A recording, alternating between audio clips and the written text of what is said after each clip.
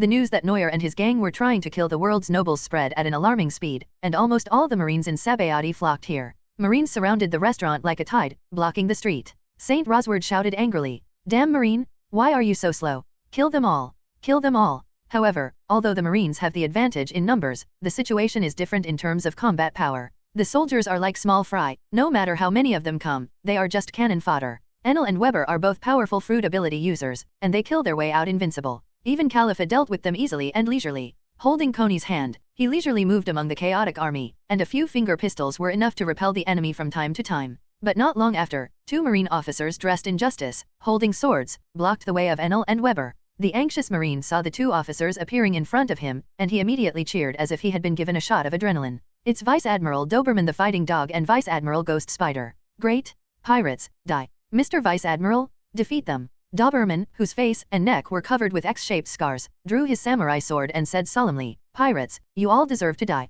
The Ghost Spider used the life return to transform the hair behind him into 8 hands. Without saying a word, he rushed up with several weapons in his hand, like a ferocious ghost with bared fangs and claws. Enel taunted, "What? Are you the pet dogs of that dead god?" Doberman said nothing as he swung the black blade down heavily. Enel's eyelids jumped and he quickly turned into lightning and dodged. Damn it, it's armament hacky again. Weber, who was standing aside, transformed into human beast form and started fighting with Ghost Spider. The huge destructive force caused the area where they were to shatter and sink directly. Although their fighting skills and haki are not as good as Vice Admiral, Enel and Weber can still gain advantages in certain aspects thanks to their fruit abilities. Under the glory of Marine Admiral, people occasionally forget the horror of Vice Admiral. But in fact, the difference between Vice Admiral and Admiral is not that big, sometimes it is just the difference of a fruit. A Vice Admiral and an Admiral may have similar haki and taijutsu skills, but the Admiral has enough talent to practice the fruit, so the gap is narrowed. This is different from the old-time Marine Admiral who specialized in haki and taijutsu. Nowadays, many Marine officers do not dislike eating devil fruit, they just don't like it.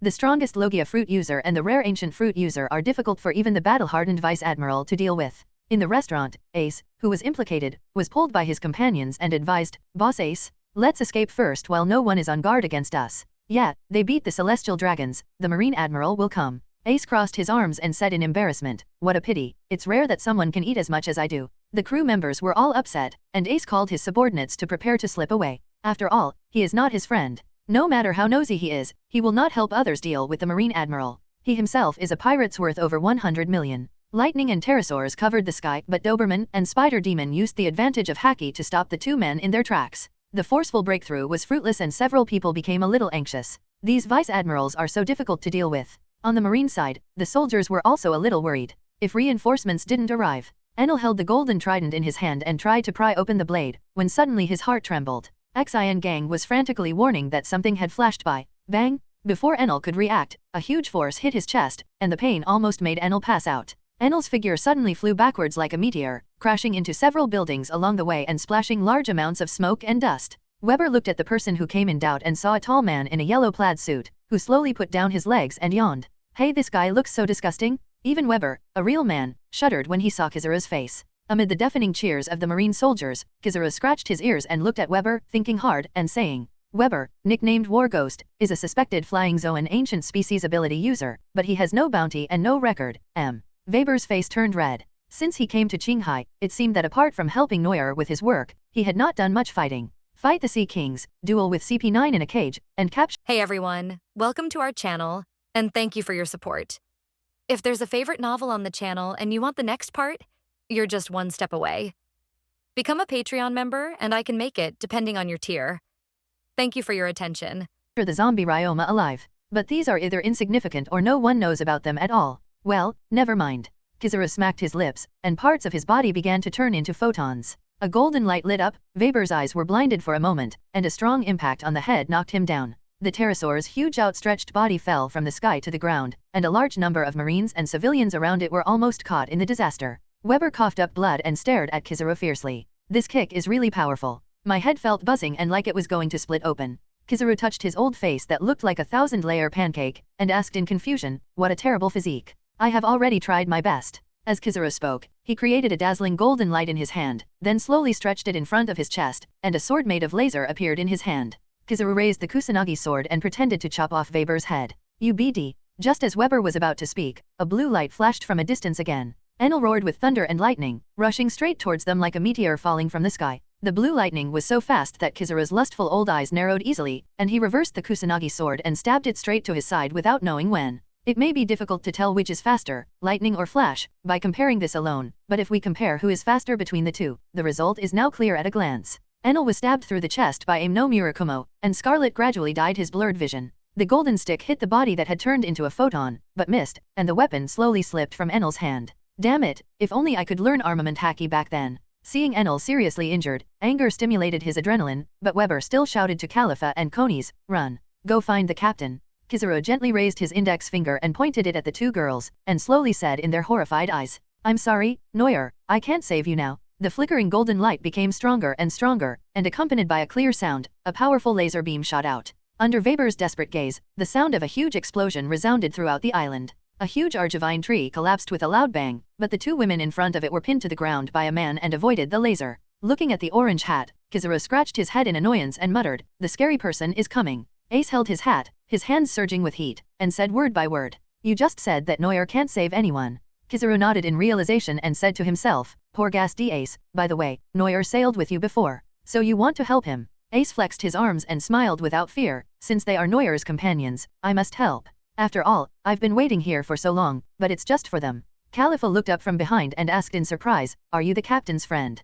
Konis looked at Ace's face and suddenly realized, "I remember now, Ace. The captain often mentioned you?" Ace's eyes lit up, and he scratched his head and laughed awkwardly, "Ha ha ha ha, no. What did he say about me?" Konis tilted her head and thought for a moment before saying, "I can't remember, but he often drools over your bounty." Ace said proudly, "I guess he's jealous of my bounty. It's because he refused to be a pirate with me in the first place, humph." Ace inexplicably started chatting with others about family matters, and the admirals and marines were suddenly ignored. The marines shouted indignantly. The two vice-admirals were about to get angry and teach the pirates a lesson when they saw their own superiors.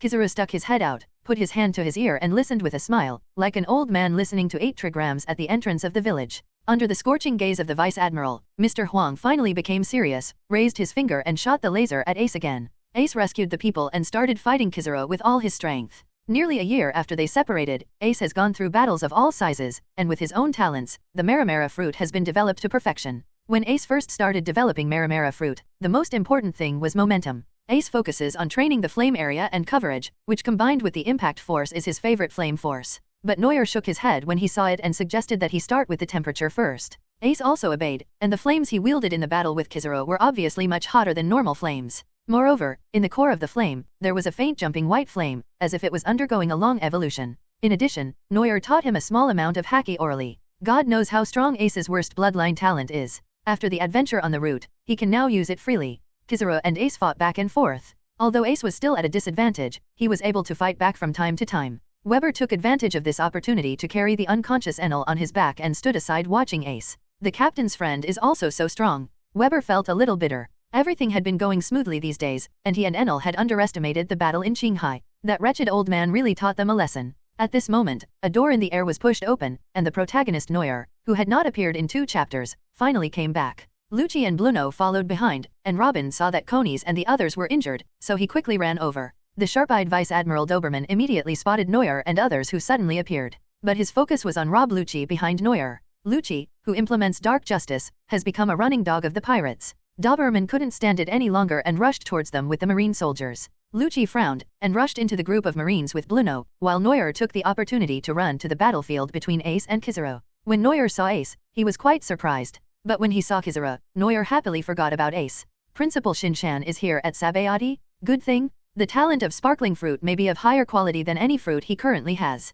Neuer drew out the ghost Moro and rushed towards the battlefield happily. Ace saw a man running over, took a closer look and laughed, "Neuer. Long time no see." Neuer fist-bumped with Ace and said with a smile, "I heard you saved my people. Thanks." Ace shook his head and pointed at Kizaru, "It's okay. It's more important to deal with the Admiral first." Kizaru looked at Neuer who had arrived, and his casual face finally showed some seriousness. Neuer was the person that the Marine had been discussing for a few days. He was sent to deal with Neuer today, not only because of the unscrupulous Marshal's pressure, but also because of Sengoku's considerations. Neuer dived into the shadows, and Ace exhaled 2 pillars of fire from his arms, facing Kizaru head-on. While Kizaru was dealing with Ace, Neuer emerged from the shadows and slashed horizontally, but was blocked by a lightsaber that appeared out of nowhere. The attack was fruitless, so Neuer simply took out his card and reached out to Kizaru. Who would have thought that Kizura, who was not afraid of punches or sword strikes, would turn into light and crawl out of the attack range as if he had encountered a virus when he saw Neuer's hand. Neuer and Ace were stunned for a moment. Kizura secretly breathed a sigh of relief.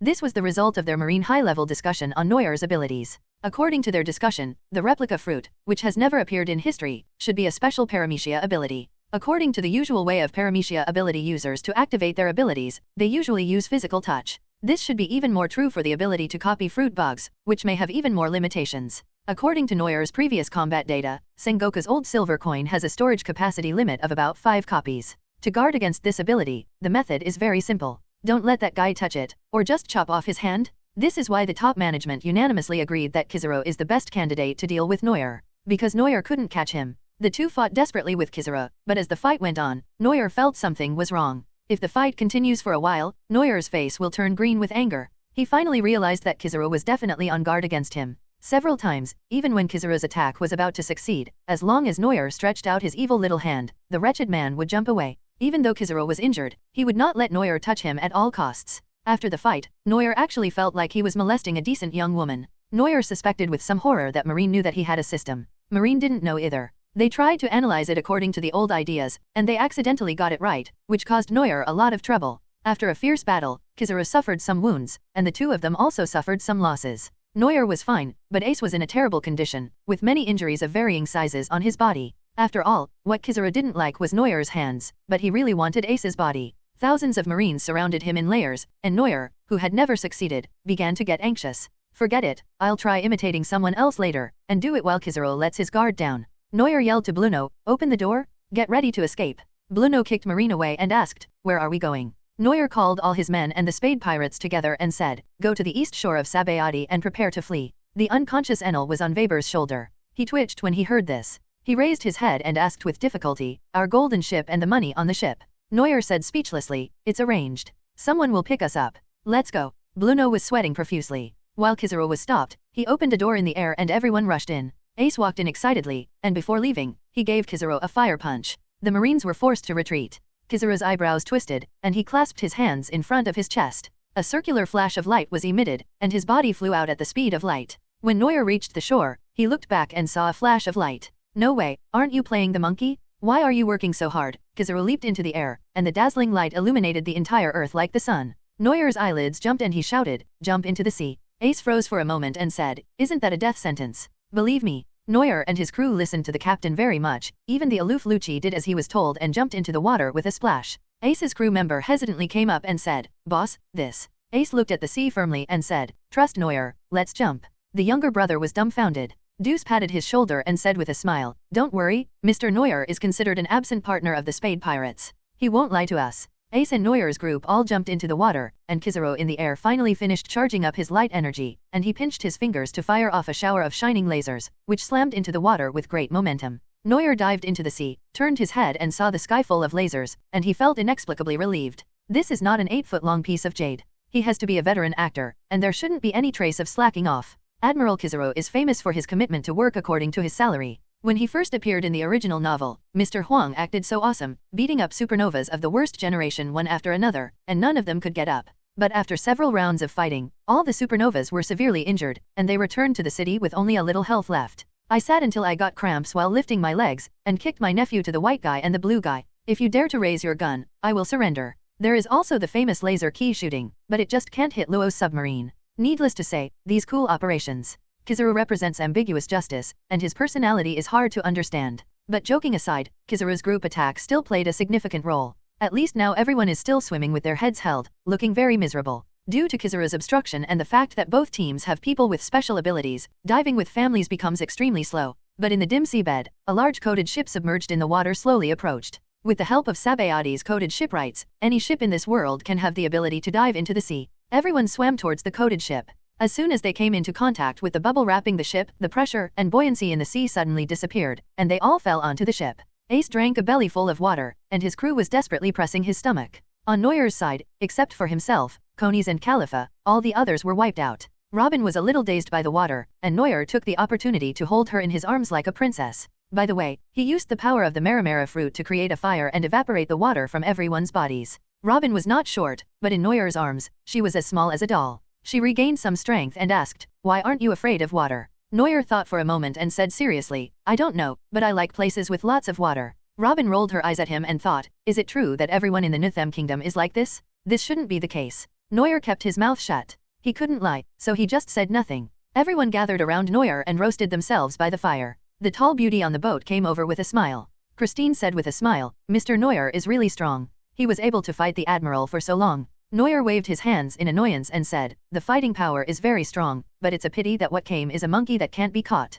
Christine obviously held a high position in the Revolutionary Army. She understood what he said and said, "They are probably worried that you might have touched the admiral and copied his abilities." Neuer said puzzledly, "How do they know that I have to touch it with my hands to copy it?" Christine gave him a strange look, then raised her hand to indicate, Paramecia's ability usually uses touch as a medium. "Oh, I see, it's not because of the discovery of the system's talent copy card, but because of the triggering conditions of the speculation fruit." Neuer was a little amused. This limitation of the system turned out to be a reasonable move in the eyes of Marine senior executives. Ace also climbed up at this time. As a user of fire ability, his recovery speed was much slower than everyone else. But as soon as he got on, he jumped around on the boat excitedly. "Is this the bottom of the ocean? How cool. This is a coded ship, so magical." Looking at the surprised Ace, Christine frowned and asked, "This should be the Fire Fist Ace." Neuer nodded and said, "I want him to join our plan." Christine lowered her voice and said firmly, "No, he is just an ordinary pirate. No matter how strong he is not the same as you, Neuer." Ace, who was standing by, was unhappy when he heard this and said, "I'm no worse than Neuer."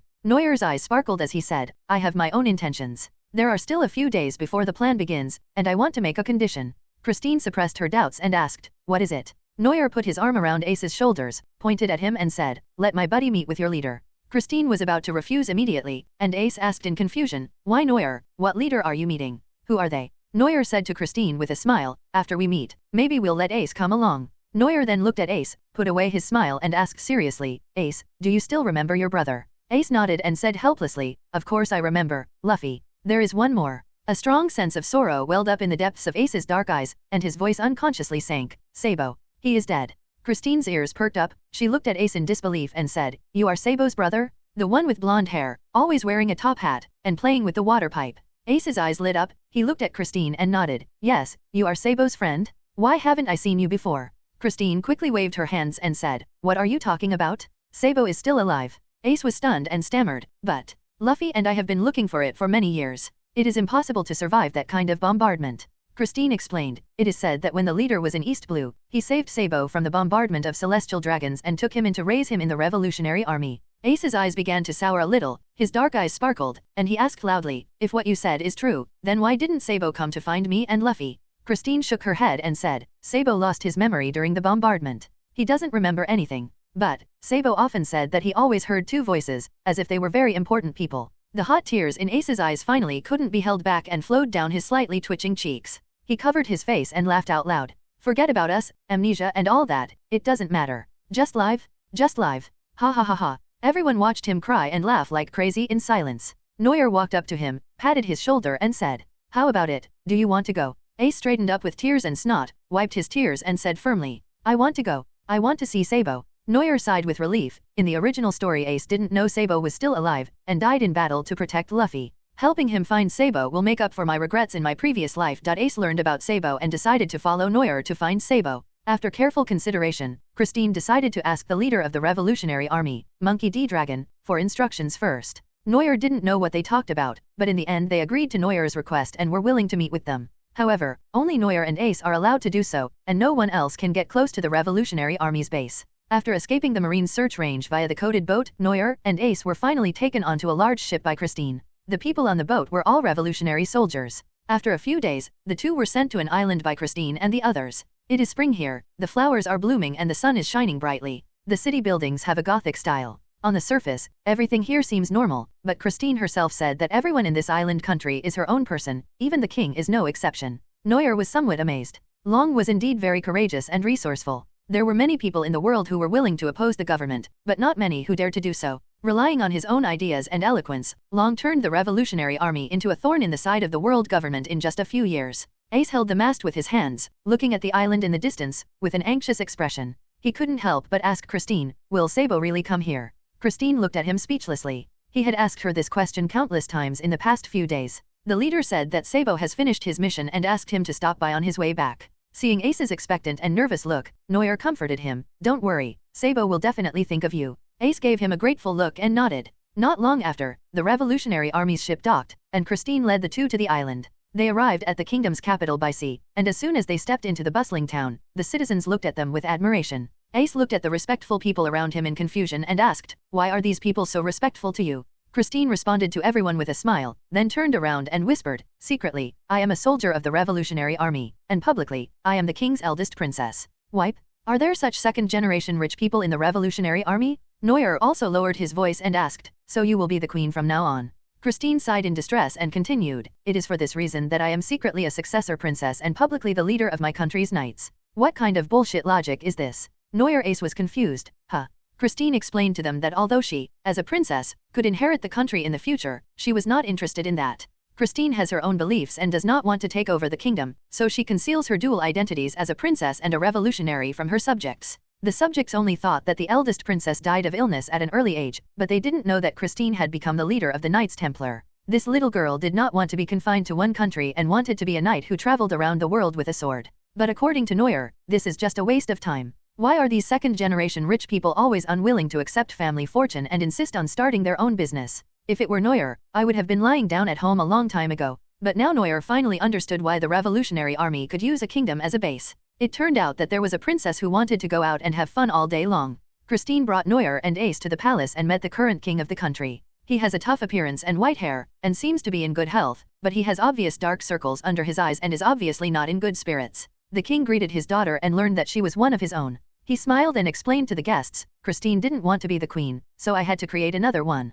As a man, Mr. Neuer, you should understand that having a child is very strenuous." Neuer and Ace nodded in understanding. This is still considered good. If Christine was a man, her father would have beaten her with a feather duster long ago. After saying goodbye to her father, Christine walked through the palace garden and pressed a switch under a palace wall. A staircase led down. "Let's go, Mr. Long is waiting for you." Ace couldn't wait to go down, and the two followed closely behind him. After passing through a long and narrow passage, the view in front of them suddenly became clear. There was actually a large underground hall underground, and there were many strong men carrying boxes of heavy things. Ace sniffed sensitively and said, "It smells like gunpowder." Neuer suddenly said, "It seems that this is one of the bases where the Revolutionary Army buys arms." Christine did not deny it and said, "Our country has a rich variety of minerals. Not only are they suitable for the research and development of weapons, but we are also a world-renowned ore producer." As Ace walked, he asked curiously, "I haven't asked you yet, what is the name of your kingdom?" Christine smiled apologetically and said, "I'm sorry, this place is called the West Wind Kingdom. This name sounds a bit weird."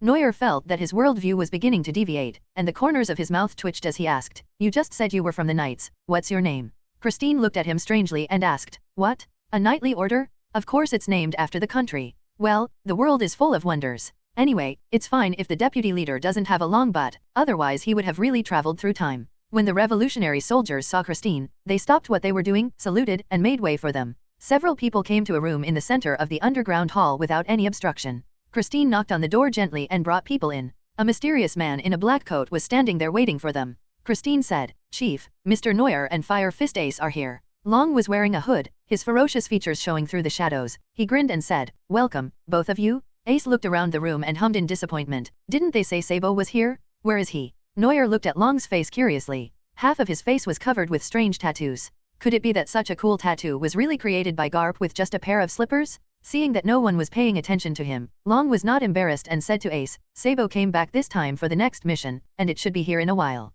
"What mission?" Ace asked confusedly. Long glanced at Neuer and said, "This is a big deal between us and Mr. Neuer. I can't tell you yet." Ace was stunned, looked at Neuer and asked, "So you want to fight with Sabo?" Neuer silently defended himself, "It's not a fight, it's business." "That won't work either." Ace sat down cross-legged on the ground, crossed his arms and said, "I want to go too. It's a good opportunity to see how much Sabo has improved over the years." Neuer and Christine looked at each other and smiled at the same time. Just 2 sentences, and another helper was pulled in. Long nodded and said, "It's okay, just follow Mr. Neuer." Neuer glanced at Long obliquely. He agreed so easily again. The robbery of Tianshang gold should just be an action to attract attention. The Revolutionary Army must have its own purpose behind it. But this has nothing to do with Neuer, he just wants money. "Sabo, there's news from Christine, urging us to hurry. On the Blue Sea, an inconspicuous sailboat is sailing on the waves. On the deck of the sailboat, a playful-looking girl wearing a small hat with goggles had just hung up the den mushy and was speaking in a tender voice to the young man in front of her. The young man also wore goggles and a hat, had wavy blonde hair, and always seemed to have a faint smile on his face. He has a gentle face, but the burn mark on his left eye makes his temperament look tougher. At this time, Sabo leaned against the mast with his hands supporting his face, complaining in boredom. Really? What are Mr. Long and the others going to do? Why did they call us here? Koala, who was full of agility, came up behind him, raised his fist and gently tapped the back of his head, and taught him a lesson. Be calm, the leader always asks you to do things because he trusts you. Koala leaned close to his ear and whispered, I heard that many revolutionary soldiers admire you very much. Sabo blinked. So? Koala sighed and said, so I think the leader will promote you again. You are the youngest and most promising among the cadres of the Revolutionary Army. Sabo waved his hands and said nonchalantly, impossible. If that old stubborn Mr. Long can promote me, I will eat the water pipe. Koala rolled his eyes at him. This guy is only good at talking big. But then again, why did Mr. Long insist that the pirates join our operation? Sabo pondered. Koala smiled and put her hands on her hips. Neuer's copy fruit is the best in any force. We can't win him over, but we can't leave a bad impression. Now it seems that Neuer is not a bad pirate, and he has also communicated with our Revolutionary Army. Sabo nodded and asked curiously, you said before that there was another pirates joining. Who is that? Koala took out a bounty from his bag and read it out word by word. The name is Porgas the Ace, the famous fire fist in recent days, and the bounty has increased rapidly. AIS. Sabo whispered softly, and the two familiar voices in his head sounded again. And, Luffy. Koala was stunned and asked, who is Luffy? Sabo covered his head, eyes widened as he tried desperately to recall. The slightly aching mind told Sabo that he definitely knew the owners of these two names before he lost his memory, and they must be very important? We're about to reach the West Wind Kingdom. Koala shouted happily, pointing to the shore and said, Christine is here too. Is that person next to her Neuer? Sabo turned his head and saw that the handsome man with a knife was standing next to Christine. But when he looked to the side, he couldn't move his eyes away. Ace had a big snotty nose and was standing on the shore waving his hands wildly. He cried to the sky and beat Neuer excitedly. Wow, Sabo. Neuer, look. It's really Sabo, Neuer was slapped on the back by the clumsy Ace, and his veins jumped. He turned around and kicked Ace to the ground, cursing, you can get excited as much as you want. Don't wipe your tears and snot on me. Sabo stared at Ace blankly, and his past memories began to emerge in his mind. Sabo escaped from this dark and terrible noble family. There, he met the two most important people in his life. They built the ASL secret base, became sworn brothers, and agreed to go out to sea together as pirates. But later, his parents caught him back, and Sabo escaped and secretly went out to sea alone, but was sunk by the bombardment of celestial dragons. The fragments of memory kept reorganizing, and the blank mind of childhood was colored again, and that funny crying face suddenly overlapped with the brother in the memory. Ace, who was kicked away by Neuer, got up and watched the boat getting closer and closer. He finally couldn't help but rush forward. Ace rushed forward crying and laughing, shouting, Sabo, Ace. The important brother reappeared before his eyes, and Sabo called out almost subconsciously, then tears filled his eyes and he rushed forward as well. The two brothers bumped into each other, and then cried like two children, mumbling something incoherently, but no one could hear it clearly. Koala got off the boat in astonishment, came to Christine and said, what's going on? Neuer smiled as he watched the two men rolling around in each other's arms and said, brothers are reunited. It looks like Sabo's memory has been restored.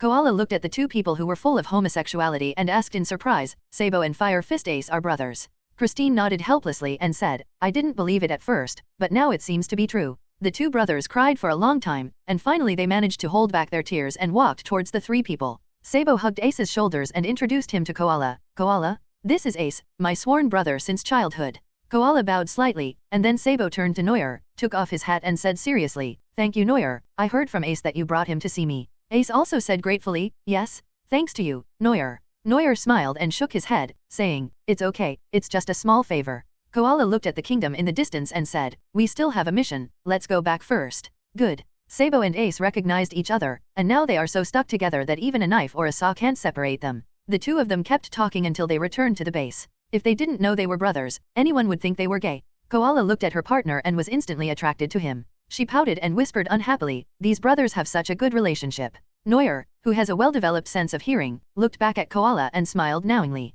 Koala, who is known as the second sister-in-law, and Sabo are childhood sweethearts. When Neuer was following comics, he often supported this couple. Neuer, now that we are in reality, why are these two still wearing couple outfits? The few of them returned to the West Wind stronghold, where Long was waiting for them. Watching Sabo and Ace recognize each other, Long showed no expression, but just patted Sabo's shoulder silently. Long spread out a sea map and said, this map shows the path that Tianshangjian must take, and it is also the place we plan to go. There are several obvious icons on the nautical chart, indicating the locations of the ships. We are divided into an infiltration team and a siege team. For the infiltration team, we will have to rely more on Mr. Neuer. Neuer nodded and said, no problem. Sneak in and cut off the communication equipment for help. Easy. Ace pulled Sabo's arm and said excitedly, then I'll be with you, Sabo. We'll be waiting for your signal at the encirclement unit. Neuer covered his eyes and said, you said you were with me before. The plan had been discussed for several days, but before anyone could make complete preparations, Tian Shangjian's fleet had arrived as scheduled. After all, this is not a performance, and we can't ask the government to cooperate and rehearse the process first.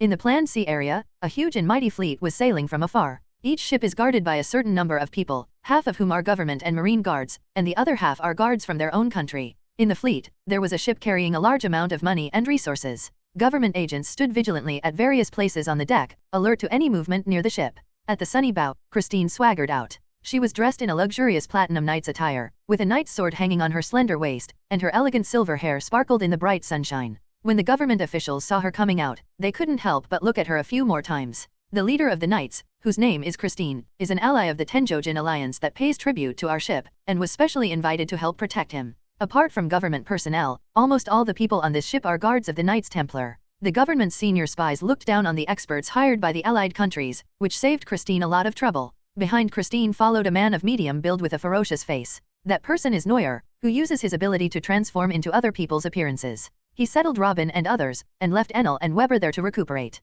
Neuer only brought Lucci and Bluno, whose abilities and experience were very helpful. Especially Bluno, the ability of the Dordor fruit allows the Revolutionary Army soldiers to appear as outsiders on the ship without a trace. With an ugly face, Neuer looked at the guards on the ship calmly. Their chests were puffed out. They must all be masters of the Grand Master's illusion iron body. Their limbs were muscular and they all had good physiques. On the entire ship, there was almost no one who didn't know the 6 styles, which was completely different from the marine soldiers Neuer had encountered before. In addition, each fleet transporting heavenly gold has a marine warship providing close protection in addition to the government guards on board. With such strict defense, it's no wonder that the Revolutionary Army went to so much trouble. Even the revolutionary soldiers who infiltrated were extremely elite. After several changes to the plan, Neuer's action goal actually became very simple. Every ship in the entire Sky Gold fleet is equipped with Den Den Mushi. The soldiers responsible for infiltration must cut off all the Den Den Mushi that communicate with the outside world. However, each transport ship and marine ship has a lead ship equipped with a video receiving Den Den Mushi for surveillance, and every move of each ship is monitored.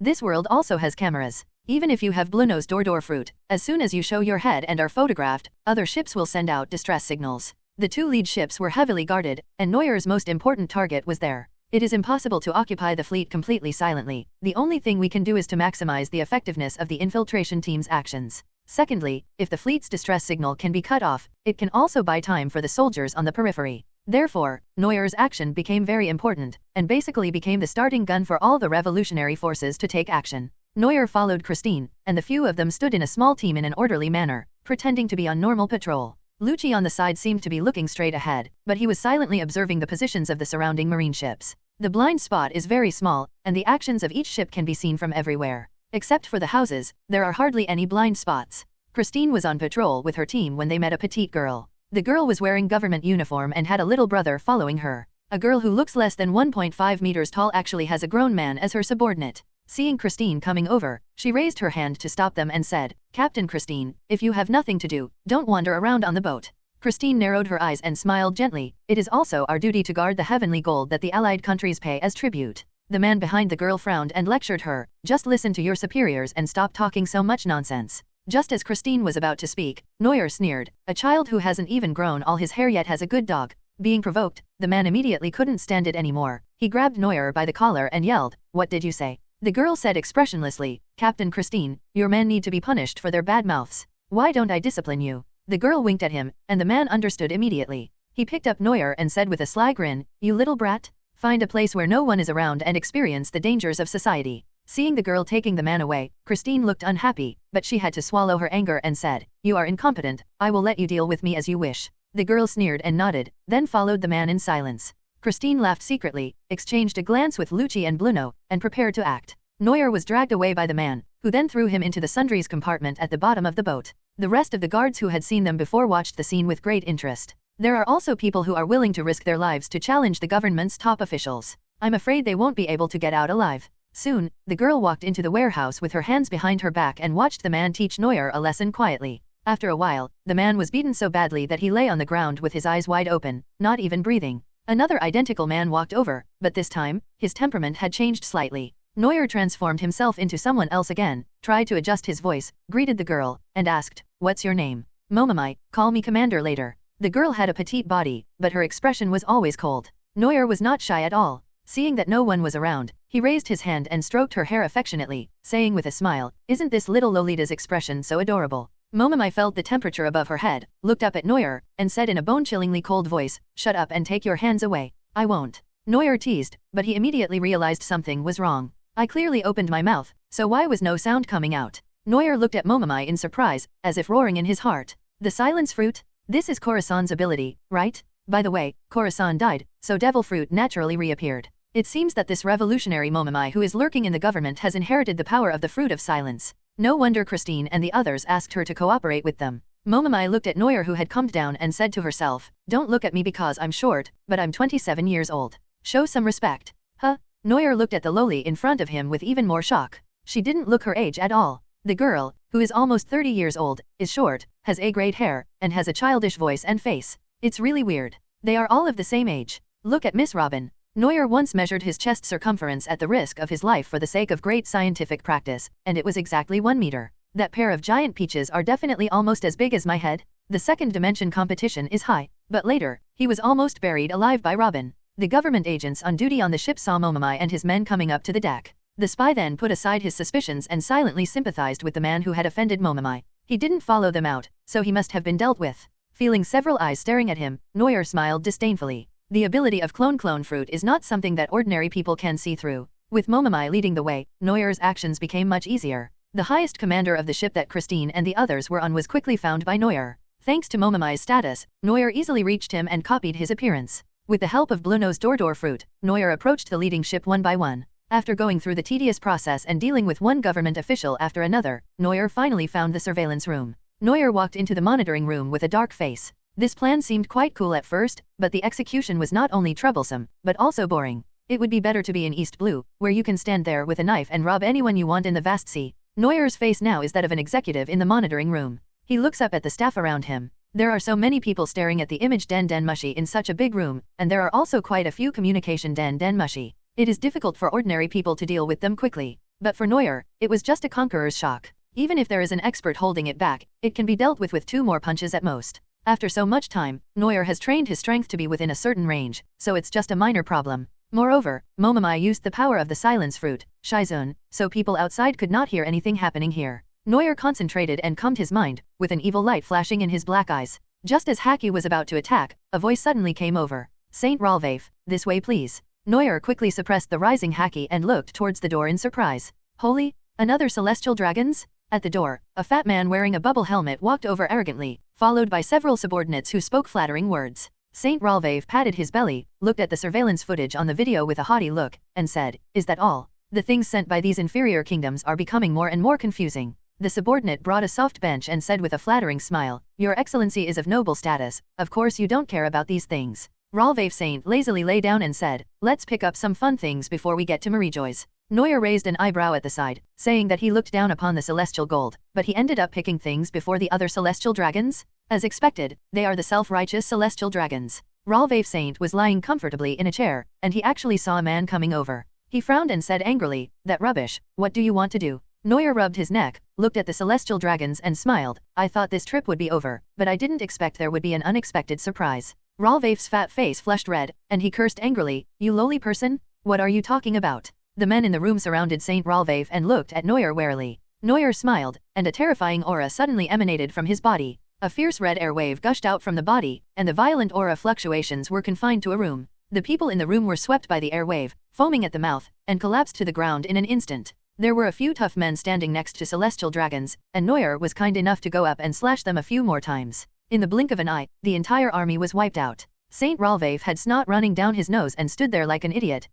Neuer took out a small den mushy from his pocket and tapped the phone gently. This was the secret code they agreed upon. Once Momomai received Neuer's signal, she was ready to take action. Neuer finished his work, smiled and sat down in front of Saint Ralvaif and asked, "Tell me, what are the celestial dragons doing on the fleet?" All of Ralvaif Saint's men were knocked down, but his arrogance did not diminish at all. He taught them a lesson. "Who are you? How dare you sneak into Tianshangjian's team? I am a descendant of God. Be careful or I will execute you, a pariah. Neuer didn't tolerate him and slapped him in the face. The celestial dragon's bubble hood burst on the spot, and their fat bodies spun several times in the air before falling to the ground with a bang. Descendants of God? A certain Kimchi village also calls itself the descendants of the sun, but they are still a group of small-minded Koreans. Ralvaif's face was swollen, and he pointed at Neuer and said fiercely, "You dare to hit me? Believe it or not, the Marine Admiral will come and catch you." Neuer punched him again without hesitation, then grabbed his neck and said gloomily, "If you keep talking nonsense, I will pull out your tongue immediately." Saint Ralvaif finally realized the seriousness of the matter, and covered his face with his hands, shedding tears of humiliation.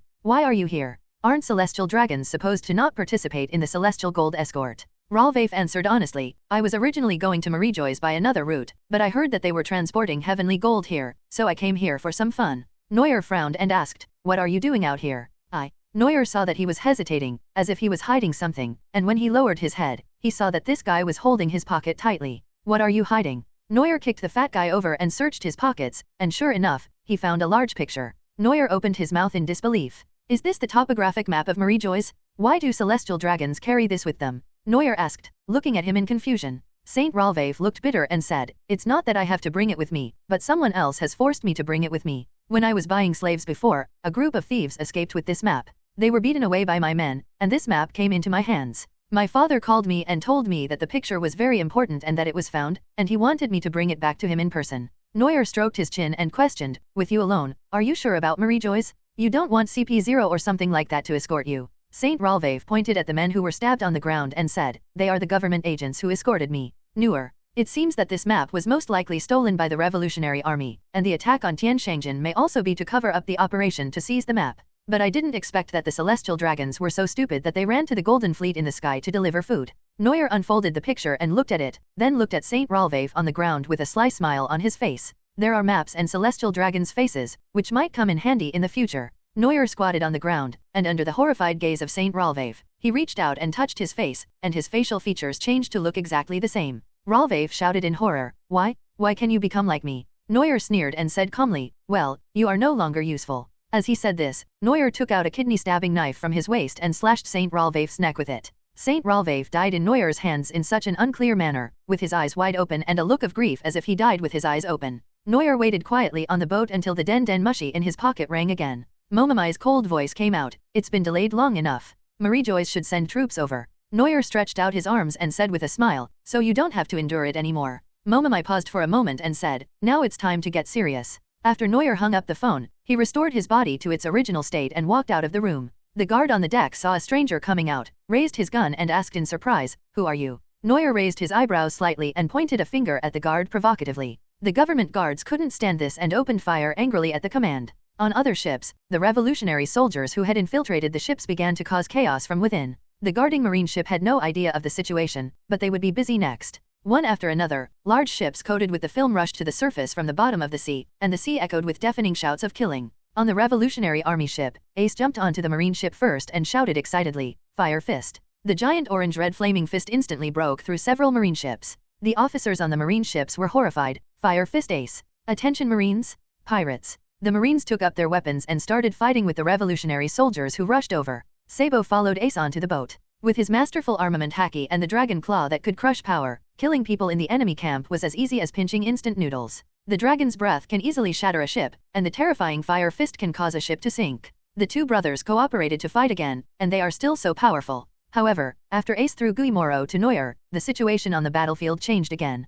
Neuer, holding the demon's sword, was filled with evil spirit, and the sword energy emitted from his every move was like a resentful evil spirit. Marine, who was injured by the sword energy, felt like he was haunted by an evil spirit. The pain became more and more obvious, and the blood could not stop flowing. What's worse, he even saw a hallucination of ghosts behind Neuer. Neuer used his unskilled shadow movement to transform himself into an emotionless life harvester, and the fear in the marine soldiers' hearts became more and more profound. Christine reunited with Neuer and asked in surprise, "You also copied the shadow fruit?" Neuer nodded and said, "I killed Moria and copied it by the way." Christine was speechless after hearing this. Shishibukai was killed by Neuer? How come she hasn't heard the news? If I had known I had this ability earlier, I might have changed the plan. Lucci used Tempest Kick to send the opponent flying again, and said to Neuer, "The escort team is easy to deal with, but the reinforcements that will come soon will be difficult to deal with." Neuer nodded and instructed Bluno, "Hurry up and help the Revolutionary Army move the heavenly gold." The more the better. Yes. It is conceivable that the Revolutionary Army, which was working together from inside and outside, had almost put out most of their resources and was coming with such force that even if the guards had many experts, it would be of no avail. Ten's Hangjin's enemies gradually showed signs of decline, and soon suffered a complete defeat, with their ships being occupied by the Revolutionary Army. But before everyone could catch their breath, soldiers conducting reconnaissance in the distant sea brought news that a large number of marine reinforcements had arrived. Everyone has moved most of the resources of Tianshangjian, and only a small amount of wealth has been taken away. Neuer, who was very careful about what he saw, quickly said to Ace, "Quick, burn the boat, don't leave anything behind." Ace nodded honestly and said, "Leave it to me." At this time, on the marine warship that arrived with a large number of people, a white-haired but energetic marine old woman was looking into the distance with a worried look on her face. The female vice admiral at the side saw this and quickly consoled her, "Don't worry, Vice Admiral He, there is still time, we can definitely catch those damn pirates." Vice Admiral He, known as the Chief of Staff, rubbed his brows tiredly and said, "I hope so. In recent years, there have been too many villains eyeing Tianshangjian." The Deputy General felt the same way and was about to speak, but was interrupted by loud laughter from the side. A sturdy gray-haired old man was holding a bag of senbei in his hand, chewing them and saying in a careless manner, "Zayahi is just overthinking. The sky gold tribulation is a tribulation. Those shitty celestial dragons are just pictures of Ichiraku." The Crane Vice Admiral glared at the man and scolded, "Garp. You were not ordered to come with me, so leave me alone." Garp said with a smug smile, "I just want to help you catch the pirates." Vice Admiral Crane glanced at him and said, "Among the pirates who attacked was Ace the Fire Fist. I have always wondered if he has any relationship with you." Upon hearing this, Garp whistled, wiped his sweat and stammered as if nothing had happened. What?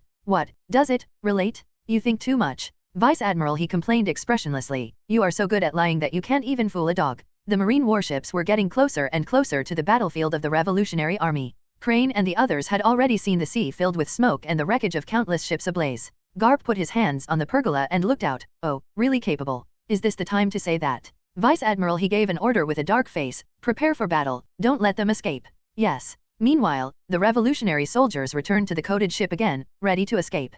At this moment, Neuer, who was about to run away, suddenly heard Ace's puzzled words, "Is that an old man?" Neuer shuddered and quickly looked in the direction Ace was looking. The old man who is picking his nose with a senbei in his hand has a face that looks exactly like Luffy. It must be Garp. Master? A great master? Garp's hacky talent had been within Neuer's target range from the beginning. "It seems that I can't run away now. I have to find a way to get Garp's talent. Fortune and wealth must be sought in danger." After thinking for a moment, Neuer's eyes lit up, and he pulled Lucci and Bluno over and whispered instructions. The Revolutionary Army's ships began to flee, and the Marine fleet desperately chased after them. The Vice Admiral on the ship was in charge of the overall situation. Suddenly, a Marine soldier ran over and said, "Report? Celestial Dragon's Ralvafe Saint survived? Request our escort." Vice Admiral Crane said suspiciously, "In such a tragic battlefield, that Celestial Dragon actually survived." The soldier who reported the incident hesitated for a moment, then stamped his feet and saluted, affirming, "Yes, Vice Admiral, I have verified his identity, and it is indeed Saint Ralvafe." Vice Admiral Crane nodded and ordered, "Bring him here, I'll take another look." The soldier took the order and left. Garp said nonchalantly, "Why would you meet celestial dragons? Maybe you're just lucky." Vice Admiral Crane ignored Garp's words and stared sharply at the celestial dragons brought over by the soldiers. At this moment, Neuer was a little panicked. Although the imitation is very similar, this old lady is one of the most intelligent people in Marine. Don't let her see any flaws. The Vice Admiral observed Neuer calmly, and Neuer also showed his fear and celestial dragon's arrogance at the right time, cursing, "What are you Marines doing? I'm about to be killed by the criminals. This bad attitude is fine." Vice Admiral Crane didn't care about Neuer's harsh words at all and calmly explained, "Saint Ralvafe, this is clearly a premeditated large-scale action. We didn't expect it." Neuer said proudly, "Are all Marine officers like this?" After being scolded, Garp naturally couldn't stand his temper. He rushed forward and shot Neuer in the head with his iron fist, knocking him down on the spot. The Deputy Admiral was almost scared to death when he saw it, and quickly grabbed Garp and advised, "Vice Admiral Garp, don't do it, these are celestial dragons." Garp raised his head fearlessly and snorted, "So what?" Even though Garp is a Marine working for the government, he is very disdainful of celestial dragons. "It's okay if you can't mess with him, but if you mess with Garp, you will still get beaten up." Neuer took the opportunity to touch Garp's arm, his face showing pain and anger, but he was already smiling in his heart. Just now, Neuer quickly checked Garp's talents and used the talent copy card. Name, Garp. Unyielding battle bones, gold quality, armament Haki's talent is a freak. Haki will be nourished from the bones, making the body constitution passively possess certain characteristics of armament Haki. When the fist is covered with armament Haki and the enemy is struck, the fist bone feature will be triggered. Armament Haki will inevitably damage the enemy's bones and internal body. The extent depends on the quality of Haki. This feature is applicable to abilities developed in other parts or ways. Heroic Yuzan, gold quality, defeated the legendary pirates and was given the name of hero. When the target enemy is pirates, physical strength and recovery speed increase by 50%, and deterrence doubles. When the target enemy is a marine, the enemy's willpower is greatly reduced, physical strength and recovery speed are reduced by 50%, and the deterrent power is doubled. When the target enemy is defined as family, willpower is reduced by 20%, attack and speed are reduced by 30% at the same time, and deterrence is halved. Loving Iron Fist, red quality. Due to Garp's personality, he mostly uses fists to educate children, thus fostering a nurturing talent. When full of love, the attack is defined as family, the learning ability, willpower, physical strength, and recovery speed of the attacked object will all double for a certain period of time, but the IQ will decrease permanently or for a period of time depending on the situation of the attack. Withdrawn a message, red quality. Garp's outspokenness makes him speak out of turn, and he often reveals important information, so he often asks people who hear him to forget it after he finishes speaking. When Garp retracts what he said, the chances of others forgetting, not caring, or keeping it secret increase. Neuer sat on the ground blankly, looking at the talent displayed on the system. 2 golds and 2 reds really highlight Garp's strength, but there seem to be a few strange things mixed in. It turns out that Luffy's stupidity and fighting talent were caused by Garp's loving Iron Fist. There is also the talent of withdrawing messages. Is the system serious? I inexplicably want this talent? Having said that, Neuer was not idle and immediately copied the unyielding war bones. As for which one to replace, Neuer originally wanted to replace Shanks's Bag Undeo. Although it is only a purple talent, the Haki training bonus of this talent is particularly useful, so it has never been replaced, and Neuer is a little reluctant to do so. With the Dark Gold Supreme Swordsman, this talent can be replaced sooner or later, but there is no rush now. Neuer now wants to change the ability of a fruit. Now that you have a complete shadow fruit, you need to focus on developing it. The other fruit abilities become auxiliary. If you think in this way, it is not a loss to reduce 1 slot for practicing Haki. Forget it, let's put Lao She in the Cold Palace first. Shasha's ability is really not that good on the sea. Anyway, he has entered the illustrated book and can be used when he wants. Neuer replaced the indomitable battle bones with the sand fruit, and a dark energy seemed to flow through his body, as if his bones were replaced with a whole new set. Neuer, feeling refreshed, subconsciously clenched his fists, and sure enough, there was an exceptionally violent Haki flowing through him. The golden talent that specializes in armament Haki is really powerful to use. When I incorporate the characteristics of this talent into my swordsmanship, wouldn't that be sword bone? He and Garp were a little confused when they saw Neuer squatting on the ground, sometimes smiling slyly and sometimes looking melancholy. Garp scratched his head and asked, was this kid made stupid by my beating? Vice Admiral he glanced at him, took something from the Deputy General, and walked towards Neuer. Neuer came to his senses and found that Crane had put a handcuff on his wrist. Completion? Neuer was dumbfounded. Did she find out that she was an imposter? Who knows? Crane looked at Neuer's expression, loosened the handcuffs and said, sorry, Raoul V. Saint, these are Seastone handcuffs, just a small test. Neuer was stunned for a moment, then he understood. Seastone was defending himself. If it was a person with special abilities imitating Saint Ralvaif, Crane's actions just now would have been exposed. But Neuer, the wall hanger, doesn't buy it. Neuer only copies the fruit ability, not the sea spit, so sea water and Seastone are useless. Seeing that he believed his identity, Neuer quickly continued to play the role of celestial dragons and said in feigned anger, how dare you question my honorable master? And you, such an impudent man. How dare you lay hands on me? I will remove you from your position. In fact, Garp's move was measured. To Neuer, it was just a brain-shattering blow at best. But the pampered celestial dragons couldn't do that, so Neuer had to use his best acting skills to fool them. Garp listened to Neuer's revengeful remarks and said nonchalantly, I'm so sorry, I forgot you were a celestial dragon.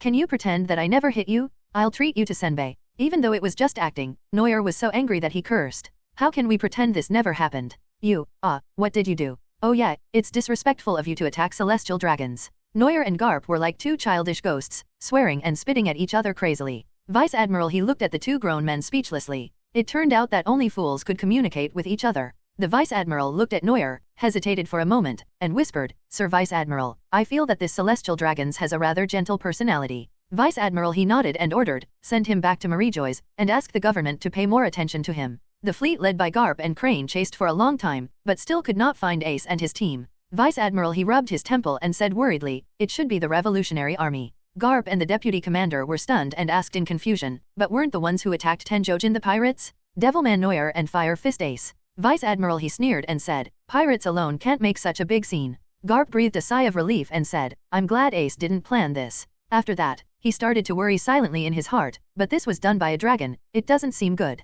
After chasing the attackers to no avail, Garp and Crane had to turn back and send Neuer back to Marijois as one of the celestial dragons. The Holy Land of Marejois, inhabited by the world's nobles, the celestial dragons, is a well-guarded place with a great geographical advantage. Because it is located on the tall red line, it is difficult for anyone to attack it. But there are always exceptions in the world. Fisher Tiger, the fishman, is a tough guy. He climbed up to the Holy Land with his bare hands, freed thousands of slaves single-handedly, and then burned Marejois to escape, founding the Sun Pirates. Moreover, this is the first man to openly declare war on the world government, so even dragons have to step back. It's a pity that his life was like that of a super-cheating protagonist, but he still ended his life by dying at sea. Now Neuer doesn't have to climb the red line with his bare hands, he can take the official dedicated passage to Marejois directly. This is also another route to New World from the park besides the Fishmen Island. Just after landing in Marejois, Neuer was looking at the scenery outside excitedly, when suddenly a group of vigilant burly men appeared and sandwiched him in the middle. Neuer, whose vision was blocked by the change in height, said angrily, "What are you doing?" The bodyguards in white suits quickly said, "We heard that Saint Ralvaif was attacked, and your father asked us to protect you to see him. Roelvi Saint's father is looking for him?" Neuer thought of the map of Marejois and began to ponder. He probably wanted to take credit for this picture, or get some benefit, so Saint Ralvaif's actions were so covert. Unfortunately, he didn't know that Neuer had already killed his fat pig son and got the picture. Neuer pretended to be compassionate for a long time and said to the bodyguard, "Okay, take me to see him." Then, the government official came to the crane that followed and said, "Thank you, Vice Admiral, you can go back now." He glanced around and whispered, "Saint Ralvaif's identity may be questionable, so be careful." The government officials agreed verbally, but they didn't really care. They watched that idiot all day. What could be wrong? Could someone else be impersonating him? After Vice Admiral Crane expressed his concerns, he had done his best and left Marejois immediately. The Sky Gold was robbed, and they had to investigate and capture the perpetrators. They had a lot to do, and one celestial dragon was simply a waste of their time. Seeing he leave, Neuer finally felt relieved. This old lady was a bit of a cunning person.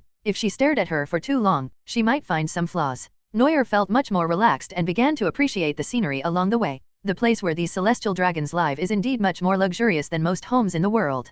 Calling this a villa seems to be an understatement of the luxury of these buildings. Looking around, there is hardly any dirty look here, except for the people. Celestial dragons are the residents of the Holy Land, and Neuer encounters quite a few of them while traveling. Most of the men were fat and ugly. When they went out on the street, they either tied their slaves with dog leashes or rode on the backs of beautiful female slaves, walking on the avenue in a domineering manner. Women are better. Even though some of them look ugly, at least there are still a few who are pretty. But they still have slaves, and several female celestial dragons will get together and discuss with great interest which slave is stronger. Anyway, what Neuer heard was nothing but sarcastic and shameless words, just like a meeting of a group of sadists. In this atmosphere, Neuer's expression became increasingly ugly. Although after coming to this world, Neuer has become both good and evil, and his mind is not very pure. But after all, he came from the great country of Yanhuang in his previous life, and he was kind and righteous in his bones. When he saw these humiliations and injustices, he couldn't help but feel indignant. Neuer tried not to look at the disheartened slaves and returned to his own home under the escort of bodyguards. Pushing the door open, a magnificent room appeared in front of you. Fine diamonds and gold served as decorations, and countless treasures were displayed on the walls, row after row. All the things are good, and they are displayed like this, like a nouveau riche showing off his wealth. After safely escorting Neuer home, the government officials withdrew, and a man in gorgeous clothes walked towards the entrance hall of a palace. Although this man was dressed like an emperor, his appearance was still very sorry for the book friend. He grinned and said, "Son, did you bring the things back? Wow, tender stack. Wow, tender stack." Neuer almost killed the old man with lightning, but he didn't know the situation, so he took out the map and threw it to him, saying, "Here you go." Saint Ralviv's father, Saint Ralmat, took the picture and looked at it. His ugly features huddled together in joy and he said, "Well done. The picture has been completely memorized using the talent of Robin's super brain, so it doesn't matter if I give it to him." Saint Rormote put the picture in his arms and said, "The rest is none of your business. By the way, Saint Risward and his daughter are here to see you, go meet them." Saint Rarmot thought of something and laughed excitedly. "I heard that Saint Risward's son was killed in Sabayati archipelago by a fool who could discharge electricity.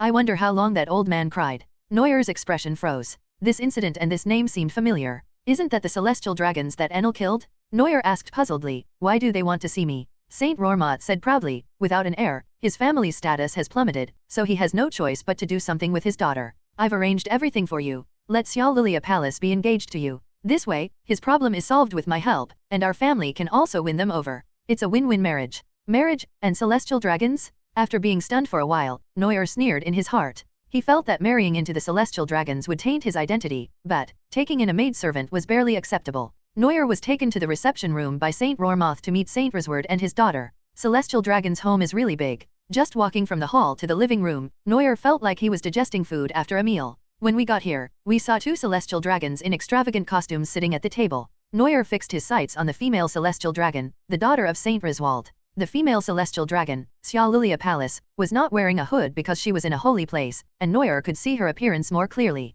With her long straight golden hair and a thin purple scarf covering her face, she is a really pretty beauty. Saint Rarmat saw Neuer staring at the palace of Charlilia and said with a smile, "It seems that you two have a lot to talk about. Why don't Saint Risward and I go out and talk?" Saint Riswald was very pleased that his daughter could attract the other party. He nodded with a smile, and there was no sign that she was a person who had recently lost her son. After the two old guys left, Neuer's eyes became presumptuous, and he stared straight at Xia Lilia Palace with narrowed eyes. In the Holy Land, the celestial dragons' costumes are not that heavy, although they still wear a lot, at least their arms and legs are exposed. Xia Lilia Palace felt Neuer's unscrupulous gaze and could not sit still any longer. She shouted, "What are you looking at?" Neuer saw that the girl had a bad temper and sneered, "She looks pretty good, but she's as bad-tempered as a dog." Xia Lilia Palace blushed, pointed at her nose and cursed, "As a noble, what you say is really disgusting." Disgusting. Neuer almost couldn't hold back his laughter and said, "I do think you're disgusting, but it's nice to have some fun." Xia Lilia stood up and said angrily, "I want to marry you? You said it's just for fun." Neuer's eyes turned fierce and he said, "You also know that you are here to form a marriage alliance." Bang! A slap suddenly came over. Xia Lilia Gong suddenly felt pain on her cheek, stars in her eyes, half of her pretty face swelled up instantly, tears suddenly came out, and she said, "You, how dare you?" Neuer slapped him again without saying anything, saying, "Don't be so arrogant. You and your daughter are here to ask Lao Zi for help. Show me your attitude." Xia Lilia Palace had never suffered such an injustice, but when she heard Neuer's words, she could only grit her teeth and swallow it. How strange. She clearly remembered that Ralvaif was a simple-minded waste, so how come he became so strong after not seeing him for a while? Neuer was satisfied when he saw that Xia Lilia Palace had calmed down. He looked for topics to talk about, to learn more about Marie-Joy's situation, and to find a direction for his next plan. Speaking of Marie-Joy's, apart from the mysterious Yim who did not show up, only the 5 elders, the boss of celestial dragons, might be some masters. But even though Neuer is now a celestial dragon, it is not easy to meet the 5 elders, let alone copy their talents. Perhaps the only advantage is that the treatment here is so luxurious that people will never want to leave. But Neuer doesn't want to be a celestial dragon for the rest of his life, he has to find a way to get some benefits and leave. For example, if Marie-Joy's caught fire again, it would probably attract a lot of experts to come for support. Apart from anything else, at least the Marines have Admiral. Last time Neuer didn't copy to Sparkling Fruit, he was very angry. But if you want to do this, you have to think about a way out. If you really want to fight with so many people, even Neuer can't do it. Xia Lilia Palace was very panicked, and her so-called body worth 1,000,000 gold was now very stiff. Because Neuer was thinking about something, he put his hand on his thigh without knowing it, and it was still moving unconsciously. The rough big hands began to move around inexplicably. Xia Lilia Palace clamped her legs together, not daring to breathe for fear of making any strange noises. Xia Lilia Gong glared at Neuer in shame and anger, and raised her hand to push Neuer away, but the strength and eyes were soft and not scary at all. At this moment, Saint Risward and Saint Rormoth also came back from outside. Neuer came to his senses and quickly withdrew his hand. Xia Lilia Palace breathed a sigh of relief when she saw the big hand retract, and then she heard her father Saint Risward ask, "Daughter, how was your conversation with Saint Ralvaif?"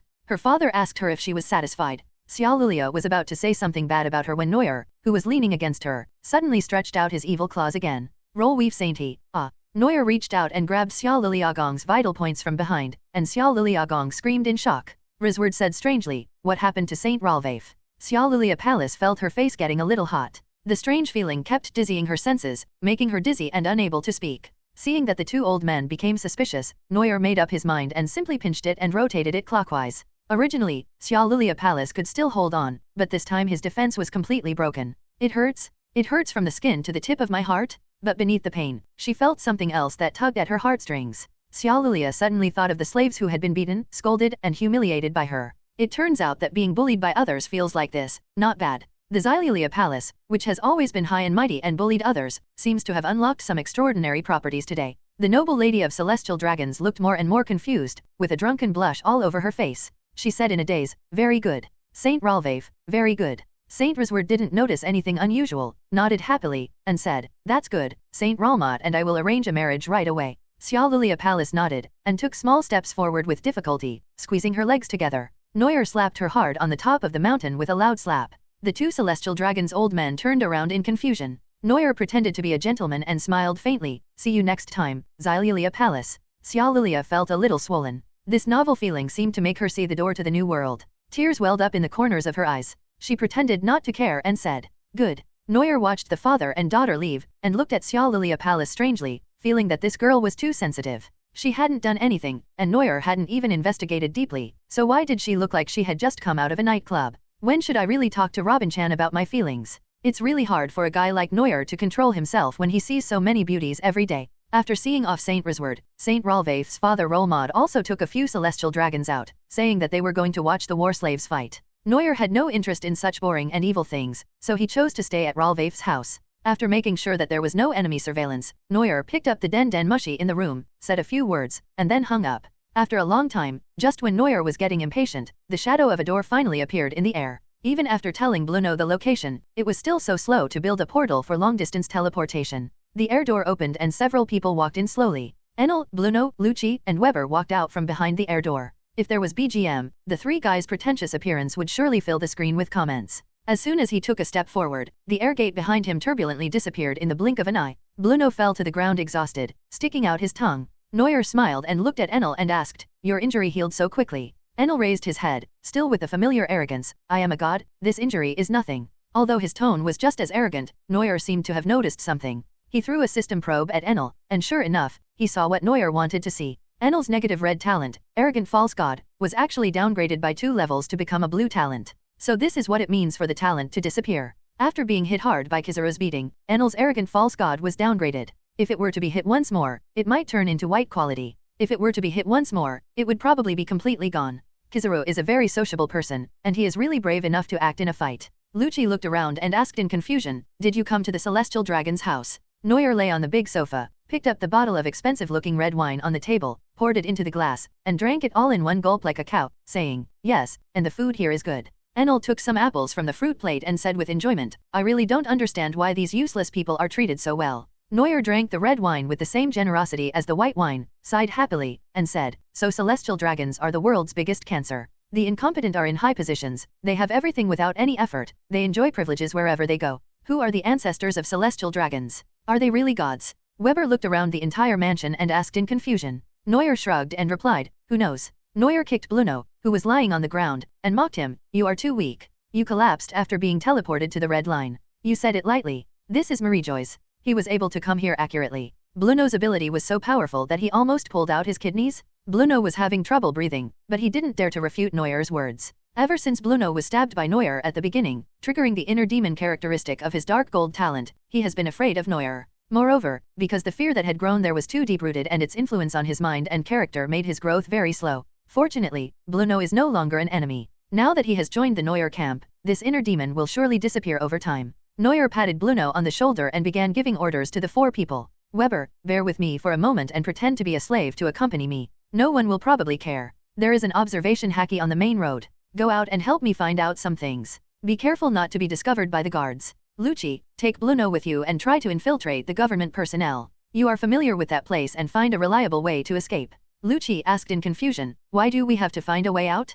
Can't we just let Bluno lead us away?" Neuer smiled mysteriously and said, "I have a lot of people to bring with me. I'm afraid Bluno can't maintain the portal for that long." Lucci raised an eyebrow and asked, "What do you want to do?" Neuer detailed his plan. Rolvaef's father will host a party tonight, and many people will come. Enel didn't understand what he meant and said, "So what?" Lucci seemed to have figured it out, and said with wide eyes, "You want to kidnap the celestial dragons." Neuer chuckled and said, "It is estimated that there will be at least 50 celestial dragons coming. How much ransom can we get if we kidnap so many world nobles?" Lucci rubbed his brow and said with a headache, "I really don't know whether it is right or wrong for me to follow a bold captain like you. Once you're on this pirate ship, no one can escape." Neuer was talking to Lucci when there was a knock on the door and shouting, "Saint Rolvaef?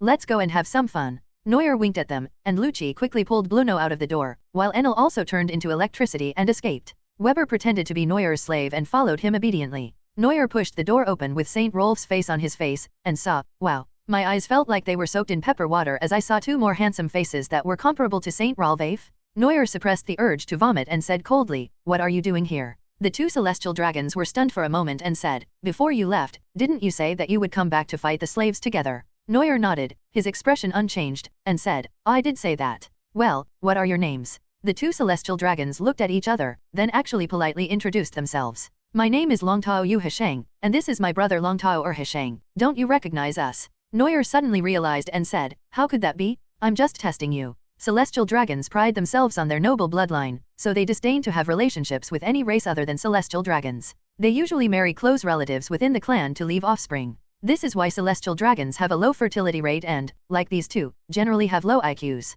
As for celestial dragons having many wives, they just treat women as playthings to satisfy their own pervert needs. When the celestial dragons got tired of playing with those kidnapped women, the better ones were sent back to their original families by the government, but most of them suffered from mental breakdown and dementia. Needless to say, those who were almost killed were all taken away by celestial dragons. Now the two brothers celestial dragons take Neuer to a private entertainment activity among the Marijoy's nobles. Every celestial dragons has some stolen slaves, and these slaves can be roughly divided into two categories. One category is slaves for pleasure, including female slaves with good looks and figures, male slaves with strong looks, and people of various races, who are abused by celestial dragons for their pleasure. There is another category of war slaves. Although they are also for entertainment, their fighting ability is high enough that they are often released by celestial dragons to fight for their own entertainment. Long Tao Yuhao looked at Weber behind Neuer with envy and said, Saint Roelvi is indeed a descendant of a wealthy family. His war slaves are so impressive. Why don't you sell them to me? When Weber heard this, a cold murderous intent surged in his body, and he wanted to kill the celestial dragons directly. Neuer quickly held him down, glanced at Long Tao Yuhao coldly and said, Don't mess with him. If he really kills you, I won't care. Long Tao Yuhao smiled disapprovingly and said contemptuously, If you don't want to sell it, then don't sell it. What are we betting on in this slave fight? The two of them brought Neuer to the spacious slave fighting arena, where many celestial dragons were sitting in the VIP seats to watch the show. This is a private venue set up by the noble children of celestial dragons for fighting between war slaves. The sons of nobles would often take out carefully selected war slaves and gamble with other families to win some rewards. Of course, it won't be money, something that celestial dragons look down upon, but usually some interesting rare treasures. Long Doerhao took a package from his man, took out a few things from it, and shouted excitedly on the field. Whoever defeats my war slave, I will give these to him. Neuer took a closer look and saw that the patterned ball that the guy threw out of his bag looked like a devil fruit. The market price of devil fruit is over 100 million Baileys, while celestial dragons has nothing but money. This fun fruit will have some interesting changes if you feed it to your slave. My brother and I bought it at an auction with great difficulty. Seeing that everyone was interested, Long Tao Yi Haosheng said to Neuer proudly. Neuer picked up the fruit curiously and asked, What is this fruit good for? Long Tower House Hung laughed slyly and whispered in Neuer's ear, I heard it's called the transparent fruit, and it's an ability that allows you to become invisible. Neuer pushed his fat face away in disgust. Isn't this Absalom's ability? The transparent fruit does not greatly increase combat power. Neuer does not need a fruit with auxiliary functions and needs to spend time practicing. The only enemies and opponents that can threaten Neuer now are at least those from Shishibukai. The improvement in power from the transparent fruit is too insignificant. Although the transparent fruit is good for doing naughty things. But Neuer is a man of pure heart. Neuer poked Weber's arm and whispered, If I wrong you again, pretend to be a slave and bring that bed over here. I don't need it, but it wouldn't be good if it fell into someone else's hands. Weber stared at Neuer speechlessly. Didn't they agree to just pretend to be a slave? This is an insulting competition. As the great war ghost Weber, I will never attack these injured slaves. This is a disgrace to his name and character. By the way, I also found a treasure at the auction. I heard it was a mysterious relic from an ancient sky island. It's called the super rounded shell. After hearing what Long Tao Yi Haosheng said, Neuer happily turned around to look for Weber, but found that he was gone. Weber stood on the slave fighting field below with a surging heart, and shouted excitedly, Come on. No matter who it is, War Ghost will not show mercy. Neuer looked at Weber in amazement. Is this guy so realistic? You are a war ghost, not a cheap ghost. The celestial dragons were caught off guard when they saw Weber charging towards them. This is fast, just like the food in the cafeteria. However, seeing that Weber was the slave of Saint Ralvaif, the celestial dragons became excited again. As expected of a child from a big family, even a slave looks so strong. Go ahead, beast. Defeat that guy and I'll give you some food. What a useless animal. Go down and kill him. The beastly nature in the hearts of the celestial dragons was about to erupt, the cruelty and bloodthirstiness in their bones burst out, and they used dirty words to insult the slaves around them. Seeing the crazy slave fighting arena, Neuer's face became a little heavy. These celestial dragons wear expensive clothes, precious jewelry, and eat delicacies from land and sea all day long. However, no matter how ostentatious their cover-up is, the internal organs beneath their skin are already crawling with maggots. The filthiness of the soul cannot be cured by appearance. People like slaves should not exist. Weber felt uncomfortable as he looked at the slaves released by celestial dragons. Although it was for the rare Super Rostrike shell, Weber was still a man of principle. At first he thought that these slaves would become crazy and aggressive after being whipped by their masters, but when Weber saw these people, he found that he was wrong. The miserable condition of these slaves cannot be described by just the words pale and thin. What was even more terrifying was their mental state. The slaves were scolded and whipped by the celestial dragons, but they did not show any expression of pain on their faces, not even a frown. It's not that they are not afraid of pain. Weber feels that they have become almost numb to the pain of this situation. Looking at the lifeless eyes staring at him, Weber sighed, closed his eyes and rushed forward. Weber did not activate his abilities, but relied solely on physical skills to quickly take care of all the slaves present. There was constant cursing in the slave fighting arena. Many celestial dragons cursed their slaves for being useless, and many looked at Weber with envy. I haven't seen a slave with such personality and spirit in a long time. Even though he had just started practicing observation haki, Weber could clearly feel the anger and ugliness of everyone present. Neuer said to Long Taoyi Haosheng indifferently, "He won, you can give the things to the winner." Seeing that his things were so simple and ended up in someone else's hands, Long Taoyu Hao said angrily, "I didn't expect you to get a new dog. It's my bad luck." Neuer took the fruit and the super striker, and said to Weber who had returned, "Retreat." Weber didn't turn around. He looked at the slaves with complicated eyes and said, "They shouldn't be like this." Neuer glanced back and sighed, "Weakness is a sin." Weber inherited the genes of the great warrior Kalgara and has an obsessive pursuit of freedom and life. He confidently believed that his life must be in his own hands, and only by staying alive could he fulfill his life's pursuits. But when Weber saw these soul-destroying slaves who treated life and death as nothing, his mood became somewhat complicated. Weber followed Neuer back. Halfway through the journey, Weber suddenly said, "Captain, I want to save the slaves." Neuer looked at him in surprise and said, "That's not what you said. Excessive mercy will only hurt us. No matter how miserable the slaves are, it's not our responsibility to mind their business, right?" Weber shook his head and said, "It's not for the slaves. I just want to make myself feel better." Neuer scratched his head and sighed, "Just for this reason." Weber nodded and said, "Save as many as we can." However, since kidnapping the celestial dragons was already a serious crime, freeing the slaves of Marie-Joy's was a minor offense. "Okay, you decide." Neuer turned his head away and said. Weber showed a look of joy on his face. Although the captain is usually unreliable and often makes stupid mistakes, he still cares about the feelings of his subordinates. Neuer looked at the gradually setting sun, the charming sunset glow shining on his rosy face, and the noisy shouting and cursing from the slave fighting arena in the distance rose and fell like the tide. It was a beautiful landscape painting, but the mysterious bloody sunlight hanging over the slave fighting arena was like the sinner's last carnival before going to hell. A mysterious smile appeared on Neuer's face. The many evils of Marie-Joy's must be curbed tonight. The family of Saint Ralvaif, whom Neuer pretended to be, was a family with some prestige among celestial dragons, so the invitations to the evening banquet were sent to each family on time. The celestial dragons received the invitation, only to find out it was an invitation to an engagement party for a happy event. Are Roelvi Saint and Xiao Lilia Palace engaged? The celestial dragons who were invited to the banquet were shocked. The few female celestial dragons who were not ugly were going to get engaged to that ugly monster? Countless handsome celestial dragons felt extremely upset and were determined to embarrass Saint Ralvaif and ruin the engagement party. On the roof of the Holy Family in Rolivaif, Neuer, dressed in black, removed his disguise, revealing his extremely masculine face. Neuer wiped the demon in his hand and waited quietly for the show to begin in the evening. In the brightly lit Saint Ralvaif mansion, many proud celestial dragons handed in visiting cards and attended the engagement party. Although they were dressed gorgeously, their faces were ugly. Against the backdrop of the celestial dragons' bizarre looks, the banquet went on strangely. Neuer did not turn into the ugly appearance of Saint Ralvaif again. He wore a black windbreaker and held the ghost Moro, observing with interest at the door. At the celestial dragons' banquet, the government guards are their life-saving talismans, but due to their proud personalities, they will not allow outsiders to attend the banquet in the same room with them. Just like that, all the guards were moved to the outskirts of the Saint Ralvaif's residence, leaving only a bunch of useless celestial dragons inside. Enel curled his lips, pointed at the people in the room and said, "Do you still want us to fight these rubbish together?" Neuer nodded and said, "Lucci and Bluno will cooperate with you. They know where the ship is. Weber and I might cause some trouble, so you better act quickly." Lucci crossed his arms and said, "Do we really want to save those slaves? This will be a huge burden on our operations." Neuer said enthusiastically, "It's more fun when it's difficult. Just think of it as finding some helpers for yourself." Lucci would often make suggestions that went against Neuer's opinion, but in the end, he would never go against his superior's orders. This is what makes Lucci different from others. He has his own independent thoughts and ways of thinking, but in the end he still respects the captain's decision. This is similar to the relationship between Zoro and Luffy, but Luffy's obedience is a bit colder and more rigid than Zoro's. A simple plan began and several people started to act. Lucci and Bluno are from the government's CP9, which is responsible for assassinations and kidnappings. With the help of Enel, it is not difficult to kidnap the celestial dragons. The difficulty lies in how to take the celestial dragons away from Marie-Joy's without being chased and intercepted. Neuer led Weber towards the darkest area of Marie-Joy's. The place they came to was the dark side of Marie-Joy's, where all the slaves were kept, imprisoned like animals. The celestial dragons of each family were afraid that the slaves would be polluted in their own territory, so they locked up these slaves in batches in several prisons here, saving Neuer the trouble of looking for them everywhere. In front of the tall grey wall, two sleepy guards at the gate were leaning against the wall, almost hugging each other and falling asleep.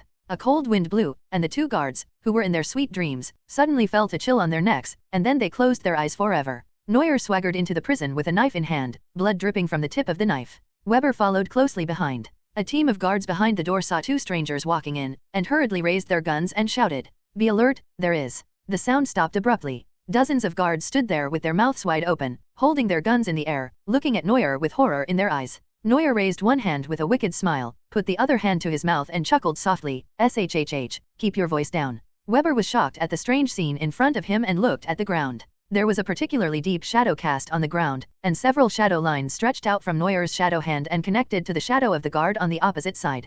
"Come, give me a shadow play." Neuer's fingers began to tremble, and the guards connected by the shadows on the ground began to struggle violently, but not long after, they all put down their guns. Then, they pulled out the standard short swords from their waists and pointed the blades at their companions. "Don't want." The guard desperately resisted his body's will, and uttered a few syllables with difficulty from his bleeding mouth. But Neuer is not a gentle person. The shadows moved like flowing water, and the guards swung their knives at the teammates in front of them. Laugh. Plop, plop.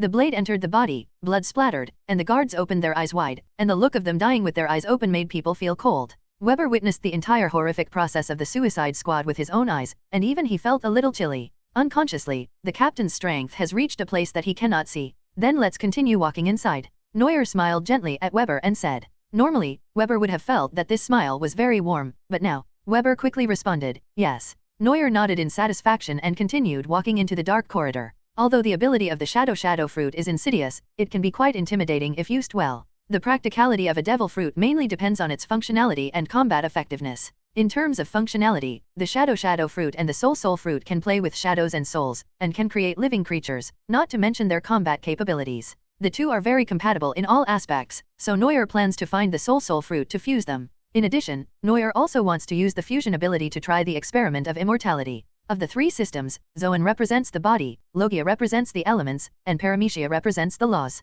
To put it bluntly, Paramecia's abilities are all special abilities that violate the laws of the world. She uses her abilities to create new rules and regulations for the world, making it my rules are the rules. Both the cage and soul fruits have the ability to create and take life out of thin air. If combined with research on the Yomiuri fruit, it may be possible to achieve immortality. Of course, Neuer is still young and has plenty of time to plan this. The most important thing for Neuer now is to rescue these slaves and then attract Marine and others for support.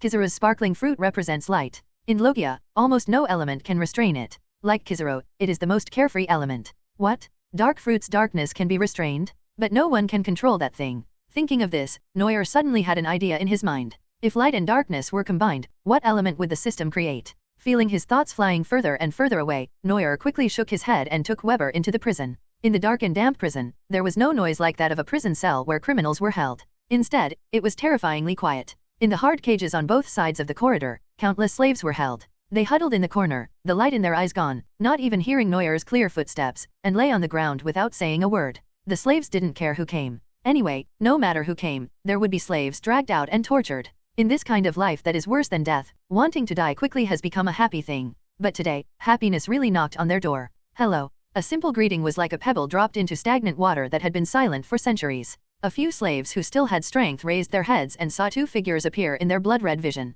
The man in the lead, holding a bloody knife in his hand, had a gentle smile on his face. Until this moment, all the slaves in the prison raised their heads with difficulty and looked at the young man who was as gentle as jade, mysterious and powerful. In their minds, they recalled the fire in Marijoy's many years ago. That was the dream of all slaves? A dream that they dared not even imagine, but now, they heard this person whispering. If you don't mind, I'm going to take you guys on a wild ride. To the vast ocean. The broken heart seemed to be illuminated by the light of hope, and the extinguished spirit and will were rekindled. All the slaves held back their tears, looked at this man who was like the sun, and sobbed and shouted in unison. Yes. Under the gaze of all the slaves, Neuer slowly raised the long knife in his hand. The inky knife light swept down, and the hard iron lock of the prison was neatly cut off and fell off. It was not until the iron gate creaked open that all the slaves truly believed that someone had come to rescue them. Bang! The slaves pushed open the door in disbelief and walked out of this hell on earth. At this moment, regardless of gender, age, height, weight, or race, everyone walked out of the cell supporting and leaning on each other. Really, free. While trying, a girl with bruises all over her body covered her mouth and asked softly with tears in her eyes.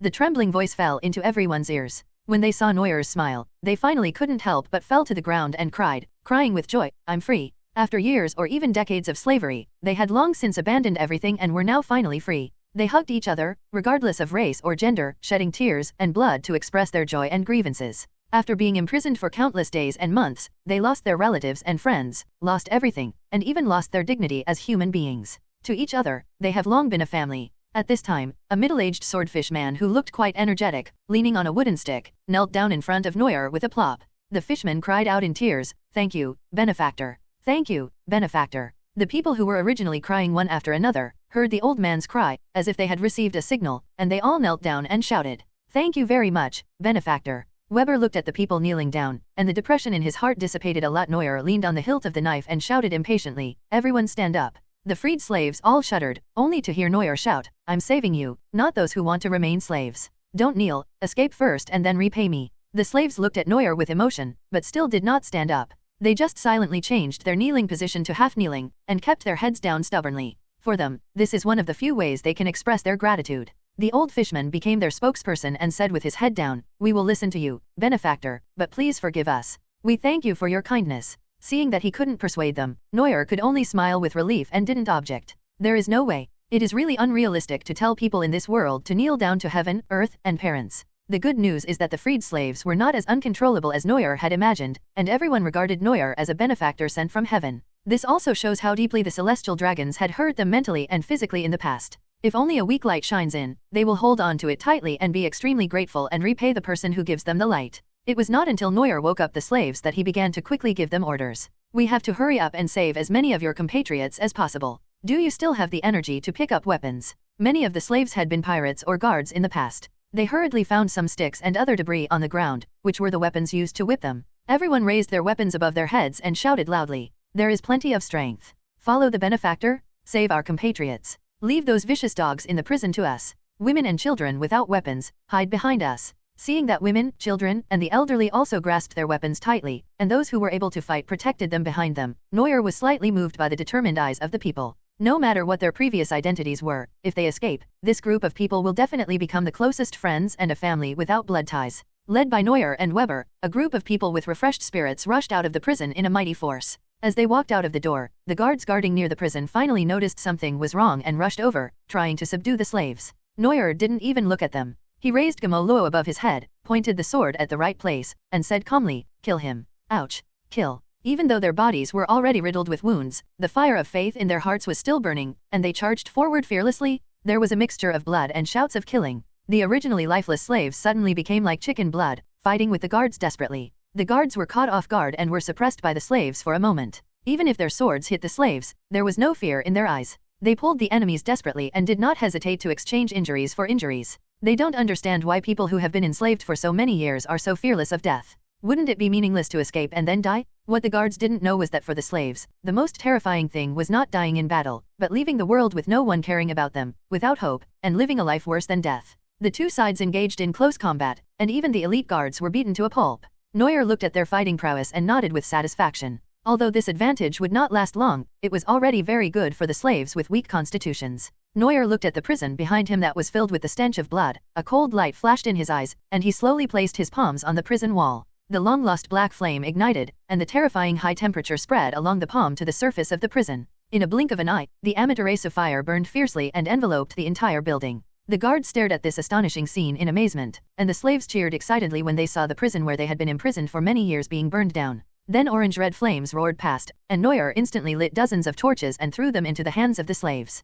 "Hurry up and solve it. After rescuing our compatriots, burn down these damn prisons." Neuer raised his arm and called out, and the people who were originally fighting fiercely became even more moved, and they responded excitedly in unison, "Yes, benefactor." Afterwards, under the cover of the two masters Weber and Neuer, he led the slaves to quickly rush into prisons. The prison, which had been silent for many years, quickly became the site of an uprising filled with blood and death. The flames and thick smoke rising into the sky were even more ferocious and terrifying. In the prison, the freed slaves were grateful and shouted benefactor, but the slaves holding weapons shook their hands and said seriously, "If you want to thank someone, then thank the benefactor in black." The liberated people asked in confusion, "Who is the benefactor in black?" The slaves who resisted with weapons in their hands laughed loudly, with obvious admiration in their eyes. They said fanatically, "That is the benefactor who saved all of us. He is God." Just like that, as prisons fell and uprisings broke out one after another, all the slaves suddenly had a common belief in their hearts, that is, the powerful benefactor who was dressed in black, holding a black knife and burning black flames.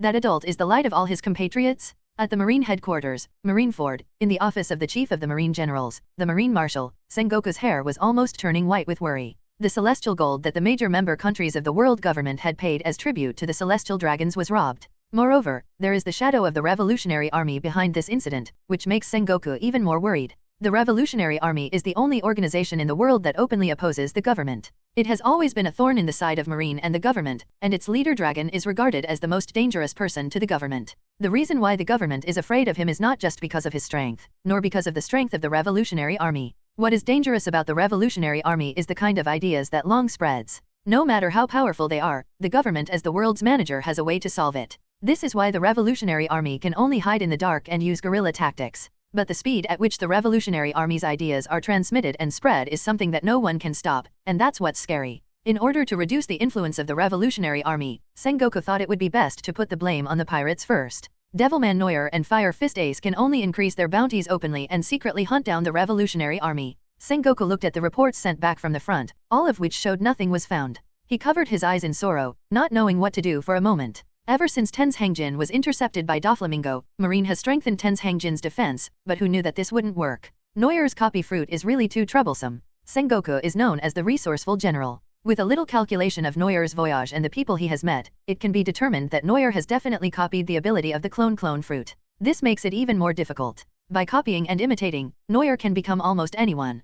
The sound of breathing came and went in the office. Sengoku's eyes followed the sound and he saw old Garp lying on the sofa in Sengoku's office, sleeping soundly with snot bubbles coming out of his nose. A chill came over him, his snot bubble suddenly burst, and Garp yawned sleepily. Garp, who had just returned from Jogong, looked up and saw Sengoku's livid face. He smiled heartlessly and said hello, yo, hey, my dear son, why are you here to touch fish instead of going to work? Sengoku was so angry that his beard stood up, and he pointed at Garp's nose and cursed. Garp laughed and said nothing, letting Sengoku coerce and lure me, and I remained unmoved despite the wind and rain. Sengoku was furious at Garp's shamelessness. At this moment, there was a knock on the door. Sengoku shouted angrily, come in. The marine soldier came in trembling, saluted, and shouted, report. Devilman Neuer and his men have infiltrated Marijois, are liberating slaves, and are setting fires everywhere. The Holy Land is requesting reinforcements. What? Sengoku widened his eyes. Didn't Neuer just rob the gold from heaven? How did they get to the Holy Land again? How did they get in? Garp laughed out loud at this time and said, this kid is really good.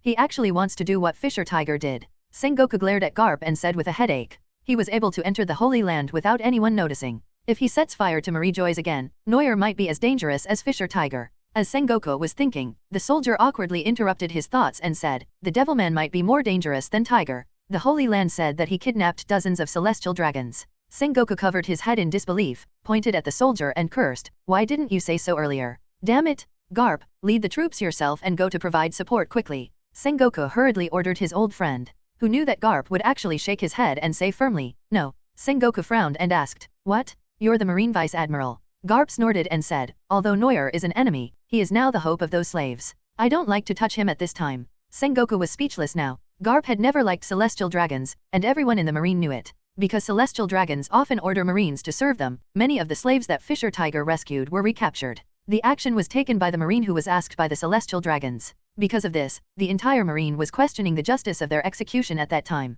Is Marine the celestial dragon's dog who cleans up the mess and maintains their evil deeds? After that incident, it took Sengoku a long time to calm the general's resentment, but it also came at a huge cost, with the loss of a lot of talent and resources. Therefore, Garp's personality and approach, coupled with his relatively free position as Vice Admiral, made all the Rear Admirals secretly support and embrace his ideas. Sengoku couldn't convince his old friend, but the situation was urgent, so he had to call the two lazy guys over. After a while, two tall men stood in front of Sengoku's desk. Aokiji closed one eye and snored softly, apparently asleep. Kizaru raised his hand, stroked his chin and wondered what the black den mushi in his hand was used for. Veins on Sengoku's forehead throbbed, he slammed the table and yelled, something happened in the Holy Land. Hurry and go rescue the celestial dragons, suppress the slave uprising, and capture Neuer. Kizaru raised his voice and complained slowly, so many tasks. Aokiji opened his eyes, and suddenly remembered Neuer's appearance in his mind. They had met in Calm Belt before, and Aokiji felt at that time that Neuer might be a big enemy of Marine. Unexpectedly, this hunch was confirmed so quickly. Aokiji seemed casual, but said in a serious tone, capturing slaves, are we going to help celestial dragons again? Sengoku looked at Aokiji, the marshal's successor whom he favored, and said, it's not to help the celestial dragons. This is the Marine's duty. Even though many of the slaves are innocent, they still rioted in the end. How can we see the future without riots? Aokiji's concept of justice seems to be full of contradictions in this matter. Aokiji kept this sentence in his heart. He knew his duty clearly, and he sighed slowly and said, yes. Sengoku nodded and looked at the two admirals and said, Sakazuki's abilities will cause more damage to Marijoi's, so you two should go together. This was also a selfish motive of Sengoku. If Akainu was allowed to go, those slaves would definitely be killed regardless of whether Noyer escaped or was captured. But if Aokiji goes, the fate of the slaves may be uncertain. Kuzan, use your abilities to put out the fire in Marijoi's. Borsalino, find a way to get back the celestial dragons and capture Noyer and his gang. Sengoku ordered with a serious expression, remember, don't let Noyer copy your abilities. This will be a huge loss to the marine. Yes. In Marijoi's, Noyer didn't know that there were two admiral-level fighters rushing towards him aggressively. Noyer looked at the two tall figures in front of him and sighed, I didn't expect that there are giants imprisoned in the prison of the Holy Land. The male giant who was mentioned by Noyer scratched his head and said honestly, report to the benefactor, we are warriors from Elbaf. My name is Nilf and this is my sister Maynarf. Elbaf's giant warrior? Noyer nodded in surprise and greeted him. Giants are very rare. The most famous place among the giants is Elbaf, the country of giants, where the most giant warriors are produced. Noyer shifted his gaze to Nelf's sister, and Maynarf hurriedly and shyly hid behind his brother. A muscular female giant hiding behind another stronger giant is a scary scene no matter how you look at it.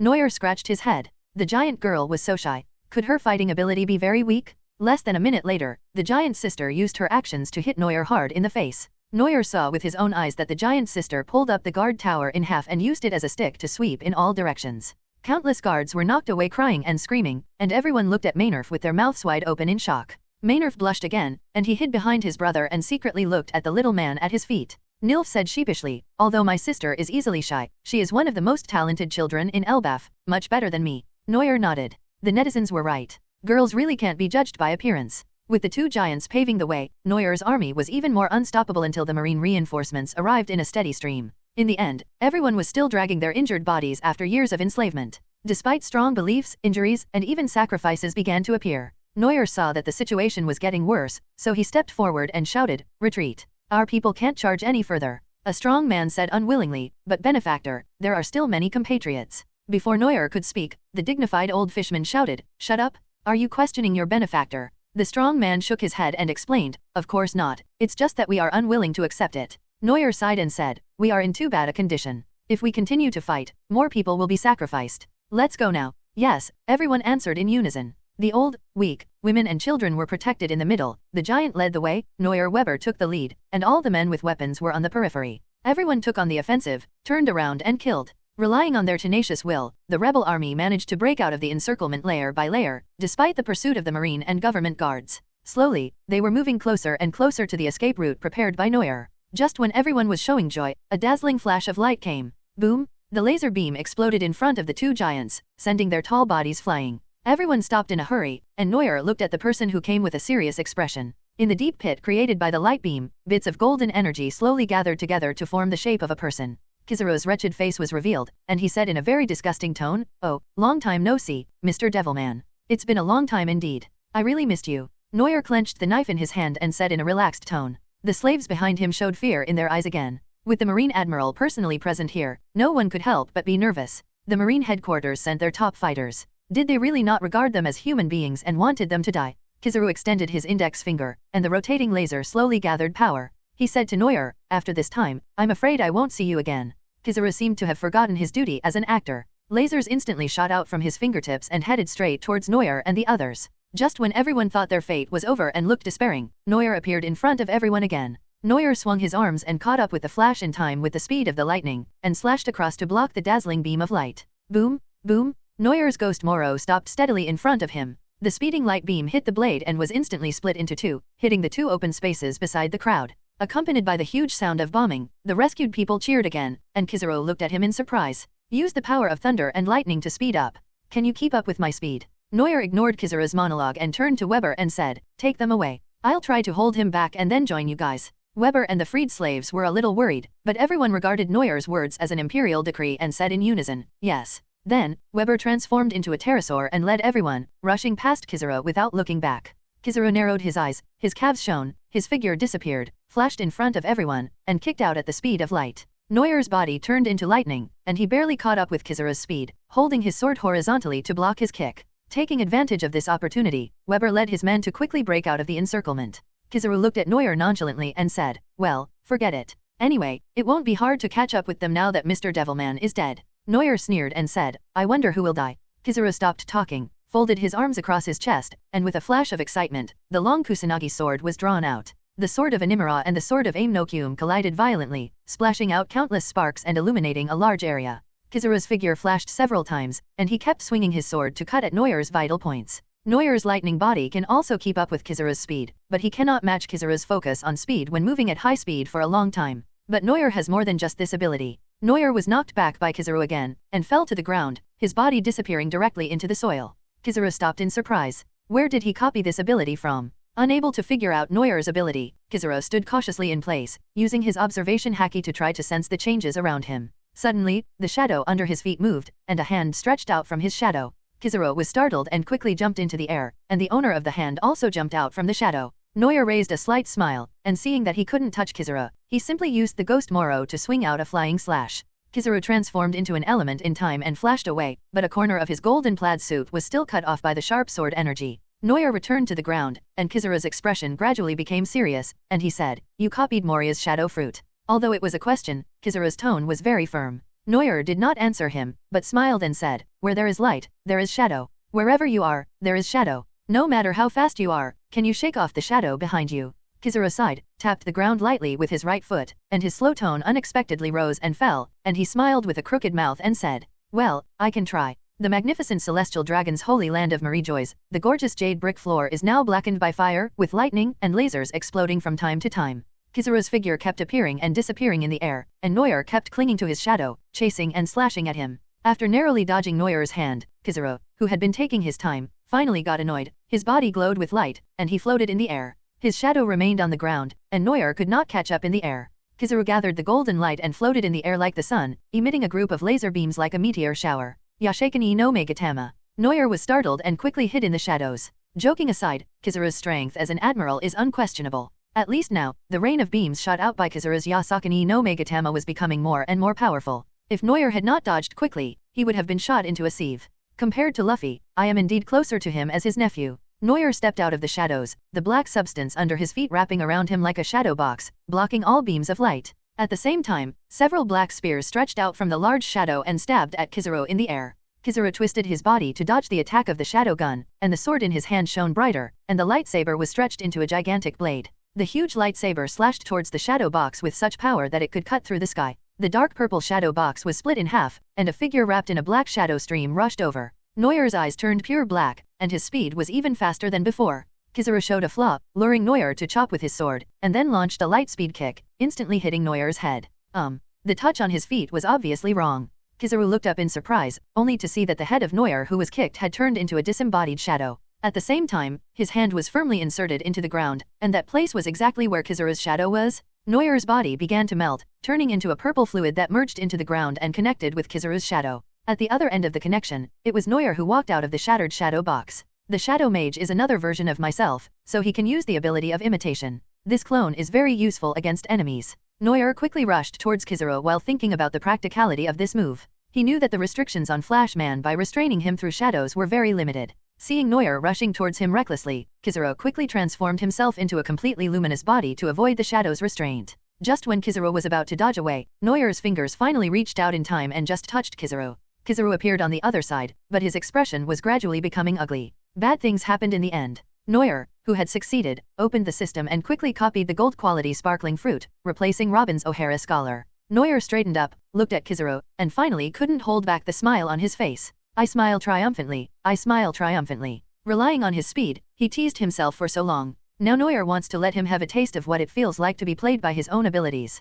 Kizaru's exaggerated facial features sank slightly, and he and Neuer activated elementalization almost at the same time. Next, the already messy battlefield became even worse. The two golden lights kept interweaving, punches, kicks, and slashes collided one after another. Truly achieving speed is power, and a huge sound echoed over Marijois. The speed of the two people was getting faster and faster, and the normal eye could no longer follow them. Only the mutual testing of their observation haki supported them to launch the attack. The lively light rippled in the air. Neuer pressed his hand to the ground, and the shadows of nearby buildings slowly flowed out from the darkness. Relying on the amplification of the flash, the shadow streams created by Neuer were extremely huge, and they hit Kizaru like waves in the sea. Kizaru was caught off guard by the sudden change in fighting style, and was temporarily restrained by the shadow wave. Neuer's eyes became more and more ferocious. He flashed into the scene under the cover of the shadow, with a fierce light flashing in his eyes. As long as you kill Kizaru, you will get the complete sparkling fruit. At the same time, underground fire and sky thunder surged up, and the shadow waves covered a large area of the battlefield, blocking out the sky and the sun.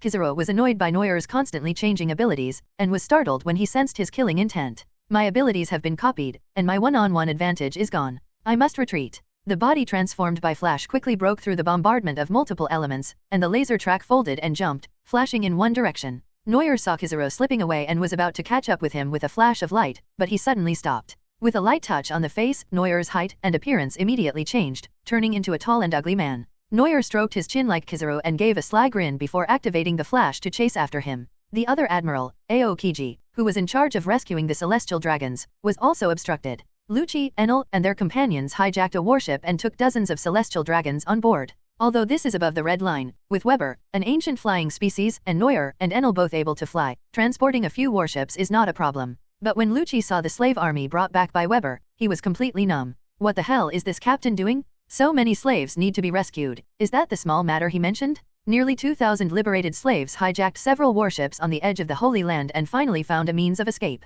But what made Lucci even more desperate was that Marine Admiral Aokiji was already chasing him with his men. Aokiji continuously emitted cold air, and at the first sight of it, the bottom of the warship carrying the slaves was frozen solid. The freezing temperature that penetrated deep into the bone marrow was just like the mood of all the slaves at that moment. But now that we are here, we are only one step away from freedom, so why would we give up? Just when everyone was hesitating, not knowing what to do, a huge figure jumped down without hesitation. The giant nerf waved his fist as big as a hill, and roared with red eyes, "Break the ice! Follow the benefactor back to the sea." Everyone was inspired again by the giant's desperate behavior, and his sick and disabled body was squeezed out of the last bit of potential. Groups of people jumped down without hesitation following the giant. Freedom was just around the corner, and everyone's faith became stronger and stronger. Regardless of the coldness and sharpness of the ice spikes, they smashed down with their bare hands and scraped the ice one by one. Looking at this group of weak slaves using their flesh and blood to create a way to escape, Lucci was filled with shock. It turns out that belief is really a very powerful thing. The blood stained the hard ice, but everyone seemed to be possessed by a demon.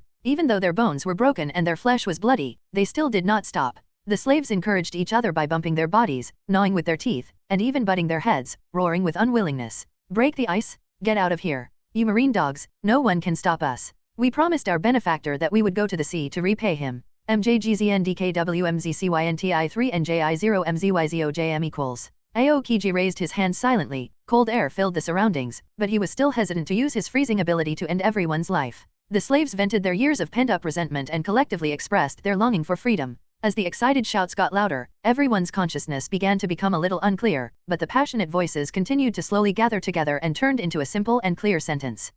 We are going to go home together, back to that sea and be human beings. After a long time, the marine soldiers who surrounded them couldn't help but show pity in their eyes, and even put down their raised guns involuntarily. Until the end, Aokiji, the highest officer, sighed deeply and whispered, "I'm sorry, I have my duty." The temperature around Aokiji dropped rapidly, the sound of ice freezing was heard, and a cold air blew towards everyone. Enel on the boat gritted his teeth, transformed into lightning and rushed towards Aokiji, but the golden stick only shattered Aokiji's ice body and could not stop his attack at all. Weber and Lucci used their newly learned haki to block Aokiji with difficulty, but they only slowed down the speed of freezing. The ice continued to spread and was about to cover all the warships, and a roar at the speed of light was heard in the distance. Hearing the sound, Aokiji's face changed slightly, and he looked at the two flashes vigilantly. The light gathered, and the two figures revealed their true appearance. I saw two identical wretched men appear in front of me. One is Kizaru, and the other one should also be Kizaru. Aokiji looked at his colleagues and asked in surprise, "Borsellino? You were copied by him."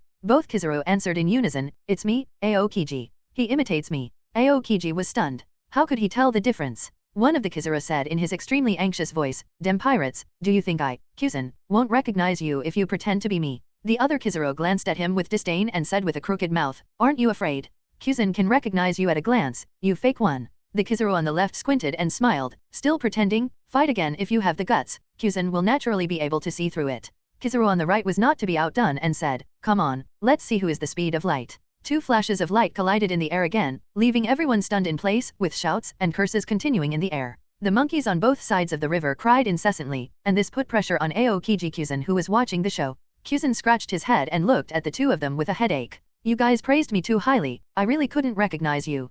Kyuzen looked at Enel and the others who were blocking his way, and suddenly had an idea and shouted, whoever is real, quickly get rid of Neuer's men. The two lasers flashed in battle and rushed towards Weber and Enel on the ground without hesitation. Using the same move, the two of them launched a light speed kick together. Weber and Enel were hit immediately, and their bodies were twisted and kicked far away. This Kyuzen is completely out of tricks. Did Neuer kill his own people? Enel climbed out of the ruins of the building covered in dust and dirt, struggling to cover his head and unable to help spitting out a mouthful of blood.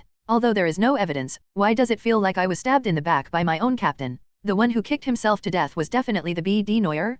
Kizaru looked at Enel, blinked innocently and smiled imperceptibly. Do you think Neuer doesn't dare to test his identity in this way? To be honest, when Neuer is bored on the boat, he just beats Enel for fun. Unable to distinguish the real Monkey King from the fake one, Kyuzen had to give up this idea for the time being and directly froze the huge warship with air conditioning. A look of joy suddenly appeared in Neuer's distracted eyes. This was the moment he had been waiting for. The moment Kyuzen activated his ability, Neuer seized the opportunity and quickly transformed into an element and got close to Aokiji's body. Shin Kizaru on the side had already anticipated his move and flashed over to protect Aokiji. Kizaru's long golden legs kicked Neuer's shoulders, but he still didn't stop, and he crashed into Aokiji under the pressure. Successfully copied the golden talent demonic hosting, freezing. Do you want to replace it? Neuer wiped the bloodline from the corner of his mouth and smiled with relief. To Kizaru and Aokiji, this smile was clearly the smile of a devil. A danger signal sounded in Aokiji's brain, and he was careless and bumped into by Neuer, staring at him with a livid face. With two admirals joining forces, they can fight against the four emperors head-on for several rounds. But they can defeat a Shishibukai-level Neuer without even letting him touch them. That's putting them in a difficult position. The battle is bound to happen, and Neuer's unstoppable copy fruit creates an innate advantage for him, not to mention that he now has the sparkling fruit. Is there anyone on the ocean that he cannot touch or copy? Neuer stored the thunder fruit in the illustrated guide, straightened up with great vigor, and returned to his original appearance. His calves turned into flashes of light, his feet were stepping on waves of shadows, and his arms were covered with a layer of ice armor. Neuer moved his neck and smiled. Come on, round 2. When the enemy marines saw Neuer's true face, they quickly raised their guns and fired a volley of bullets in a well-trained manner. Neuer swept his hands lightly, and an ice wall rose from the ground, directly blocking a large area of lead bullets. Thousands of marine gunfire and artillery shells were unable to break through Neuer's defense alone. At this time, someone finally remembered Neuer's ability. Neuer, the devil who possesses the replica fruit? Under his command are users with thunder fruit abilities, who are said to be the strongest Logia, and users with rare ancient abilities. And according to the latest intelligence, all members of the former government Cypherpole CP9 have joined Neuer's gang.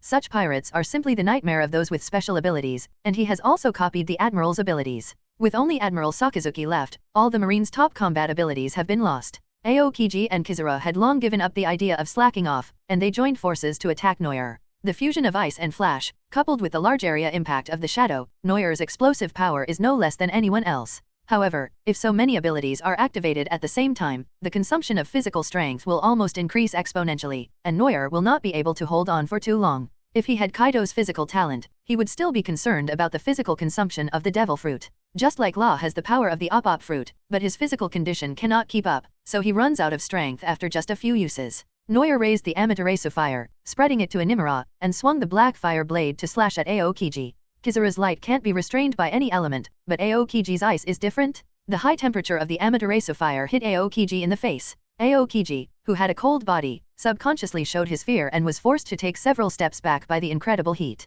This kind of high temperature was not felt even when Aokiji and Akainu fought. What kind of ability is this? Neuer took advantage of the situation and continued to slash at Aokiji madly with the black fire-burning sword carrying a terrifying aura. Aokiji was suppressed by Amaterasu's temperature, and the ice cubes he cast would melt in an instant, so he had to fight and retreat. Fortunately, Kizaru came to support in time, holding the sword of Aim no Kusukumo and fighting Neuer again. Aokiji assisted on the side and used ice spikes to interfere with Neuer from time to time. Admiral was experienced after all, the situation changed quickly, and Neuer fell into a disadvantage again. Just when Neuer was beginning to lose strength, deafening cheers came from behind him. Success! We broke the ice. Neuer heard the voice behind him and finally couldn't help but breathe a sigh of relief. The black fire swept through the countless ice swords that pierced the ground, and these obstacles were immediately melted. Using Aokiji as a breakthrough point, Neuer cut his way out of the encirclement of the two admirals with his sword, shouting, "Push the boat off the mainland and leave it to me." The two giants responded in unison, stretched out their long arms to grab their companions, carried them aboard, then gathered their strength and used force on several warships to rush down the red line. Kizaru couldn't help but pause. Are they trying to commit suicide? The red line, this almost insurmountable mountain, not to mention that some people want to jump from here. Aren't you afraid that both you and your boat will be smashed to pieces? Aokiji suddenly realized something and shouted urgently, Borsalino, don't let Neuer use his ability. But Neuer had already taken action. He saw the right moment and tried his best to spread a thick fog like ice crystals in the air. In an instant, a stretch of ice suddenly appeared under the warship, extending downward at an angle. Ice slide? The Marines could hardly believe their eyes. Could such a thing of fun help them escape? Falling onto the ice slide, although the vertical fall turned into a sliding slide, the ice surface was still uneven, and everyone on the boat screamed. But what were more numerous were the sounds of joyful and encouraging celebration. But Neuer, the manufacturer of the ice slide, is complaining. The ice track ahead was still extending. Neuer stood on the bow of the leading ship, raising his hands and using his ability, not daring to relax for a moment. The red line is so high that the ice slide can only serve to slow down the descent. Neuer's physical strength is not enough to directly make ice of such a large area.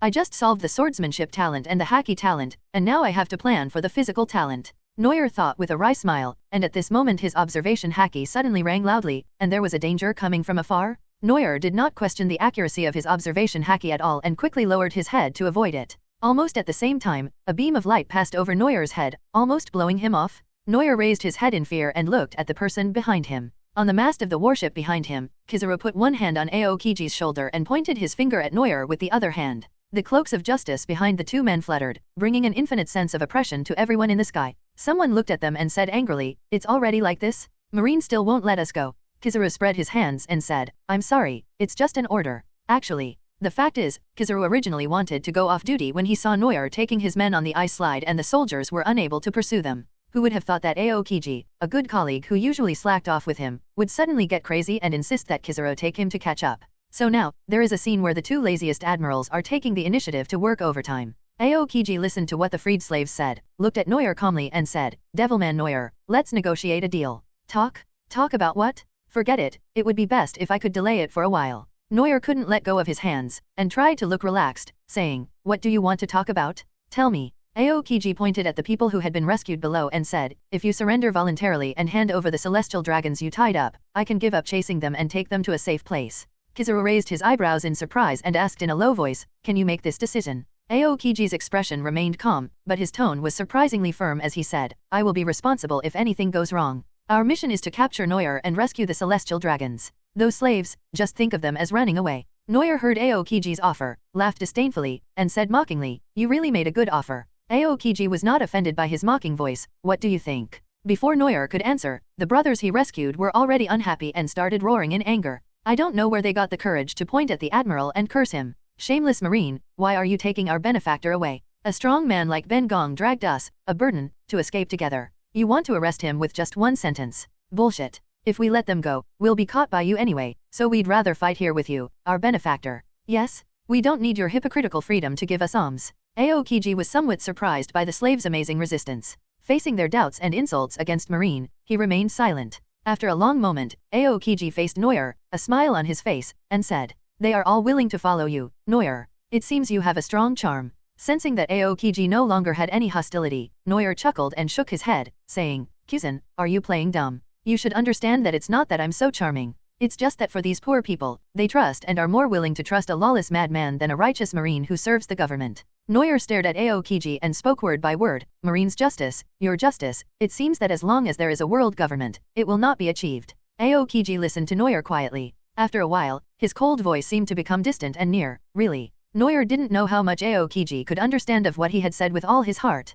But what is certain is that no matter how much time is delayed, they will not let me go. If it's so easy to persuade someone to leave by just talking, then Admiral doesn't deserve to be called Admiral. Under everyone's gaze, Aokiji blew out a breath of cold air and Kizaru raised his arms. With both the ice blade and the lightsaber in hand, Aokiji's expression changed completely. He stared at Neuer sharply and said, "Come on, let's fight. It's just the two of us." As he spoke, an even colder wind blew, and extremely cold ice condensed. The warship, which had been sliding stumblingly on the ice slide, slowly stopped. Neuer let go of his hand in surprise. Aokiji was filled with frost and said, "If you win, I'll leave. If you lose, I won't embarrass these people." Kizaru held the Kusanagi sword and said in confusion, "Can we still play it like this? What should I do then?" On the side, Enel came out and said with high fighting spirit, "I will deal with you." Kizaru glanced at him. Ah, a defeated opponent. Seeing Kizaru just glanced at him and ignored him, Enel jumped up and down in anger. Putting a hand on his shoulder, Weber stood next to Enel and said, "I'll go with you." Lucci also came out with his hands in his pockets and said sternly, "My justice tells me that these slaves are indeed a burden, but orders are orders. That self-righteous captain must also uphold his justice." Kizaru finally looked at the trio and said slowly, "Isn't the so-called justice of the pirates just lawlessness?" Lasers gushed out from his body, and the sword Ama Murakami slashed fiercely at the three people. Kizaru fought against three masters under Noyer alone, and Aokiji also abided by the agreement and fought against Noyer alone. Aokiji was covered in ice and swung his ice blades to attack Noyer again and again. Noyer relied on the Amaterasu fire in his body and was not afraid of Aokiji's multiple attacks. In fact, Aokiji's elemental attack caused little damage to Noyer. The only thing he could do to hurt Noyer was the armament color attached to his ice blade. The wounds on Aokiji's body became deeper and deeper, and his body made of ice crystals was also burned by Amaterasu and became extremely weak. Inevitably, Noyer was also injured, but much less seriously than Aokiji. Noyer's current strength level is very special, it can be said to be Shishibukai level. People like Hawkeye and Mingo who specialize in one area can only be evenly matched with him at most. But compared with the Admiral, Noyer is not inferior to any Admiral in a one-on-one fight, and can even restrain two Admirals Aokiji and Akainu. But battles are actually like this. 4 Emperor's level strongmen may be killed by Shishibukai, Shishibukai may be defeated by newcomers, and a battle with a 100% winning rate simply does not exist. It's just a matter of who has a greater chance of winning. Even if one's strength is overwhelming the opponent, there is still a 1% chance of losing. This is the case with Noyer's battle against Aokiji. If Noyer didn't have Amaterasu fire and copying abilities, it would be difficult for him to fight him head-on. Aokiji dodged Noyer's fire knife in a somewhat awkward manner, retreating step by step. Amaterasu's fire is too strong a counter to ice, and his methods are too limited, so Aokiji can only choose to fight him with physical skills and swordsmanship. But Noyer has a dark talent for swordsmanship. After several battles and daily practice in recent days, his swordsmanship level has improved by leaps and bounds. In this world today, apart from someone like Hawkeye Shanks, there are probably few people who can defeat Noyer head-on in swordsmanship. Noyer swung the demonic blade and shattered the ice shield set up by Aokiji with one blow. His eyes became more fierce and he shouted, "Take it, Aokiji." The dark red demon sword slowly returned to its sheath. Noyer closed his eyes quietly. His heart and the sword in his hand reached a certain tacit understanding. Their auras suddenly merged and sword energy filled the air. When Aokiji saw Noyer making a gesture to draw his sword and slash, he quickly drew the shape of a giant bird in the air. In the marine encrypted files, the demon man Noyer was particularly good at using an ultra-high-speed sword slashing technique when he was at sea, which made him invincible during the voyage. It is said that he had a secret battle with Shishibukai Hawkeye. No one knows the result, but Noyer is alive and well. This is the best proof of Noyer's swordsmanship skills. From that time on, no one in the marine senior management dared to underestimate Noyer. Seeing Noyer's unusual posture, Aokiji immediately realized that he was going to launch a killing move, and quickly condensed cold air on his right arm, releasing the strongest impact ability. Ice Cube Pheasant Mouth. Aokiji shouted, and a giant bird with wings of ice glided out from his arm and flew towards Noyer's head. Facing the impending ice bird attack, Noyer finally gripped the hilt of the sword and said slowly, originally this move was called Sky-Soaring Dragon Flash. He gripped the hilt of the knife with his slender 5 fingers, bent down, and used the strength of his whole body to pull out the sword, slashing from bottom to top. What's even more shocking is that among the strange sword light, the flash of black flame is particularly obvious. Amaterasu fire can release black fire from the body over a short distance through the wind pressure created by the high-speed sword slashing. Let's call this move Amaterasu Dragon Flash. The name was Noyer, he thought proudly. The flying giant ice bird was neatly cut in half by a fiery sword energy that split the sky, but its power remained undiminished. Faced with a life-and-death crisis, Aokiji had already developed an instinctive reaction after years of fighting. He immediately melted the ice, hoping to avoid damage by transforming into an element. But Aokiji's speed was no match for Kizaru after all. Even if he dodged quickly, he was still contaminated by a little black flame. Aokiji's stiff face twitched and beads of sweat suddenly appeared on his forehead. The scorching Amaterasu fire quickly spread to his calves. Aokiji half bent his knees and squatted on the ground in pain. Noyer looked at Aokiji who was touched by Amaterasu, and decisively flashed over at high speed, wanting to complete a combo. Although he admired Aokiji and was grateful that he didn't take advantage of him, he was now his enemy and they were on different sides. Both of them have their own things that they must do, and no matter which side has the advantage, they must be ruthless. Aokiji was gasping for breath due to the flames on his calves, and he watched Noyer's butcher knife chop down. But Marine Admiral is still very powerful.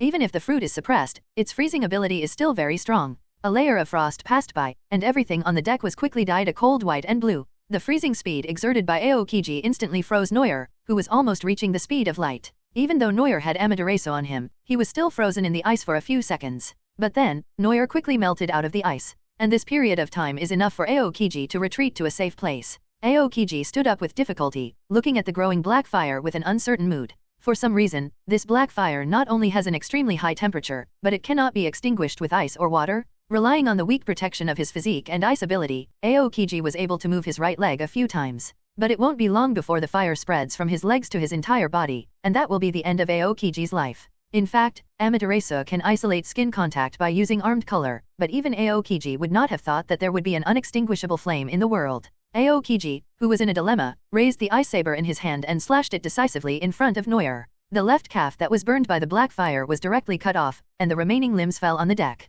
Neuer was stunned as he looked at it. Aokiji's decisiveness far exceeded Neuer's expectations. Is this man really the lazy admiral? Surviving by amputating a limb is a method that any normal person can think of, but no one dares to try it because it requires tremendous willpower. At least if Neuer were to cut off his left leg, even if it was to save his life, he would have to think carefully about it. A cold air came out from the severed part of Aokiji's left leg, and hard ice grew out, directly replacing the function of the calf. Gently lowering his legs, Aokiji's face turned pale, but he didn't panic at all, and he said calmly, "Not bad ability, but I have found a solution." Neuer was stunned. What method?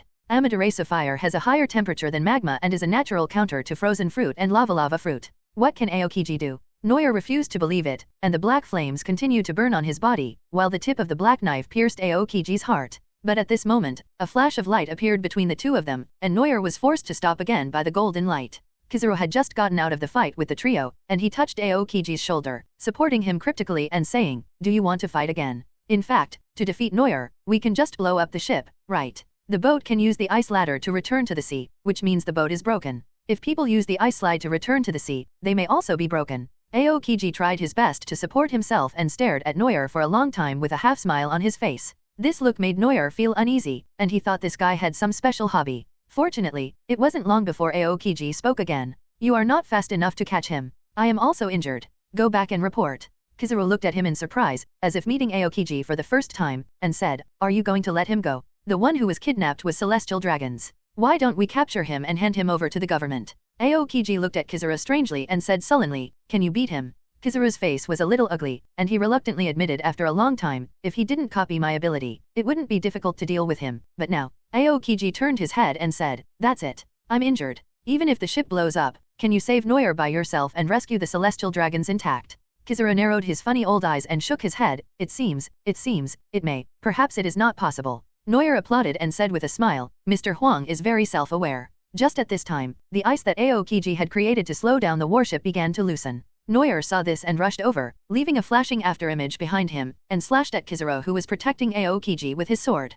Kizuru reacted extremely quickly, taking Aokiji out of the attack range and flying directly out of the warship. After this delay, the warship broke through the stagnation and began to rush downward again. Neuer quickly freed his hands to continue making the ice track. Carrying nearly 2,000 people who were now free, they rushed towards the sea in joy. Even though the ship was shaking and breaking from time to time and the ice road was full of dangers, tears still flowed from everyone's eyes. "It's been a long time since I've seen the raging sea and the clear blue sky. They can finally go back and no longer be slaves? And all this is thanks to their lifelong benefactors." Everyone looked at Neuer with fanatical admiration, relaxed, and started to praise and laugh. The black-cloaked benefactor was able to defeat 2 admirals by himself. He is truly the incarnation of God. I can go back to find my parents. I wonder if they are still alive. I'm free, but I don't have any family anymore. Me too. At first, everyone looked happy, but before they knew it, they talked about their own situations and couldn't help worrying about their lives and their loved ones. After years of enslavement, the once familiar sea has long since changed beyond recognition, and this feeling of depression suddenly diluted the warm atmosphere.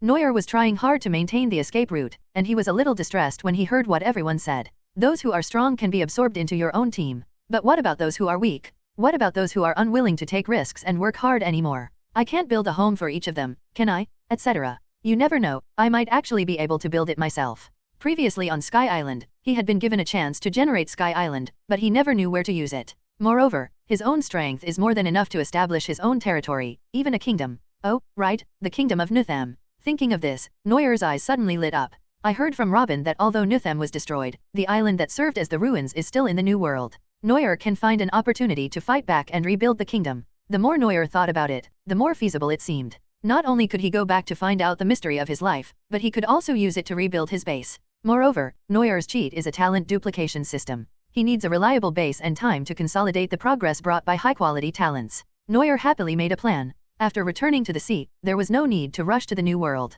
He had to ask Robin and the others to go with him. During the previous Tianxingjin seizure operation, Neuer had Bluno send them back to Thriller Bark for safety reasons. The Ark Maxim was also sent back by the Revolutionary Army and parked there. It seems that Neuer has to go back. But it doesn't matter, only the terror ship can carry so many people. On the ice track, the liberated slave soldiers released years of pent-up laughter and tears, hugged each other, and enjoyed this hard-earned happiness. Many of them used to be pirates, and had long since gotten rid of their inner cruelty. They jumped onto the table and sang and danced in a funny way, making everyone laugh until tears streamed down their faces. There was no good wine or good food, but the boats were bustling with noise, and the ultimate sense of happiness in the world was gradually spreading invisibly. Until the end, several warships, led by the old pirates, sang the same song at the same time, the pirates' song of freedom and love. Yo ho ho, yo ho ho, bring Binks's wine to you. Like the sea breeze, free as it pleases, riding the waves. On the other side of the sea, the sunset is also noisy. The birds' songs draw circles in the sky. The song Binks's Wine depicts the sea seen by the adventurous pirates, a free sea full of hope and laughter.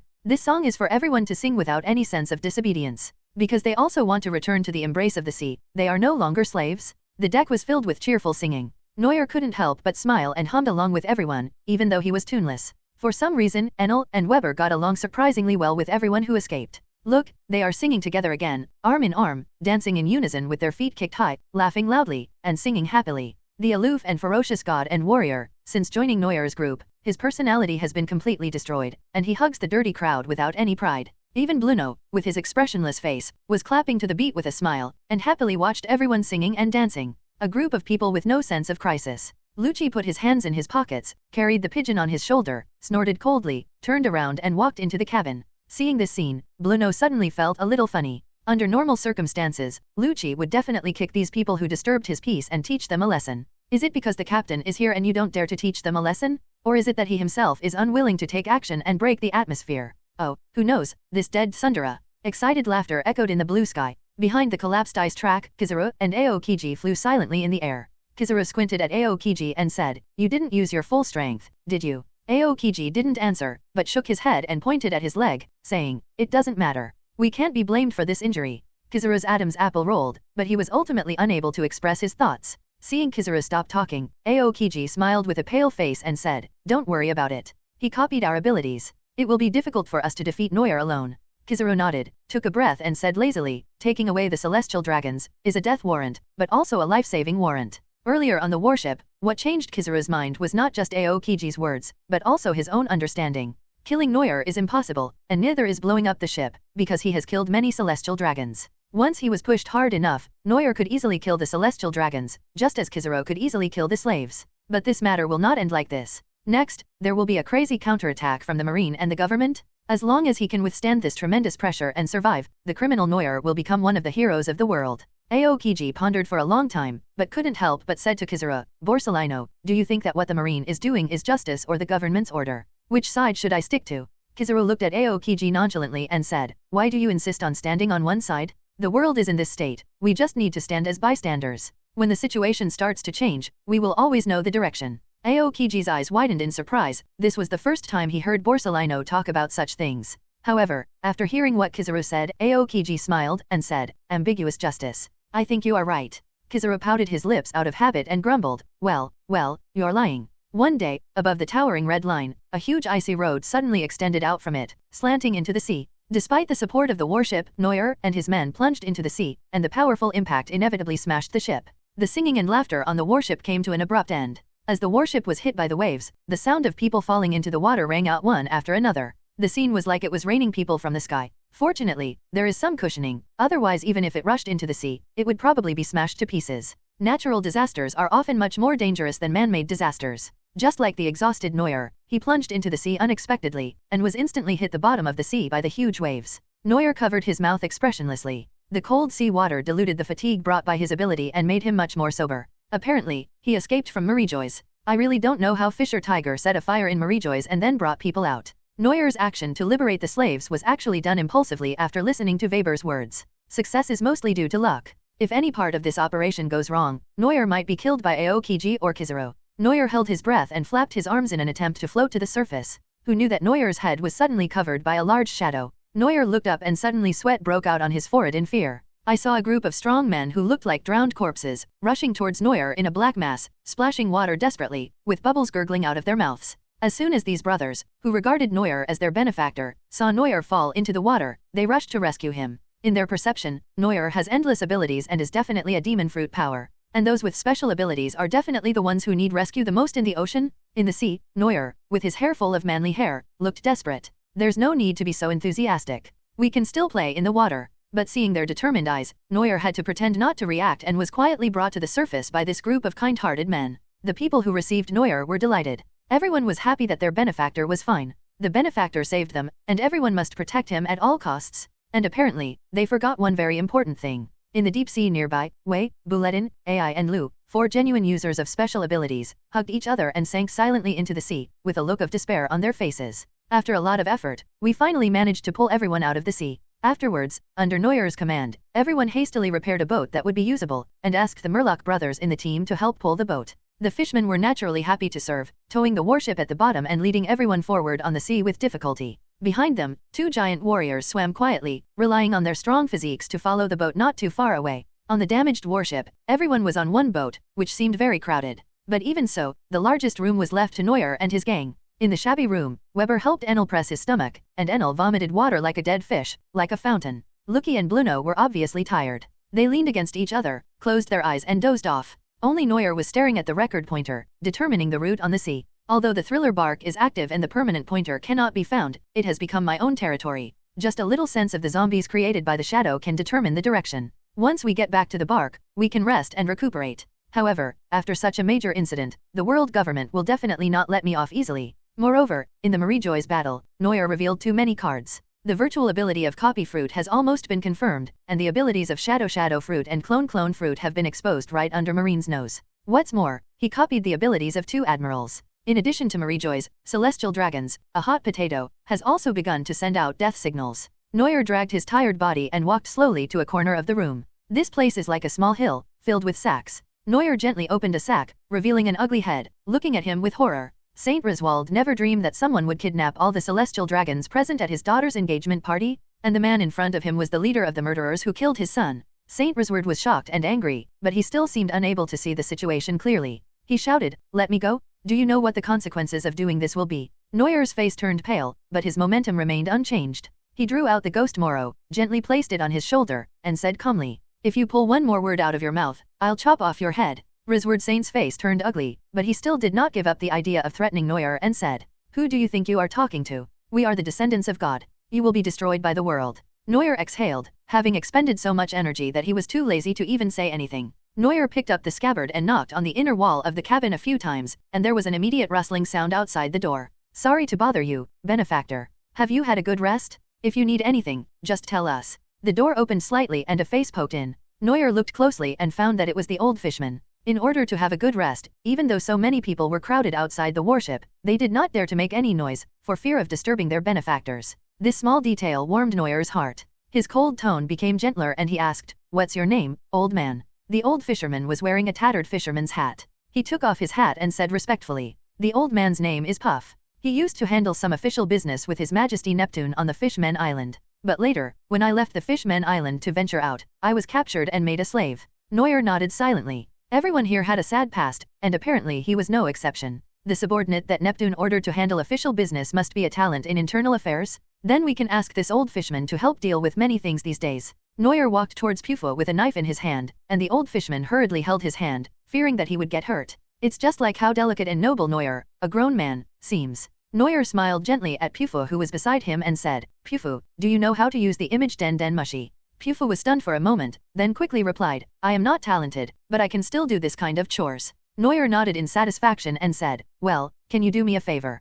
Pufo nodded quickly and said firmly, "Go ahead, benefactor. I want to project some of the information here onto the nearby islands. It's best to let the Marine and the government see it." In the first half of the Grand Line, a group of special guests set foot on a deserted island. The big brothers rescued by Neuer can be said to be versatile. If you look around, you can find people of all races who were once shipbuilders. Especially those people with long arms, maybe it's a racial talent, but their ship repair skills are much better than normal people. Over there, they are busy rebuilding warships and checking for things that may have marine tracking effects. Neuer has also set up the scene for the next stage. A total of 37 celestial dragons were captured from Marie-Joy's. Their sacks were opened and they were lined up and knelt on the ground. Although these celestial dragons were panicked, their IQ was limited and they still spoke wildly, claiming to take revenge on Neuer and his men. Neuer turned a deaf ear to the barking of these scum, and put on a pair of black gloves and changed into a slightly cleaner grey turtleneck. The more the celestial dragons cursed, the more they felt something was wrong. It was okay with Neuer, but why wasn't anyone present afraid? One of the celestial dragons spit it out of his mouth and yelled at the man standing next to him, "Let me go immediately.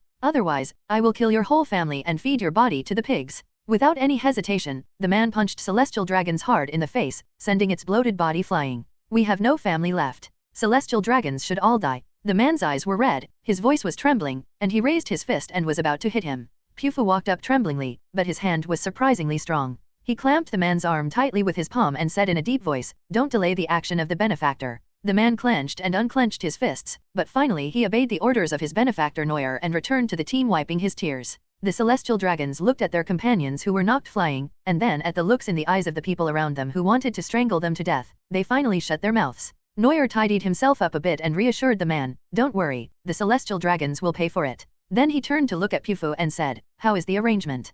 Pufu said in a steady voice, "We have hijacked the Den Den Mushy line on that island, but the time is short. If you want to get something, you'll have to hurry." Neuer smiled and nodded, saying, "You are worthy of being Mr. Pufu for being able to do such a thing under such conditions." Pufu lowered his head humbly and said, "It's all what I should do." Neuer stretched his waist, sat down facing the image Den Den Mushy in front of him, and said, "Let's get started." Meanwhile, in the marshal's office at the naval headquarters, Sengoku looked in shock at the two capable generals who had returned from their injuries. Half of Aokiji's hair was burnt, and his body was covered with burns and knife wounds of varying sizes. The most horrifying thing was that his calves were neatly cut off. And the other admiral, Kizura, actually. It's okay, it's just that my clothes are dirty. Never mind. Even if it's dirty, it at least means Kizura has put in some effort. Sengoku suppressed the anger that was rising in his heart and asked in a deep voice, "Is Devilman Neuer really that strong? You two together are still not our opponent." Kizura and Aokiji, guilty faces. Yes, yes, yes. Sengoku's old eyes had seen through everything and he sighed helplessly. If they hadn't been sent on the mission in the first place, wouldn't it have been better to just make up their minds and let Sakazuki go? Although it is unlikely that the slaves and celestial dragons will survive, it is better than letting Neuer, the scourge, return to the sea. Aokiji had one leg broken. Even if the ability of the fruit does not affect future battles, it has a significant impact on the admiral's authority within the marine. Sengoku stood up with the help of the table and said in a dignified manner, "We must catch Devilman Neuer as soon as possible. We can't let Marine's ability be lost in vain." The celestial dragons were abducted, the world government was furious, and ordered our marines to capture Neuer. Sengoku and the two admirals stood up straight and discussed their future plans seriously. Breaking into Marijoy's, freeing the slaves, kidnapping the celestial dragons, this series of events has made Sengoku very sure. As long as the devil Neuer is alive, the world will never be at peace. Just when Sengoku was about to call a meeting with the marine executives, there was a sudden and urgent knock on the wooden door. Someone knocked on the door and shouted anxiously, "Report to the Marshal, the Devilman Neuer has intercepted the Den Den Mushy signal from the Sabayati archipelago and is playing the video now." Sengoku's eyebrows jumped sharply, and he quickly walked out of the office with the two admirals and ran towards the door. The marine soldier brought Sengoku to a large office, where images of Sabayati's land were playing on the wall. A handsome face appeared on the screen projected by Den Den Mushy in Sabayati Square. As soon as he saw this face, Aokiji felt a little pain in his calves. Sengoku's face was livid, like a volcano about to erupt, as he watched Neuer's live broadcast. On the screen, Neuer was standing in an unfamiliar environment, looking at the camera with a smile. After a while, Neuer said cheerfully, "I know you should be able to see it, everyone in the marine." Sengoku frowned and hurriedly ordered the soldiers, saying, "Hurry up, follow the signal to find the location of the demon man." The soldier saluted hurriedly and shouted, "Yes." Neuer couldn't hear what Sengoku said off-screen, and continued to talk to himself. "The main reason I'm chatting with you in this way is to discuss a deal." As he spoke, Neuer turned the projection lens to focus on the celestial dragons kneeling in a row. Sengoku was suddenly shocked. He wanted to do something with these celestial dragons. Neuer walked to a celestial dragon, slowly squatted down, raised her chin, and smiled like a demon prince. "The lives of these celestial dragons should be very valuable to you, right? I have 37 celestial dragons here. Let me count. How about 1 billion? The one whose chin was raised by Neuer in a teasing manner was Xiao Lilia Palace, who had previously had an engagement with Neuer. She bit her lips and shed tears of humiliation. This man kidnapped the world's nobles just for money. Moreover, back then in the Holy Land, I was actually teased by such a bug. Xiao Lilia Palace was filled with shame and indignation. Her noble experience coupled with her current situation made her want to commit suicide. Neuer pointed his finger at the camera and said, "When you pay, I'll deliver the goods." But Neuer suddenly turned around, raised the butcher knife in his hand indifferently, and pointed it at Saint Reswald who had spoken so arrogantly before. Under the horrified gaze of the people of Sabayati Archipelago and Sengoku's furious roar, Noir drew his sword and slashed at the neck without hesitation. Blood splattered, staining the entire screen red. A disgusting human head rolled on the ground for a few times, and the fat headless body collapsed to the ground. In the scarlet background, Noir pointed at White Fang and said something that made Sengoku break out in a cold sweat. Every day that passes and one person dies, you can pay 10 billion less for ransom.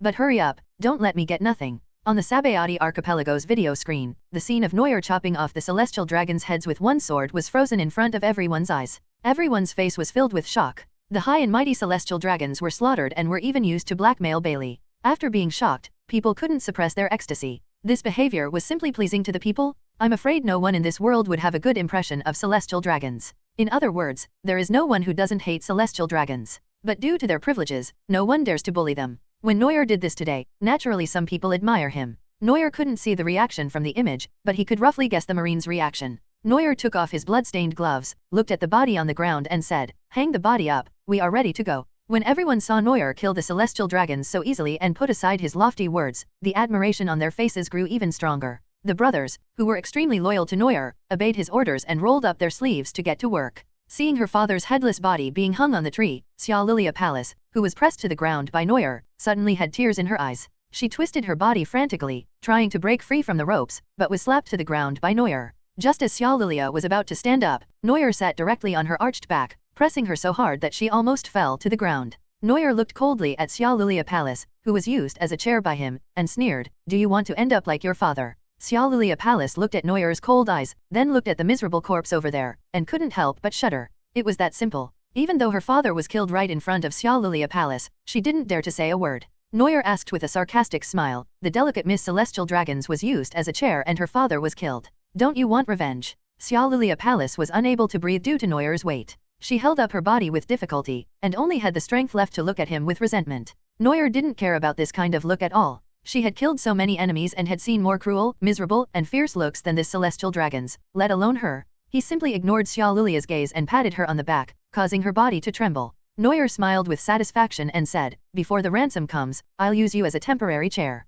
I don't mind the dirtiness." Xia Lilia Palace widened her eyes and shouted in panic, "No." Her resistance was futile, either with force or words. Killing one celestial dragon shocked all the celestial dragons, and finally made these so-called descendants of the creator shut their mouths and dare not speak anymore. After a quick repair, Noir left the island on the modified warship, but not long after leaving, several more fully armed warships arrived. It was still a familiar man. Kizaru, who was forced to work overtime for the nth time, went to the island to check unwillingly. Soon, he found the headless body hanging in the air from a tree on the island. Kizaru opened the Den Mushi cover on his wrist and reported to the headquarters, "We have arrived at the destination, but there is only the body of Saint Griswold left here." Den Mushi changed into the facial features of an old man. After hearing what Kizaru said, he gritted his teeth and said, "Damn Devilman, you knew we would follow you." Kizaru yawned slowly and said, "So, what should we do now?" Just as Kizaru was asking the question, his soldiers suddenly ran over with something and said, "Report to Admiral, a Den Mushi was found under the body of Saint Griswold." Kizaru took the Den Mushi, scratched his forehead with his index finger and said, "What is this for?" Then, as if the timing was perfect, the Den Mushi in his hand suddenly chirped, immediately alerting Sengoku who was communicating. "Borsalino, answer the phone and let me talk." Kizaru answered obediently, then picked up the Den Mushi and held the Den Mushi on his wrist towards the receiver. Noir's cheerful voice rang out from the new Den Mushi. "Fluffy, who are you?" Sengoku said very firmly, "Devilman Noir, I inform you in the name of Marine Marshal to return the Celestial Dragons immediately." Noir, who had already run thousands of miles away, sat on the boat, looking at the Den Mushi in surprise. Sengoku came after him personally? That guy's fighting ability should not be underestimated, but isn't he just an old otaku? A certain errand boy named Old Huang, with his eyes almost closed, held two Den Mushi sleepily, without any response to what the two said. But Noir was quite stubborn in the Den Mushi chat. Since it wasn't a real deal, he just said arrogantly, "I won't pay it back." "What can you do about it? You're so brave that you want me to die. Of course, it is best not to use violent garb." Sengoku was so angry that his round glasses almost fell off, and he suppressed his anger and said, "The Marine will not agree to your conditions, greedy pirates." Noir crossed his legs nonchalantly and said to the hysterical Sengoku, "I don't care whether you Marines agree or not." Sengoku choked at Noir's words, but soon figured out what they meant. Under normal circumstances, no matter what the situation is, the Marine and the government will not tolerate the pirates and will only call for fighting and killing. But there is only one exception, and that is when it comes to government dignity and celestial dragons. Back then, Doflamingo intercepted Tenjojin, threatening the interests of celestial dragons, and negotiated with the government to become Shishibukai. To put it bluntly, the Marines may be tough and will not compromise with the pirates at any cost, but the world government is different. With the world government as their superior, Sengoku and his men would never disregard the lives of the celestial dragons. Therefore, Sengoku must capture Noir as soon as possible, otherwise, the world government may negotiate with Noir at any time. Although Sengoku felt that the crime of slaughtering celestial dragons would not be tolerated even by a government accustomed to compromise, there is always a chance of failure. Sengoku felt even more worried, but he still said to Noir solemnly, "Don't let me catch you, Devilman." Noir picked his ears and said, "This title is really bad. Can you come up with an interesting name?" Sengoku laughed in anger and said, "You will not have any future titles." Noir was not panicking at all. He tapped his head and said, "I almost forgot. You must keep this den mushy. If you have made up your mind, contact me and I will give you the address in exchange for Bailey." Sengoku was about to say something, but Noir said, "Don't even think about using the signal to track me this time. My den mushy has blocked the signal." As soon as he finished speaking, Noir quickly hung up the phone without giving Sengoku a chance to say anything more. Sengoku closed his eyes tightly. He now felt that the pressure on him was as heavy as a mountain. One celestial dragon dies every day. If what Noir said is true, Sengoku didn't even dare to think about how the 5 elders would blame Marine over the phone. In order to find the escaped Noir, Sengoku has been frantically searching for his whereabouts these days, causing chaos in New World. But what Sengoku didn't expect was that the weird Noir had no intention of going to New World at all, because he already had a territory in the first half of the Grand Line. The forces in the New World are complicated and intricate, and the opponents who can take root in the New World are far beyond the reach of paradise. Noir backtracked and did not go to the Sabayati archipelago, returning to the Devil's Triangle again. The familiar purple mist made the surrounding environment dark, making the companions on the boat a little scared. Some children were even trembling with fear due to the gloomy environment around them, hiding in the corner and crying silently. But with Noir around, and everyone being very gentle, the panic didn't last long. After sailing on the sea for nearly a day, the ability of the Shadow Fruit was getting closer and closer to the zombies. At this time, Pufu hurried to Noir and said, "Sir, there is a light on the sea ahead." Noir thought of something and said happily, "It's my friend. Go tell everyone that we are in the safe zone." Pufu's expression relaxed and he nodded quickly and went out. Noir also jumped onto the mast expectantly, looking at the Black Sea in the distance. A streak of orange-red flame with a slightly white core illuminated a large area. Taking a deep breath, Noir shouted over there, "Ace, come and pick us up." The ball of fire froze for a moment, and then it rushed towards Noir and the others excitedly like a group of happy huskies. Newer. The Spade Pirates were driving the ship. Ace stood at the stern, his arms blazing with flames, turning into a human flamethrower, and roared excitedly.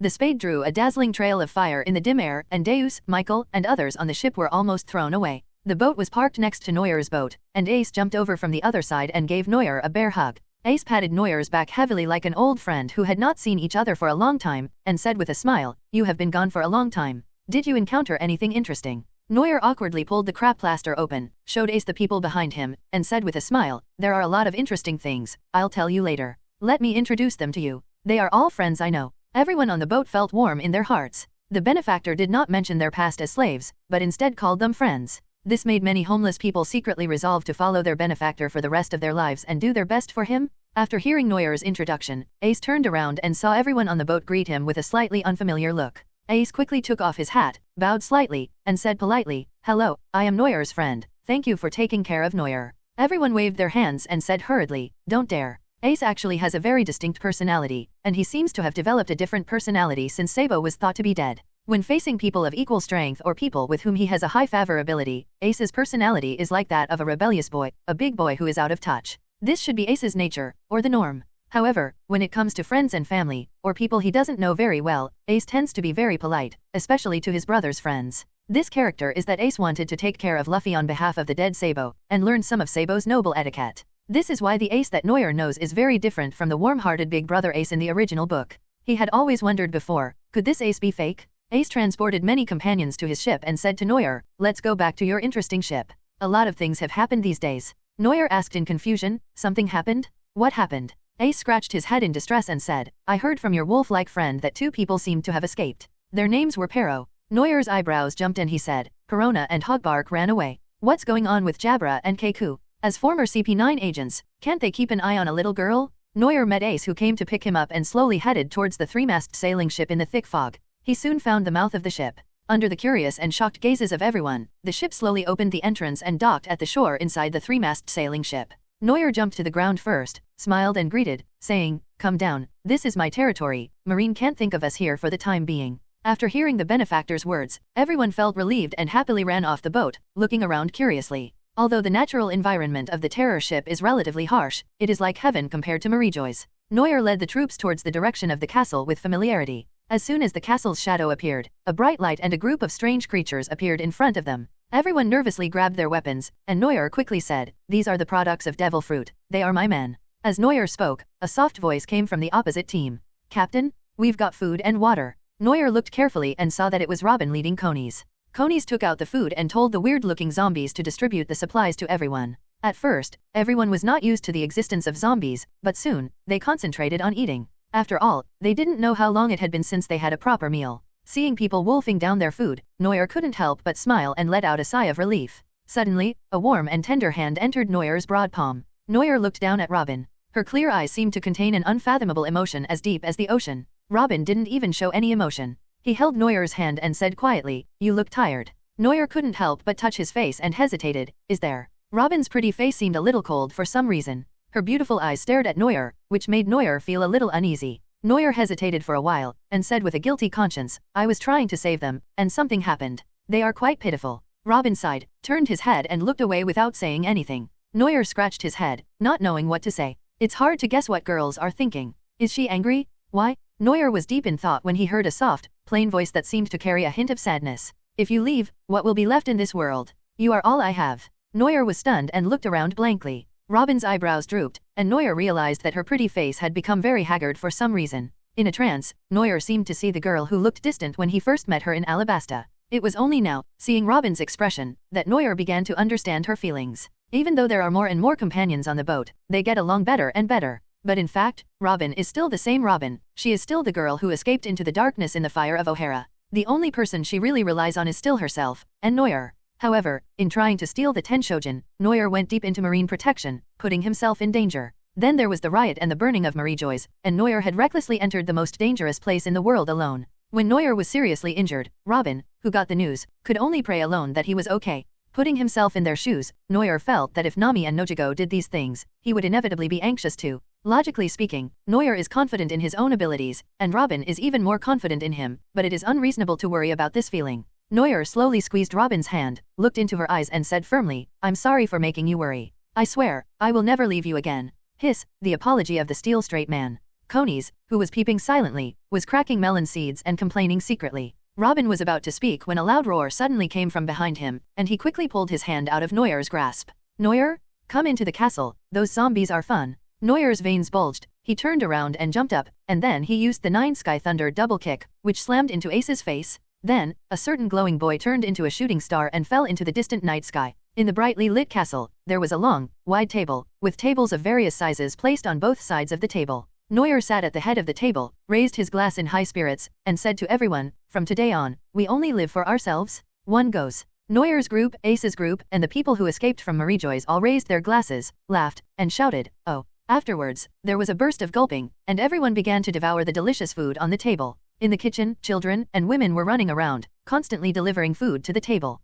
There was also a group of clumsy zombies helping them, which made many chefs disgusted. The people at the table took the dishes with a smile and gathered in groups of 3 or 5 to brag. Ace and his friends teased the clumsy zombies out of curiosity, and couldn't help laughing when they saw them dumping food on their heads. Everyone who escaped from Marie-Joy's happily shared their food with others and asked those who were busy to sit down. Enel and Weber started fighting again. In order to grab a huge plate of Sea King's cooked meat, they rolled up their sleeves and were ready to fight to the death. Jabra, Bluno, and others clapped their hands and sat in rows watching the excitement. Lucci held the knife and fork elegantly, enjoying his steak while looking down on these vulgar people. A while later, a plate of salad was thrown out by Weber and directly hit Lucci's face. The members of the original CP9 team cried out, "It's over." The dirty Lucci also lost his composure. He turned into a leopard and jumped into the battle with a roar, fighting with the duo who were snatching food with punches and kicks. In the girls' group, Conies and Khalifa had stars in their eyes, and the other rescued girls were chattering around Robin, whispering something. In the joyful environment, Neuer and Ace hugged each other, clinked glasses and chatted. When men chat, there are always a few topics that remain the same. Neuer said thoughtfully, "So, there's this marine chick named Iska who's been chasing you." Ace quickly shook his hands and said distressedly, "It's a literal pursuit. Although she can't beat us, it's very annoying." When there was no sound, Ace turned around and saw that Neuer's eyes were curved into crescents and he was looking at Ace with 8 trigrams. Ace ignored him in frustration. Neuer looked unfathomable and whispered in his ear, "So, do you like that girl?" Ace became even more excited, and said with a red face while stepping on the table, "How is this possible? I am a free pirates." Neuer acted like a military strategist and advised, "Love knows no status. As a man, you have to be brave, seize the opportunity, and don't leave any regrets." Ace gave him a strange look and said, "So, you are very brave." Neuer nodded decisively and confidently, and Ace immediately pointed to Robin who was not far away and looked at him teasingly. Silence is better than words at this moment. Neuer scratched his head awkwardly and said, the situation is a little different." Ace laughed and finally pulled him to talk business. "Sabo and the others have already arranged our share of the heavenly gold, and they are waiting for you to go and see it." Neuer was delighted. After the heavenly gold mission, he went to Marie Joy's temporarily, so Ace helped to take Neuer's share of the resources. Ace did a very good job this time and put a large number of golden resources into the castle. Neuer was too lazy to check how much he had harvested, as he had his men to do it anyway. Ace patted his head, pulled out a den mushi from his pocket, and said, "This is what Sabo gave you. He said that if you want to work together again in the future, just call him directly." Neuer took the den mushi and put it away, then smiled and said, "I see." After 3 rounds of drinks, the quiet horror ship became even quieter, and even the tireless zombies hid in the cemetery. There were people lying all over the floor at the banquet, all sleeping peacefully with snoring sounds coming one after another. Enel, Weber, and Lucci, all 3 of them were lying on the ground with bruised faces and noses. It was unclear whether they were asleep or knocked unconscious. Ace fell asleep with his arms around Neuer's feet, while Neuer fell into a sweet dream with his head resting on her beautiful legs. Robin's beautiful eyes were like water as she looked at Neuer who was sleeping soundly on her lap. She gently played with his black hair and stroked his cheek with her bare hands. Then, with a smile on her face, she slowly fell into a peaceful dream. "It has been a long time since I last saw such peace and quiet, and Neuer hasn't slept so soundly in a long time." Thriller bark, not scary tonight. At the edge of the sea in the Devil's Triangle, a light boat was being washed by the waves. A girl on the boat was directing a fat man to row the boat. These 2 people were Perona and Hogback, who had escaped and wandered around for several days before finally finding a way out of the sea. Hogback rowed the boat with great effort, and Perona urged anxiously, "Hurry up, Hogback, we're about to escape." Perona's face was filled with hatred, and he gritted his teeth and said, "Lord Moria was killed by that evil ghost. We must find a chance to take revenge." Hogback rowed the boat hard and hesitated, but even Moria-sama is no match for him. "With just us." Perona shouted to Hogback, "I know, you don't have to tell me." Just as the 2 were arguing, a clear sound of water waves sliding suddenly came from the front of the boat. Perona immediately became nervous. Could it be that the Devilman's men were chasing after him? Hogback raised his hand tremblingly, and Perona also summoned the ghost and prepared for battle. In the thick fog, a black cross was faintly visible. The man who uses a black knife as a paddle, with the background music of a stormy storm, makes another cool appearance. The golden pupils looked at Perona and the other person coldly, and asked calmly, "Who are you?" Hogback looked at the distinctive black cross blade, pointed at him and said in a trembling voice, the world's greatest swordsman, Hawkeye my hawk." Their former Moria had said that among Shishibukai, if we only considered the killing power, the man in front of them was enough to be the strongest? Perona whispered to Hogback, "I didn't expect that after coming out of the Devilman, I would run into another scary guy." The golden pupils of Eagle Eye, who had a well-developed hearing ability, lit up and asked, "Do you know Neuer?" Perona and Hogbark were stunned for a moment, then immediately reacted, and a clever idea suddenly popped up in Perona's mind. Perona said urgently, "That's right, Master Hawkeye, that demon man is on Master Moria's ship, clamoring to teach you a lesson." Hawkeye looked at her speechlessly. "Challenge yourself on board Moria? You are such a bad liar, or do you think Eagle Eyes is an idiot? And isn't this woman Moria's subordinate? How did she become like this?" Early in the morning, a distinguished guest arrived on the horror ship. Neuer walked out of the room sleepily, and suddenly became alert when he saw the man standing in front of him. "Eagle Smash, why are you here?" Neuer said in surprise. "My hawk almost couldn't help but stab him. I was just passing by, but when I heard you were here, I came to see you." My hawk's golden eyes swept over Neuer. Except for Robin, whom he had seen before, all the others were new faces. "It seems that you have developed your own power." Neuer smiled proudly. He met Hawkeye before going to Sky Island, and at that time, only Robin was with him. My hawk suddenly pointed behind him and said, "I met 2 people on the road. They said they escaped from you." Neuer tilted his head and laughed when he saw it. "Isn't this Perona and Hobgubuk?" According to Jabra's report, the 2 men ran away at that time just out of playfulness. After all, Neuer's order at the time was to put them under house arrest, and Jabra and his team couldn't enforce it so strictly. But unexpectedly, these 2 people were caught by my hawk. Perona spat and cursed, "You are all in cahoots with each other? You are not good people." Hogback quickly held him back to stop her from getting carried away. Neuer alone is difficult enough to deal with, let alone Hawkeye. Neuer looked at her and smiled. "You want to avenge Moria? Do you think you can do it?" Perona's eyes were red, and she looked at Neuer fiercely, unable to say anything. The gap in strength is like a chasm. Perona is not one of those people from the worst generation who has been practicing for a long time and will never be able to catch up with Neuer in his lifetime. Mihawk heard something and frowned. You killed Moria. Neuer nodded and said, kill him, and his territory will be freed up. Mihawk nodded thoughtfully and said, no wonder. I heard before that the Marine side is looking for a Shishibukai candidate. Neuer asked curiously, you found a replacement so quickly? Who is it? Mihawk said calmly, there are two, one is the Fire Fist Ace, and the other one. Seeing Mihawk looking at him, Neuer asked in surprise, me. Mihawk chuckled and said, but now it's enough. It was you and Fire Fist who robbed the Sky Gold, right? Neuer was stunned for a moment and said, you know all this. I can't hide it. Mihawk said, you have done something big together. I'm afraid you won't be considered. Neuer laughed jokingly and said, that's not necessarily true. I have done another big thing that can force them to reconsider it. Hawkeye looked at him in confusion and said nothing. Neuer was somewhat surprised and asked, you don't know about Marie-Joy's. Mihawk shook his head. What is it? Such a big thing as the burning of Marie-Joy's was not leaked. That's impossible. Even if the freed slaves were not taken away by me like the time with Tiger, there were still so many people present that day. Neuer briefly recounted what he had done to Mihawk. After listening, Mihawk said calmly, it is normal for the government to cover up this matter. After all, if Marie-Joy's is burned again, it will give the world an image of being easy to bully. Even the World Economic Journal would not dare to publish such a thing. But when your bounty increases in the future, it will surely not be hidden from those people with a keen sense of smell on the sea. After all, the Sabayati archipelago is a mixed bag, and even the government can't completely solve it. Neuer scratched his head and said, I thought I would become famous after this job. Mihawk and Neuer entered the castle and saw the wine cabinet at a glance. They took 2 bottles of red wine naturally and said, you are already famous enough. At least in Shishibukai, except for me who is alone, everyone else should know something about the situation. After waking up from their dream, people cleaned up the house and brought out good wine and food to entertain Mihawk. Mihawk picked up the wine glass elegantly and took a few sips. Neuer was a little dumbfounded. Drinking alcohol early in the morning always makes me feel a little. Mihawk looked at Neuer and asked, so, you want to treat this place as your own territory? Neuer shook his head and said distressedly, it can only be regarded as a temporary base. I want to find an island in the new world to be the base. Mihawk glanced at him and said, it seems like you have a target. Neuer nodded and said, I'm looking for a place called the Kingdom of Nuthem. Mihawk was stunned and said, D surname big country, Neuer Temu. Neuer was also confused for a moment, and quickly asked, do you know this place? Mihawk seemed to be lost in distant memories and said, when I was practicing swordsmanship in the sea, I saw something related to Nutrum. Neuer was delighted, Yingzo was really a treasure boy? The last time I met Mihawk, he gave me a permanent pointer and let me go to Sky Island. This time Mihawk came to see him and brought him good news again. Neuer asked hurriedly, what did you find? Mihawk shook his head and said, it's a stone wall with words carved on it, which records some of Nuthem's history. It is said that the kingdom of Nuthem was founded by a man named D.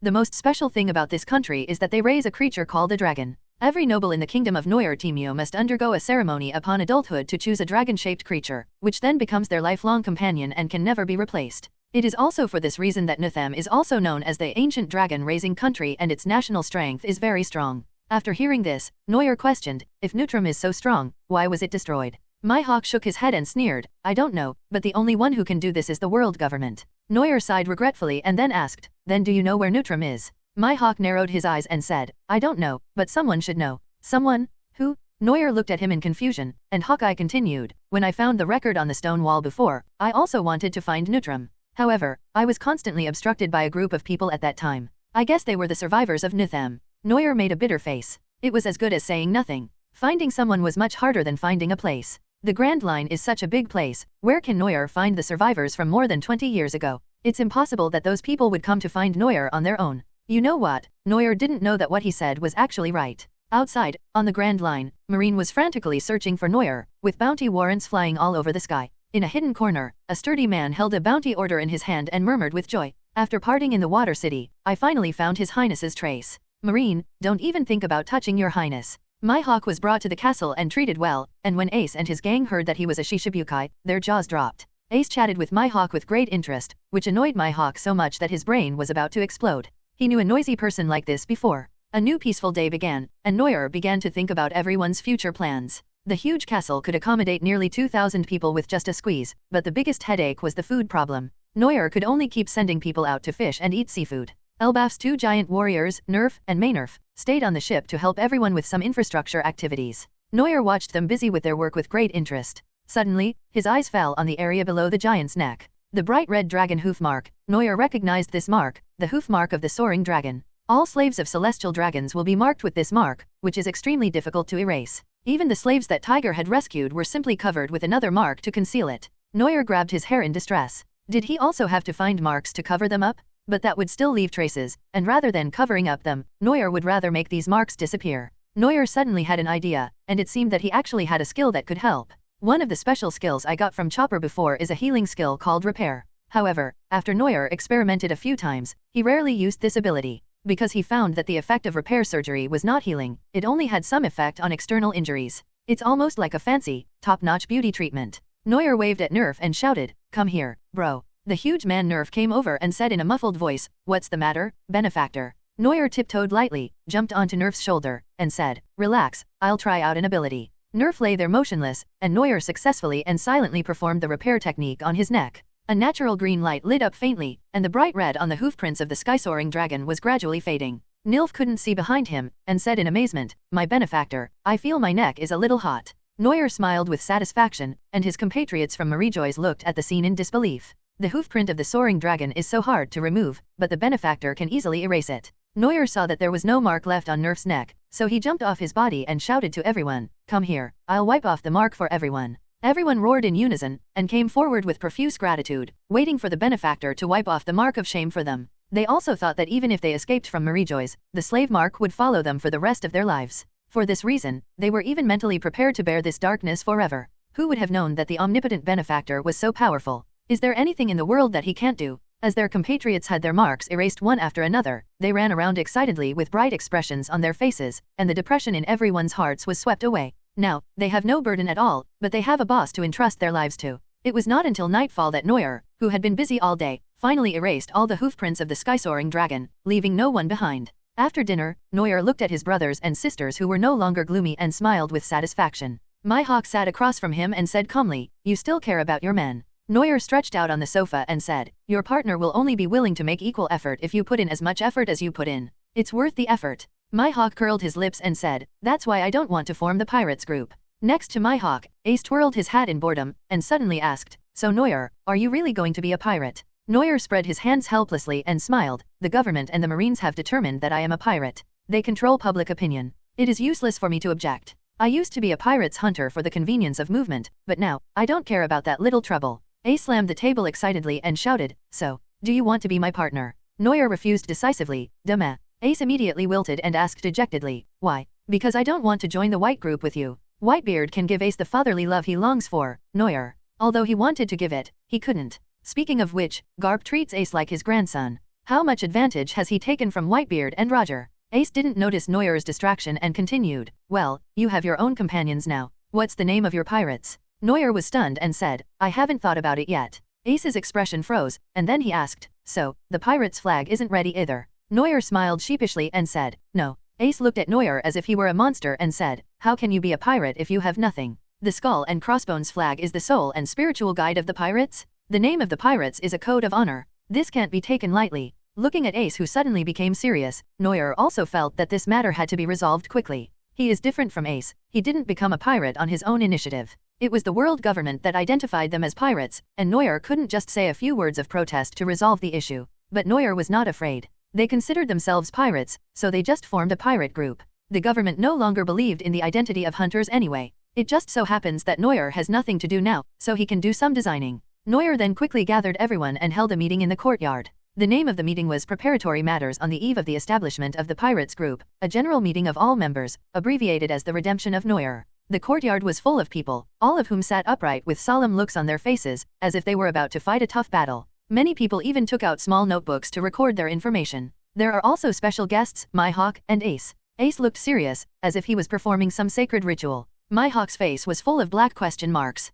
Are they children? Why did they include himself? Neuer stood at the highest point, coughed softly, and said with a loudspeaker, "The first item on the meeting is to determine the number of pirates." As soon as the words came out, the audience below started chattering and discussing like crazy. Mihawk was dumbfounded. Is this how you all support your captain? And the one called Ace, why are you so excited? People who don't know would think that such a fierce meeting was held to overthrow the world. Although Neuer rescued many people from Marie-Joy's, only a few of them were able to join the pirates. They have seen the interweaving of blood and evil and all kinds of cruelty. Now, most people just want to be ordinary people and live a peaceful life. Neuer certainly won't force them to do something they don't like. Everyone has their own aspirations in life. After a very simple statistics, many people were screened out at once. Young children cannot join, and most weak women do not want to join. Some have families of their own and want to go back, so Neuer will have to arrange to help them find their families in the future. So after much selection, only about 500 people have joined. But this is not bad. Neuer is very satisfied. There is always strength in numbers.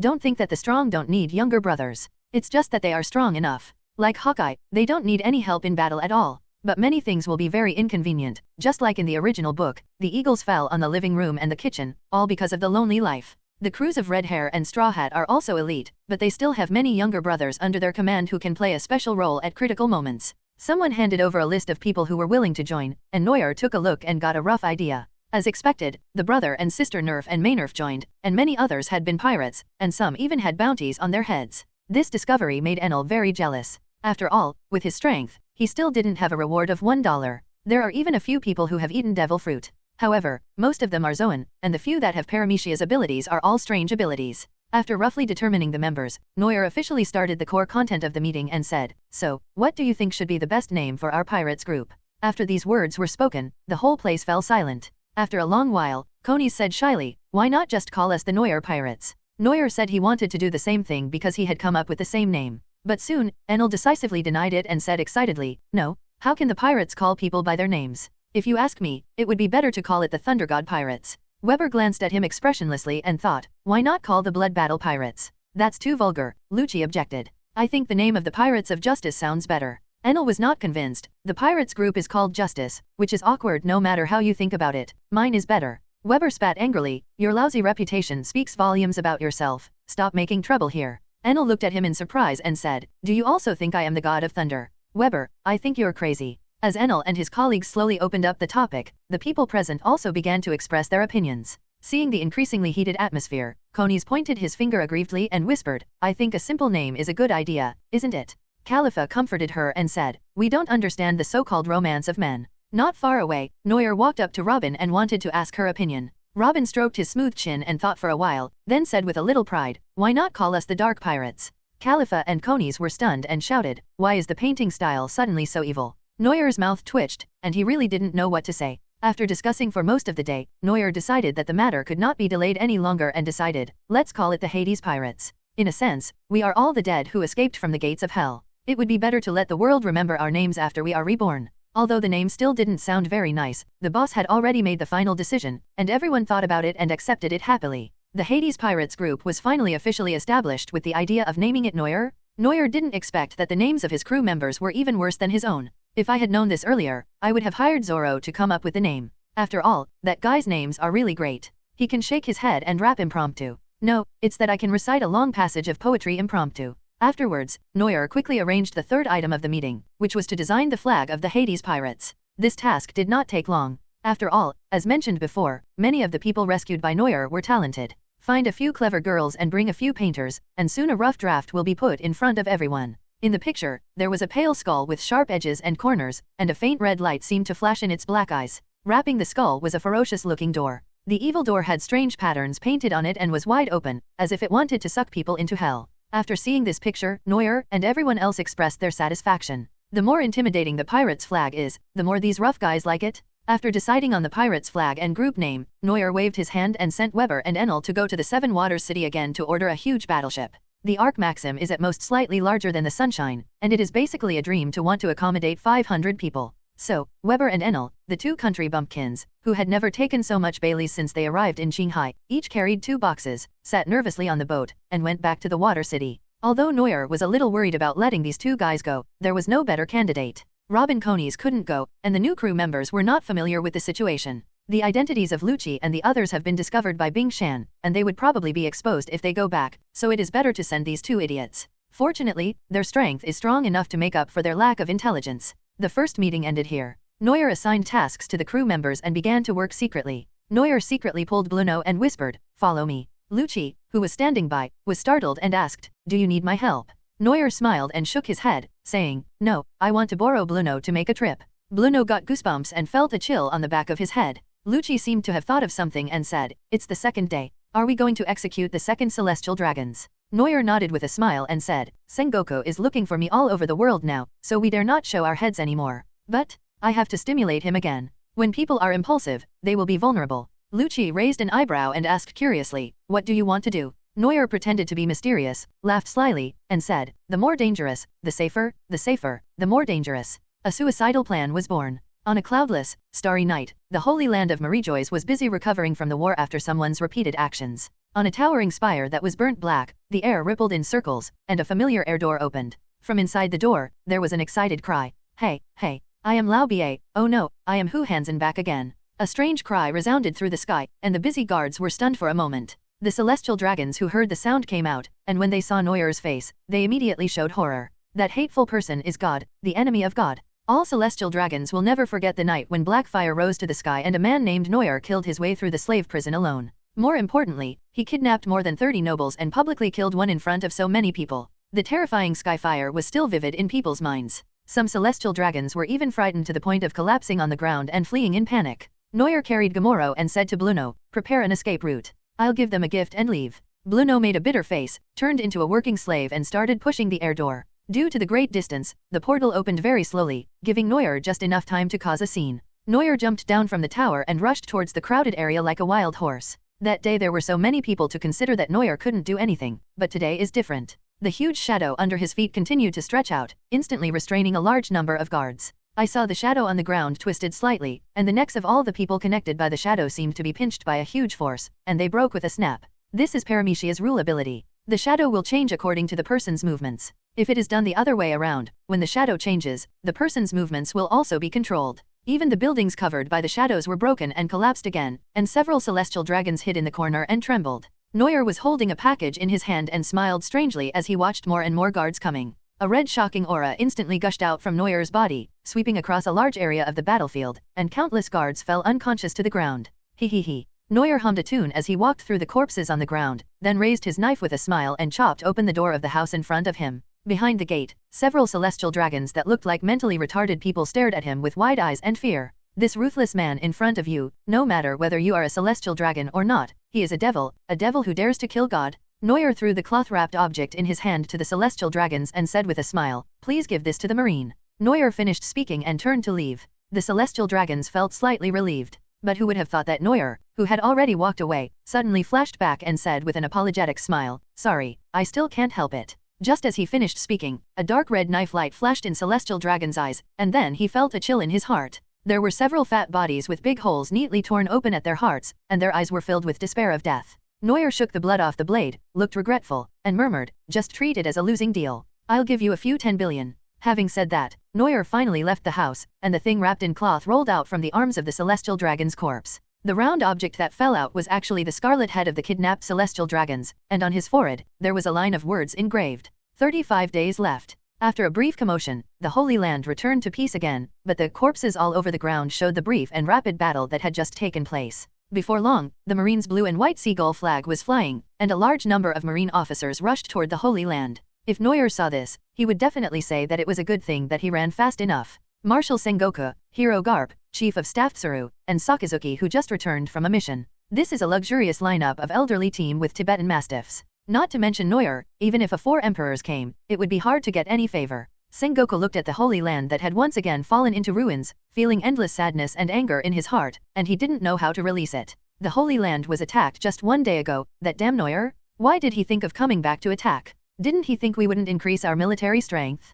Why does he dare? This is like gambler's behavior, Devilman. I must kill you? Sakazuki picked up a human head from the collapsed house and looked at it expressionlessly. When Garp saw it, he silently read the words engraved on it and said, 35 days left. Vice Admiral he looked at the corpses on the ground and sighed, these should also be celestial dragons. Sengoku was wearing round-framed glasses, but the murderous intent in his eyes could no longer be concealed, and he erupted with a surge of energy. Neuer? Damn it. Looking at the furious Sengoku, Tsuru couldn't help but say, he has a user of the gate-to-gate fruit under his command. We can't be so passive anymore. Sengoku looked at her, suppressed his anger and said, what do you think? Vice Admiral He's eyes were bright and he said calmly, Moria was most likely killed by Neuer. We have already deduced this. And Neuer should be in Moria's territory now. Sengoku was stunned and said, you mean, he didn't go to the New World, but went back to Moria's territory? Vice Admiral Crane nodded and said, judging from this behavior, the demon man always likes to do the opposite of what is recommended, so. Sengoku thought about it, and the more he thought about it, the more likely it seemed.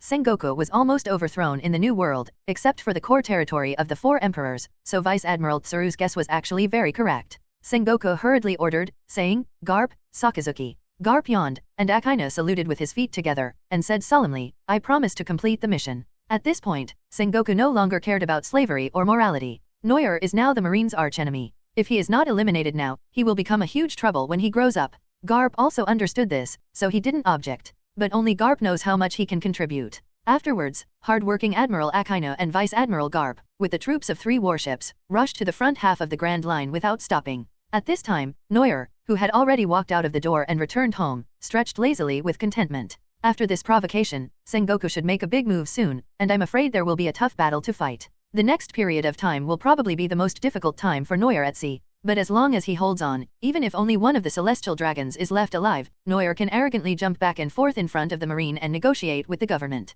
The world government will not ignore the celestial dragons. Noir has already planted a seed in the hearts of those celestial dragons who think they are safe. You are not a god, you are just lucky that you didn't die in Noir's hands. If Marine ignored the safety of the celestial dragons in his hands and forcibly attacked Noir, he would probably arouse suspicion and resistance from all celestial dragons. Therefore, there is not much time left for Marine. Noir brought Bluno back to the thriller bark, and Weber and the other man, who had been sent out by him to buy a boat, also sent back news. According to Mayor Iceberg, the huge ship that can accommodate 500 people, which is not a big pirates group on the Grand Line, but not a small one either, will take a long time. After all, Krieg, the overlord of East Blue, claimed to have 5,000 subordinates and 50 ships when he appeared in the original novel. He could run rampant for a while after entering the Grand Line. Unfortunately, just as he entered the route, he was hit and smashed to pieces by an ill-tempered eagle, and then he was beaten to pieces by Luffy again when he returned to East Blue. What a sad story. Iceberg suggested to Noir that if the pirates wanted to expand in the future, they could just buy 2 ships to accommodate more people.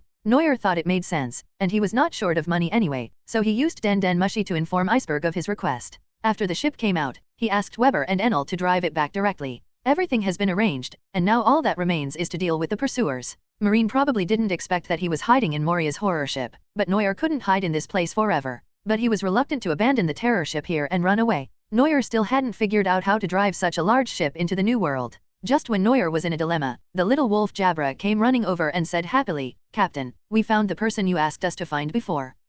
Noir was delighted. Did he find Brook? The yellow spring fruit that brings the dead back to life must be obtained. Noir said quickly, "Take me to see him." Jabra nodded and led Noir into the location of the Hogbark Research Institute. After entering the laboratory, Noir saw the living skeleton at a glance. Brook's soul returned from the dead, but only bones remained of his body, and he looked like a ghost now. Although Brook is a skeleton, he still has a black afro with a small hat on top of it, and his hand bones are holding a purple cane. "Yo ho ho, hello, the new owner of Thriller Bark." Brook spoke in a strange tone, sounding a little uneasy. Moria, the former owner of the terror ship, stole his shadow and stuffed it into Longma's body, which made Brook completely unable to see the light of day. In order to get his shadow back, Brook fought with Longma, but was defeated in the end and continued to drift in this dark sea. Until today, when the drifting Brook was found by a group of strange people and brought back to the terror ship, he learned that the shadow fruit and the terror ship had changed hands. Noir looked at Brook as if he were looking at a rare treasure, and smiled kindly, "Are you here to get your shadow back?" Brook nodded, his dark eye sockets showing no expression, and he said with a trembling voice, "Yes." Noir snapped his fingers lightly, and the corpse of Longma lying on the recliner in the laboratory trembled slightly. The shadow under him flowed onto his hands like liquid and turned into the shape of a skull. "Of course, here you go." Brook said in disbelief, "It's that simple, give my shadow back to me." Brook originally thought that it would not be easy to get shadow back, but he didn't expect Noir to not put forward any conditions. However, Noir treated him well, and Brook would not let him down. He took off his hat and said solemnly, "I am very grateful that you are willing to return my shadow to me." Noir didn't care what he said next because a series of sounds had already sounded through the system. This time there were a lot of system prompts, which made Noir a little confused. Meet an important character in the plot. Rewards have been issued, Yellow Spring River, Universal Copy Card *1. After years of accumulation, the quality of the host's innate talent has improved, and the alien's talent has become that of the alien king. Host's strength has reached the first stage goal set by the system and will be upgraded soon. It will take 30 days, and the system replication function will be unavailable during this period. The system breaks through again? It took Noir a long time to realize that the system had been upgraded just when he entered the Grand Line, and now it was about to enter the new world, and it broke through again. This time it took even longer, a whole month. And it says that Noir's strength has reached the target set by the system. What does this mean? Noir couldn't help but wonder why the system existed and why it helped him become stronger. There was a time in the past when Noir was worried about this matter for a long time, fearing that the system's gift might be a conspiracy. After all, in Neuer's opinion, the only person who can create such a powerful system is probably God. But now he can't resist, so Neuer just accepts it in a relaxed manner. Therefore, on ordinary days, Neuer often forced himself to forget these speculations, but today a passage from the system made Neuer fall into deep thought again. I don't know when it started, but Neuer always has an inexplicable feeling. It seems like there is always a voice telling me that the system has no malicious intent. Neuer even felt that the system was very close to him, like an old friend. After thinking for a long time without any clue, the heartless Neuer had to give up this idea for the time being. Let's first look at the other rewards given by the system. Neuer extended his consciousness into the dusty system panel and looked at his innate talent, the alien, who had changed a lot. Other overlord, red quality, cannot be removed, retains all the characteristics of the alien, and recruits after defeating the opponent, with a 20% higher success rate. When the opposite S**X's favorability towards the host is not negative, the longer they spend together, the faster their favorability will increase, and their obedience will increase, and it will not decline. After the relationship is confirmed, the other party's loyalty will be permanently full, and their charm will not decline. Why does this talent feel like it's evolving in a bad direction? Neuer scratched his head. The strength of the overlord of another world compared to the alien is more about the influence he has on others. As long as they are defeated, recruiting subordinates will not be a problem, and the ability to attract the opposite S**X will be even better. This seems like a talent for starting a harem. Neuer didn't know what expression to make, as he and Robin still hadn't made any progress at all. Could it be that the system couldn't stand it anymore and couldn't help but upgrade it? Neuer, a straight man, expressed his disdain. Does a handsome guy like himself need any talent bonus? Do you know that a piece of iron can be ground into a needle? Do you know that slow work produces fine work? Neuer just doesn't want to show off his huge charm, otherwise, he would have galloped away long ago. After speaking righteously in his heart for a long time, Neuer reluctantly moved away from the alien overlord and continued to look at another reward from the system. Yellow Spring River, this name is very grand. When Neuer saw the function of this ability, he couldn't help but be overjoyed. I was wondering how to bring the terror ship to the new world, now this solution has come. The reward of Yellow Springs River is more like a small world than an ability. Neuer commanded the Hades pirates and drove the thriller bark in the designated direction. Then Neuer led everyone to the bow and they all looked up at the sea in front of them. Lucci was a little surprised and asked, "Why did you bring us here?" Neuer smiled faintly and said, "Let me show you my new ability." Neuer stretched out a hand, pressed it in the air, and said, "Everyone, let's go to Huangquan and take a look." As the voice fell, a huge Uzumaki suddenly appeared in the air in front of Neuer, and a large black fog appeared on the sea. This black fog was even more bizarre than the fog in the Devil's Delta. It slowly spread and swallowed the entire ship. From an outsider's perspective, a ship as big as an island disappeared completely as if it had been swallowed by black fog. The people of the Hades pirates were a little panicked. Lucci looked at the surrounding environment with a serious expression and said, "What is going on?" Robin quickly discovered something unusual and pointed at the sea surface and asked, "What has the sea water become?" The azure sea surface had turned into a strange dark yellow color at some point, and it did not appear turbid at all. Instead, it looked pure, with even a few dots of light dotted on it. Everyone looked at the sea in horror. Brooke, who was dragged to watch the show, suddenly behaved strangely. A green ghost emerged from his body. This almost scared everyone to death. Brooke's soul looked at himself in surprise and said, "How come I became a soul again?" Neuer looked at Brooke's soul and murmured thoughtfully, as if he had entered a special state, and whispered, "The undead who have escaped the curse of death by relying on my demonic might will never be able to enter the underworld." Robin felt a chill in his heart, and suddenly looked at Neuer and asked softly, "Are you okay?" Neuer woke up from that state, scratched his head and said, "I don't know why, I just felt like writing." Robin looked at him with some concern. The feeling just now was still the familiar him, but he always felt a little vicissitudes. Thriller bark drove steadily into the Yellow Spring Sea, which seemed to be an endless sea. We couldn't see anything for a long time. Occasionally, there were some bright red bloody lights flashing on the sea surface, which seemed to be a few clusters of drifting flowers. Neuer was a little confused. Is this the Yellow Spring River? The system introduces this skill. Neuer will have a special small world with him, and can open the passage to the Yellow Spring Sea at will. The things inside have strange abilities. But, there is nothing but sea, and no wool has been found. Moreover, if this place is really the underworld, there must be some other buildings, right? Those guys in charge of the underworld aren't at work? Forget it, let's go back. Neuer shook his head in disappointment and gave orders to everyone behind him. No response. Neuer quickly turned around and saw that everyone on the boat was gone. What the hell? Neuer quickly used his observation haki to check. In this sea, his perception was even stronger and he quickly found everyone. In his perception, everyone, including Brooke who had turned into a ghost, seemed to be possessed by evil spirits. They had empty eyes and walked in one direction with steady steps. Yes, they walked. They were actually walking on the sea. A large group of people were like driven zombies, stepping on the Yellow Spring water with expressionless faces, and there was not even a ripple on the surface of the water. Neuer became anxious and ran towards them. Yellow Spring water can be used to float on water. Is this true? Neuer jumped down with doubt, and then, plop, a cute 200-pound little fat boy splashed a huge splash of water and sank directly to the bottom of the sea. Neuer had a fed up look on his face and was holding his breath like crazy. Is this reasonable? They can all stand on the sea, why can't I? Neuer struggled to swing his limbs and swam towards the crowd. After swimming for most of the day, Neuer discovered another strange phenomenon. In the yellow spring water, he seemed to be able to breathe, and the pressure and buoyancy of seawater seemed to be non-existent. Neuer's rise and fall in the sea seemed to be controlled by his own consciousness. After a long time, Neuer finally caught up with the group of people who were walking very fast. He stopped them and shouted, "Ah, ho, Lucci, wake up. Are you drawing a face on me? Jabra? If you don't say anything I'll chop your DK off. Robin, speak up and lift your skirt." After shouting for a long time, these people didn't even show any expression and still persisted in walking in that direction. Neuer felt helpless and wondered, what about knocking everyone out and taking them back? There are too many people. Just when Neuer was having a headache, the situation ahead changed a little.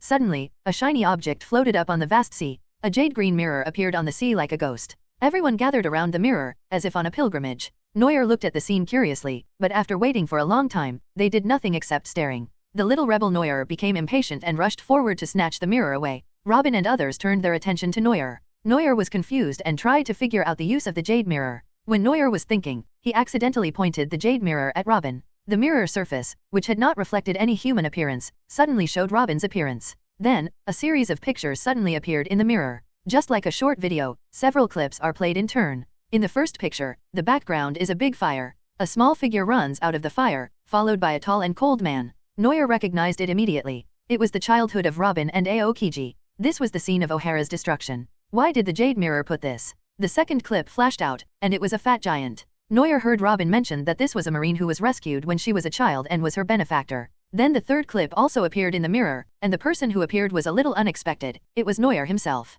The scene in the mirror was when Neuer and Robin were on the boat. That was the first time Neuer tried to test Robin's hidden thoughts, and also the first time he tried to recruit Robin. Afterwards, several scenes were played in turn, including Robin's past struggles in the dark world and his interactions with Neuer. Most of the time, there were scenes that Neuer had never even seen before. For example, Neuer stared at the mirror in amazement. In the video, Robin actually had a wedding with Neuer? However, the style of this wedding is really weird, with waiters in ghost costumes and little zombies with crooked noses and squinting eyes helping to serve everyone. The whole scene is full of dark style. The guest seats below were occupied by people Neuer was familiar with, including Delo, Weber, Khalifa, Konies and others. Robin was wearing a black wedding dress, smiling brightly, and seemed very satisfied with the wedding arrangement. Even through the screen, Neuer could feel Robin's strange aesthetic style. Neuer's expression now looks very much like an emoticon. Subway, mobile phone, old people. Of course it's fine if Robin marries herself, but will her mother-in-law agree with the wedding being decorated like this? Belmir shocked people for 100 years.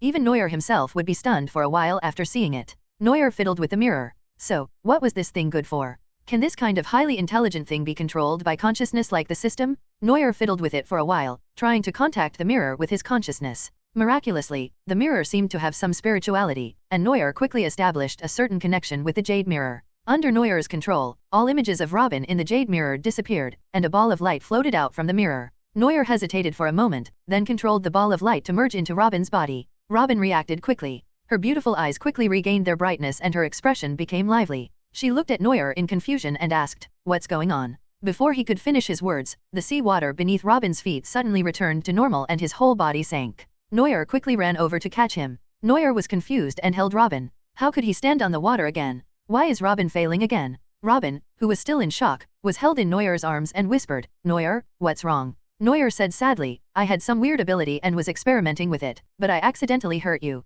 By the way, have you lost your memory? You were like lost souls just now." Just now. Robin looked a little dazed, and began to recall what happened before, saying, "You took us into a strange sea area before, and then I found that the color of the water was a little strange, and I was unconsciously fascinated by it. Then, I saw on the sea." Robin's expression changed from contemplation at the beginning, to sadness later, and finally to subtlety. Neuer looked curious, looked at Robin who was blushing and asked, "What did you see?" Robin turned away like an ostrich, putting his little head towards Neuer's chest, not daring to look at him. "Nothing." Neuer blinked. It seemed that the scene in the mirror was what Robin saw in the underworld. Neuer did not waste any time and used the hand speed he had acquired from being single for many years to wave the jade mirror at everyone, causing balls of light to return to everyone. Then, there was a series of sounds of people falling into the water. Neuer freed his hands and activated the power of frozen fruit, creating an ice ground to catch the girls. As for the brothers, "Ah, the splashes are so beautiful today." Robin said a little worriedly, there are many people with special abilities among them, will anything happen to them? Neuer said nonchalantly, it's okay.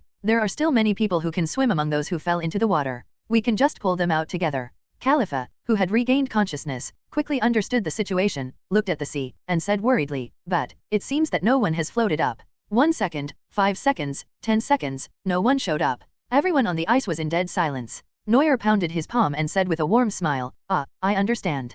Grass. An angry Neuer jumped into the water again, quickly pulled everyone out and put them on the ice. What is the principle behind Huang Zichuan's dog ability? The crowd hadn't figured out the situation yet, and everyone looked a little confused. Afterwards, under the leadership of Neuer, they first took people back to the terrifying three-mast ship. After returning to the ship, Neuer began to sort out the information about the Yellow Spring River through everyone's words. After his investigation, he basically summarized some information about this world. First of all, when people look at the Yellow Spring water, they will see many of their past events on the water, most of which are sad and painful. But soon, the Yellow Spring water will fabricate the most beautiful things that everyone believes in their hearts. This real fiction will lead everyone to ruin step by step and turn them into puppets. The person who sinks will become an empty shell, standing in the water without falling. After regaining consciousness, he will fall straight to the bottom of the sea, regardless of whether he is a person with special abilities or not. The most important point is that none of these situations will happen to Neuer. This world seems to be influenced by Neuer's subconscious. At first Neuer didn't believe he could float on the water, but then he fell into the water with a splash.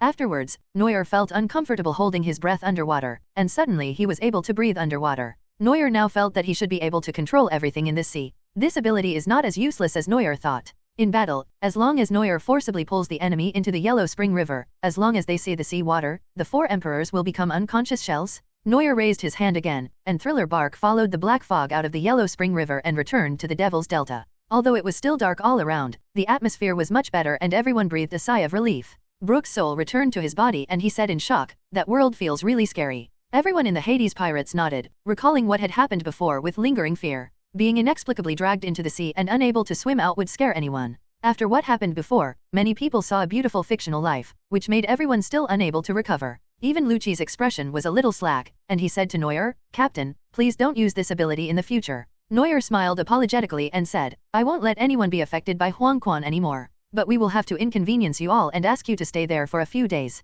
We will let you out after our Hades Pirates group escapes to a safe place. Although everyone was somewhat reluctant, this was the order from the captain, and they had to accept it even if it was forced. Besides, they already have experience, so they just need to avoid looking at the Yellow Spring water. Neuer spent some time calming everyone's unstable mood. After all, the illusion woven by the Yellow Spring water was indeed very lethal. Even Robin, who is usually steady, was a little moved. She kept sitting in a corner and drawing circles. We didn't know what she was thinking. In the shadows, Robin sighed. The wedding was pretty good, what a pity. Neuer took the mirror from the Yellow Springs and played with it as if it were a treasure. This mirror is equivalent to a small passage connecting to the underworld. As long as the terror ship goes into the sea to meet it, it will be equivalent to a storage treasure. The system space can only temporarily store system rewards and cannot store anything else. Neuer and some gods have long been dissatisfied with this, and now there is finally something with similar functions. While the Hades pirates were tinkering with the underworld, they had no idea that a large-scale marine fleet was attacking from the outer layer of the Devil's Triangle. Vice Admiral Garp and Admiral Akaino are coming aggressively. After a short break, the next day, Neuer sent Thriller Bark to the grave again. Enel and Weber also returned with 2 huge ships. The entire Hades pirates group boarded the ships. Including the golden ship Maxim, 3 ships officially set out to sea. Ace's Ace of Spades also followed Neuer and his crew and headed for New World, while Mihawk continued to ride on the boat. The skeleton man Brook, Neuer invited him to join his pirates group, but he declined. The reason was that Brook wanted to go back and see how the whale Laboon was doing. Neuer is not like Luffy, whose dream is to become the king of pirates and travel around the world so that he can see Laboon again. So Brook is unwilling to join and chooses to go alone. Neuer didn't care. Brook's Yomiuri fruit had been copied before the system was shut down. It was just that there was no replacement talent for the time being, so he put it in the illustrated book first. It's not that Neuer doesn't want to find members of the Straw Hat Pirates as companions, but Neuer doesn't really need combat power of Brook's level right now. Now Neuer is not very obsessed with winning over subordinates, as he already has quite a few experts under his command. The grassroots combat force includes members of the Hades Pirates, whose combat effectiveness and loyalty are not inferior to any pirates group in the New World. The high-end combat forces include Enel Weber Lucci and others, who can also be considered combat-type cotters. What Neuer lacks most now is the world's top combat power. Otherwise, if the Marine sends a Marine Admiral, it will be enough to make Neuer suffer. If they send another one, even if it is at the Shishibukai level, Enel and the others will not be able to deal with it. Neuer more or less understood Brook's strength. Although it was good, it was not strong enough. The person Neuer really wants to win over is me, Brother Eagle. Oh, and Lao She is also possible. The golden ship led the way and rushed out of the fog. The sea in front of them suddenly became clear. Robin stared at the direction with the pointer, and Neuer was pestering Hawkeye again. Hawkeye, don't you want to join my pirates? Neuer advised earnestly, trying to trick Hawkeye into coming over. My hawk, like an elegant nobleman, basking in the sun and holding up a wine glass, said, no. However, it is still exciting to join a group occasionally. Neuer was about to persuade him again, but my hawk interrupted him and said, however, if you really want to rebuild and occupy Nutham, I can consider moving there. Neuer's eyes lit up. Moving? Isn't this just joining your own pirates group in disguise? Ying's little trick was very successful, and someone was able to provide free accommodation and excellent treatment. The key is that there is someone around you who can be used to practice sword skills at any time, and it is up to you whether to put in enough effort or not. My hawk agreed to Neuer's request because he saw that Neuer had enough strength and sincerity. It's a great profit. Neuer and Hawkeye each felt that they had made a profit and reached a contract with each other. Neuer became even more curious about the news about Nutram. It's time to carve out some territory and have a kingdom of your own, so that those brothers and sisters who were rescued from Marijois can also live and work in peace and contentment. Why not do it? At this moment, several loud noises suddenly came from the sea in the distance. Enel, who could sense things from a very long distance, was the first to notice something was wrong. His body turned into blue light and leaped into the air, while his golden stick swept forward, creating a large number of explosives. I saw black shells being blown to pieces by Enel in the air, and the enemies in the distance also revealed their appearance. Neuer looked a little surprised and said, you found our location so quickly, you are worthy of being Sengoku. The members of the Hades pirates raised their weapons with high morale and shouted excitedly. This is their first battle after following their benefactor and joining the underworld pirates. They cannot lose face no matter what. The huge marine fleet slowly approached, and Neuer saw the familiar figure on the leading ship in front of the fleet. Old man. Ace covered his face with a headache. Why is it him again? Next to Garp, Neuer also saw another marine admiral, Akainu Sixki. He had met Aokiji and Kizaru Neuer before, and this last admiral also appeared in front of him today, giving him a very different feeling. Akainu's physique is much stronger than the other two, giving people a solemn temperament. To be honest, Neuer himself feels that among the marine admirals, Akainu is the most suitable one for this position. He has a sense of superiors and subordinates and follows orders to carry out tasks. Although his methods are often cruel and violent, he is also a model worker in the marine. But compared to Aokiji, he is less human. Akainu would even sacrifice people who seemed insignificant to him for the final goal of the mission. This was his inherent indifference and his firmness in his duty. This is different from Aokiji, who is firm in his beliefs but wavering in his stance, and this also makes him much more dangerous than Aokiji. Marine Admiral and Marine Hero, Sengoku really thinks highly of me, Neuer said jokingly. On the boat next to him, Ace put his hands on the awning, looked into the distance and laughed excitedly. There are so many Marines? I'll deal with that guy. After saying that, Ace jumped directly into the sea and onto a small boat. Ace's feet were seen surging with flames, and the specially made boat was also emitting engine flames from behind, rushing out on the sea with the people inside. Garp looked at Ace who was rushing towards him angrily, frowned and shouted, Ace, you are causing trouble for me again. Ace grinned and put his right fist behind him to continuously accumulate flames, then suddenly punched out. Fire fist. The orange-red flaming fist, dotted with a little white light, rushed towards the marine warship with great power. Oh no, it's pirates pour gas de Ace. Get out of the way, that's his fire fist. Just when the Marines were at a loss in the face of the overwhelming fire fists, a tall figure stood out.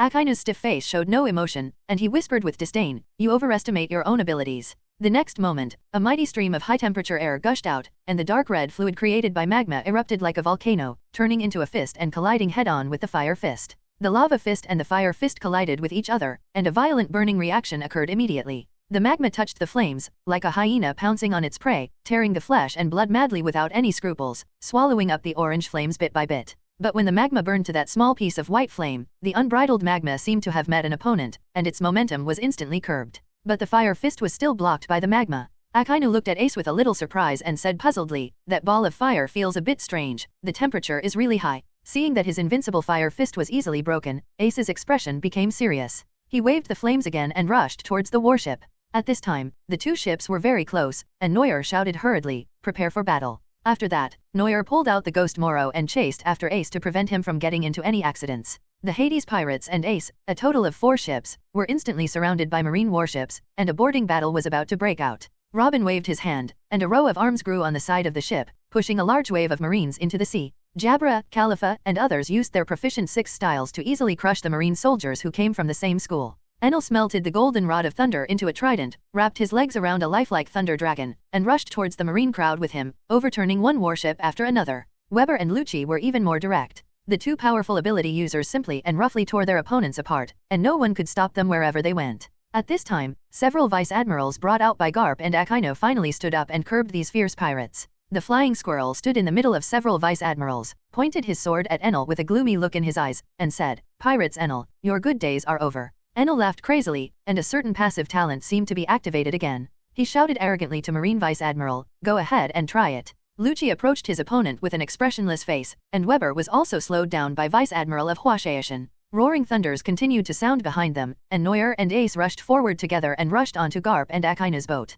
Akainu was filled with anger and cursed, "Damn pirates, how dare you come to my door?" As Akainu spoke, hot mist rose from his body, boiling magma dripped from his body, and his arms turned into slowly flowing molten magma arms. Ace faced Akainu without fear. For some reason, he felt uncomfortable when he saw this person. His arms turned into orange-white flames, and Ace fought Akainu with his fists without hesitation, but as soon as he touched Akainu's body, Ace's expression changed. Ace quickly pulled his hand out, and saw a burnt patch on his arm. He was actually burned by someone? Akainu looked at the surprised Ace, raised his huge molten fist, and said disdainfully, "Magma is the superior ability of fire, die." Ace saw Akainu's fist falling and quickly jumped to the side, almost having his chest pierced by the lava. Ace hadn't felt the burning sensation for a long time, so he was a little surprised, but not scared. On the contrary, Ace's dark eyes seemed to sparkle, and he smiled confidently and whispered, "If it were just me, my fire might not burn through you. But now, my fire has more power than just mine." Akainu frowned slightly. Ace pressed his right wrist with his left hand, the blood in his body began to stir wildly, and the power of the burning fire was activated to ultimate.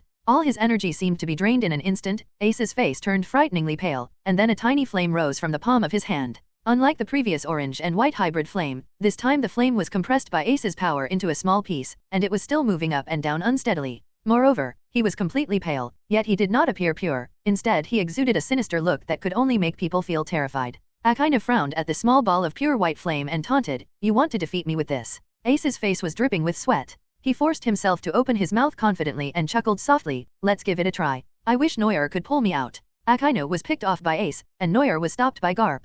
Garp's pair of black iron fists hit Neuer's knife heavily and firmly again and again. Neuer held up the ghost Moruo and tried desperately to block Garp's punches, screaming "FK" in his heart. Who is the protagonist? This old man's physical fitness doesn't look like an old man at all. This armament haki is enough to beat two Neuers, right? Neuer had just acquired Garp's haki talent and was not yet able to reach the same level of armament as the old man, so he was caught off guard. Garp laughed unscrupulously, "What's the matter, Neuer? Where's your power to make a scene in Marijoy's?" Being ridiculed, a hot-tempered young man like Neuer couldn't stand it, and he gritted his teeth and cursed, "Damn it! Force Laozi to do the real thing." Just as he finished speaking, Garp, who had been throwing a punch nonchalantly, suddenly stopped and looked down, only to find that his lower body was frozen. Neuer turned into a flash of light and quickly disappeared from the spot, swinging his knife towards Garp's shadow. At this time, Garp, who was trapped in the ice, broke out directly, took a small step back and easily avoided the knife, and Neuer took the opportunity to dive into the shadow. Large shadows began to flow, forming ropes of binding shadows on the ground, flowing towards Garp.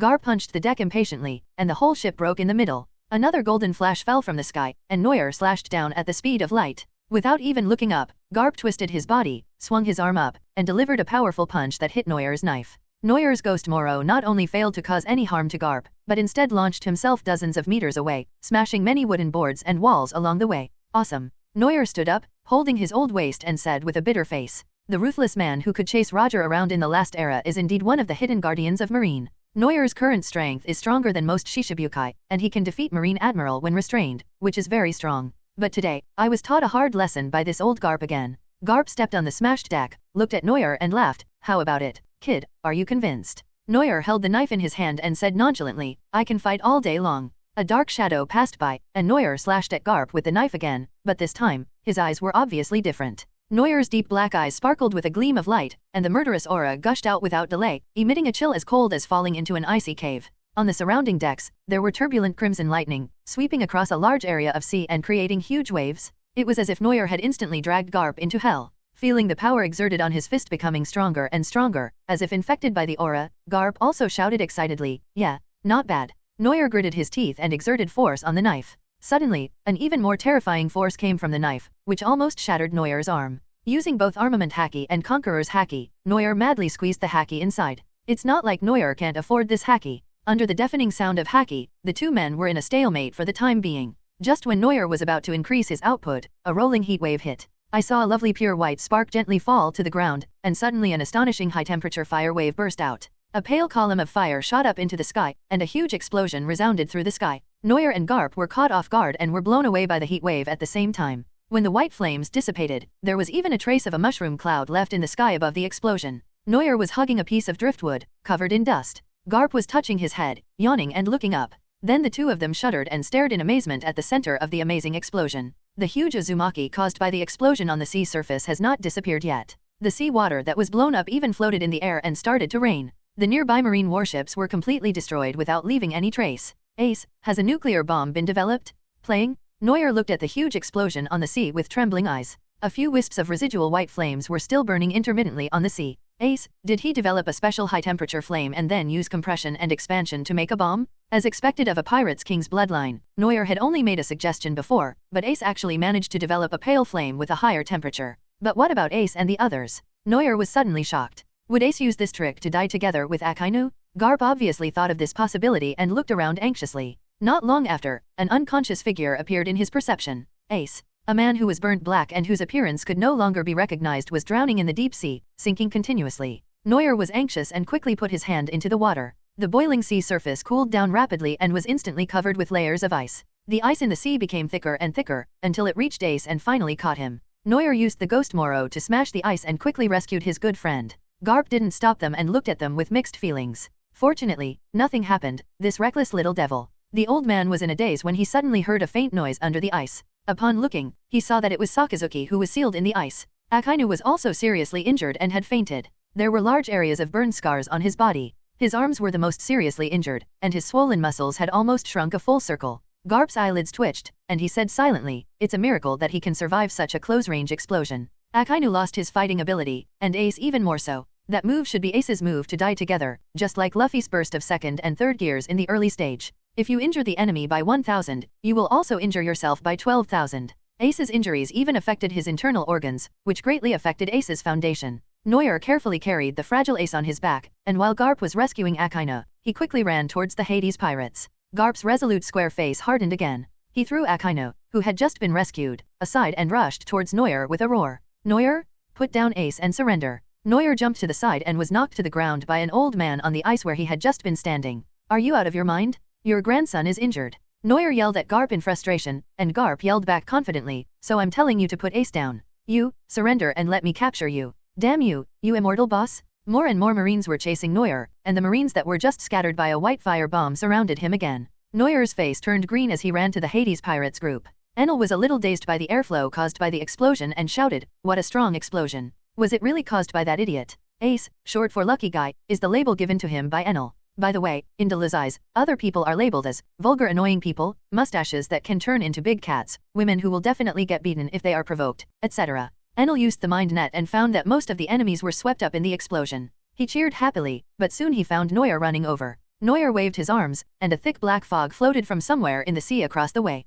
He shouted to Enel, "Delu, activate the proverbs and fly away." The remaining two ships went to hell. Seeing that their leader had returned, the Hades pirates suddenly gained confidence and responded in unison, "Yes." Garp looked at the pirates coldly, raised his fist and shouted, "Don't even think about it." The black iron fist followed the ice and sent a strong shock wave towards the ship. At this time, a big man who was paddling on the ship finally took action. The dark green sword light flashed across the line of sight for just a second, and a violent explosion resounded through the sky. Garp looked at the man on the boat in surprise and said, "My hawk, you are a Shishibukai, what do you want to do?" The ruthless and taciturn Eagle Smash raised the supreme blade with one hand, stared at Garp with his sharp golden eyes, and said, "Your people are blocking my way." Garp looked at Mihawk coldly. He had told Sengoku early on that Shishibukai were full of unreliable people. Even though old Garp seems to be idle and unruly, he actually knows everything about the world's situation, otherwise Sengoku would not have tolerated him staying in his office. In addition to pure laziness, Garp can also provide Sengoku with some ideas for big things. A group like Shishibukai with this model, Zaoan Pirates, was foreshadowed from the beginning that it would eventually fail and disband.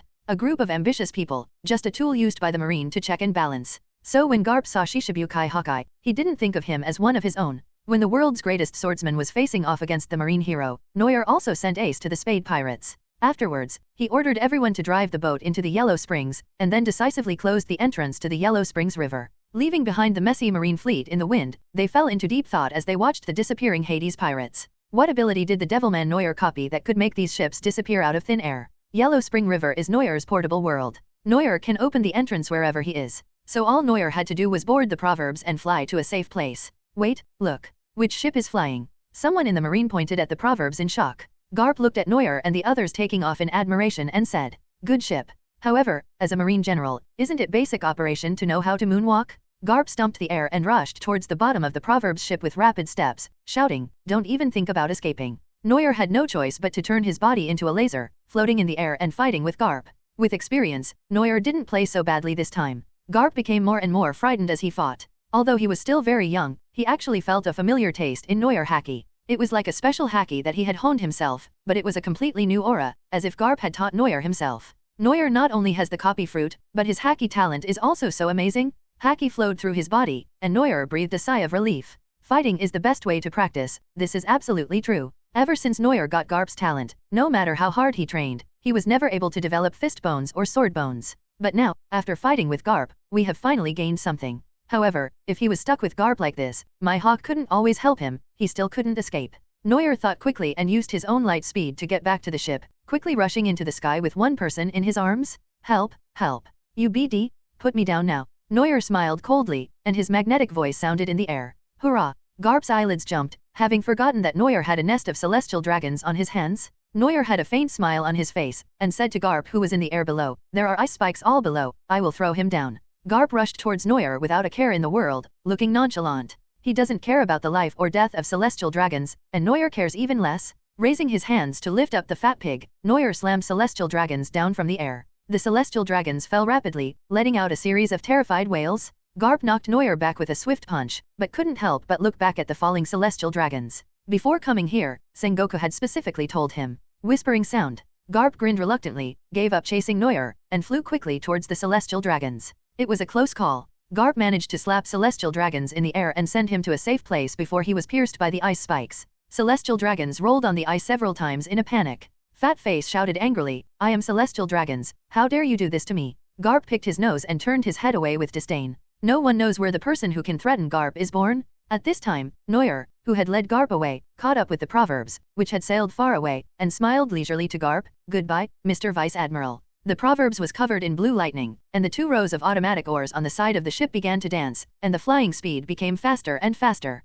"Oh, right." Neuer snapped his fingers lightly, the breeze blew his black hair, and he smiled with success. "Remember, don't take things too simply." Garp's heart skipped a beat when he heard Neuer's words, and he turned his head sharply to look at the celestial dragons who were making a lot of noise around him. The celestial dragons' bodies seemed to have received some instructions and suddenly began to twitch violently. The shadow under his feet suddenly began to move uncontrollably, then quickly flew out and returned to Neuer's hand. The result for the celestial dragons who lost their shadows is predictable. No, don't. The celestial dragons let out miserable cries, and their bodies, exposed to the sun, were burned to ashes in a few seconds. The Marines were horrified, but Garp squinted his eyes calmly and said, "Moria's ability." On the Arc Maxim, Neuer played with the shadow in his hand and slowly absorbed it back into his body. This is a remote-controlled killing skill developed by Neuer using the law of death in the light. First cut off the celestial dragon's shadows, and then replace them with artificial shadows that Neuer can control remotely at will, so that he can live in the sun without being discovered. But as long as Neuer wants, he can remotely take back the shadow he gave to others at any time and take their lives at any time.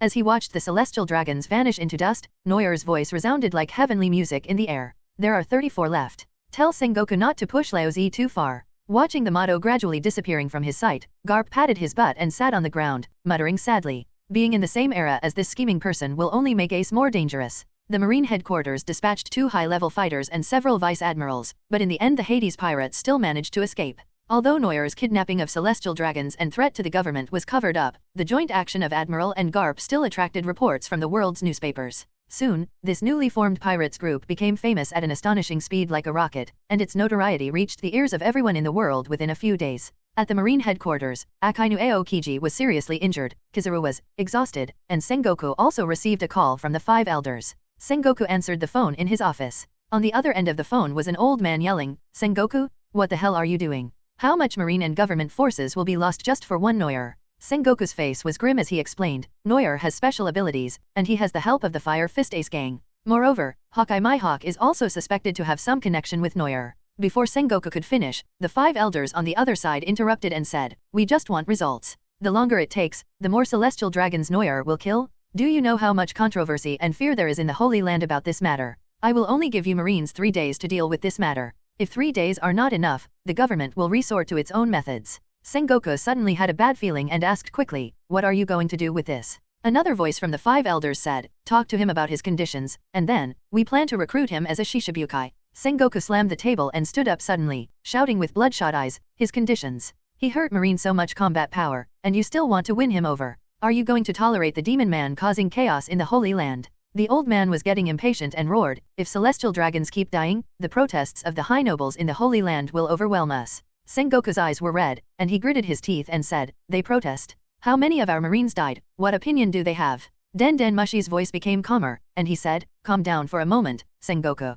Sengoku calmed down and regained his sanity and said, I know about negotiating terms, but why do you want him to be the Shishibukai? Noir's fighting ability is now known to the world, and he was the one who killed Gecko Moria. Letting him take over the Shishibukai can perfectly eliminate the impact and will not cause damage to the government's majesty. It's for the so-called government's dignity. After these words, Sengoku seemed to have aged several years, and it felt like a few strands of his hair had turned white. But there is no way. No matter how famous the Marine is, it is just the strongest military agency under the government. Funding, arms, talent, and technology are all centered on the government. Without taking control of these, the Marine will never be independent and will not be able to enforce justice from top to bottom. But what can Sengoku do? Can he just give up? Obviously not. The 5 elders gave Sengoku an ultimatum, 3 days. In other words, the maximum the government can accept is that no more than 3 celestial dragons will die. But 3 days, what can you do in such a short time? Especially when 2 admirals were injured, what high-level combat power would the Marine have in the short term? Sengoku picked up the Den Mushi in his office and said in a deep voice, notify all officers above the rank of Vice Admiral to return to the headquarters within 1 day.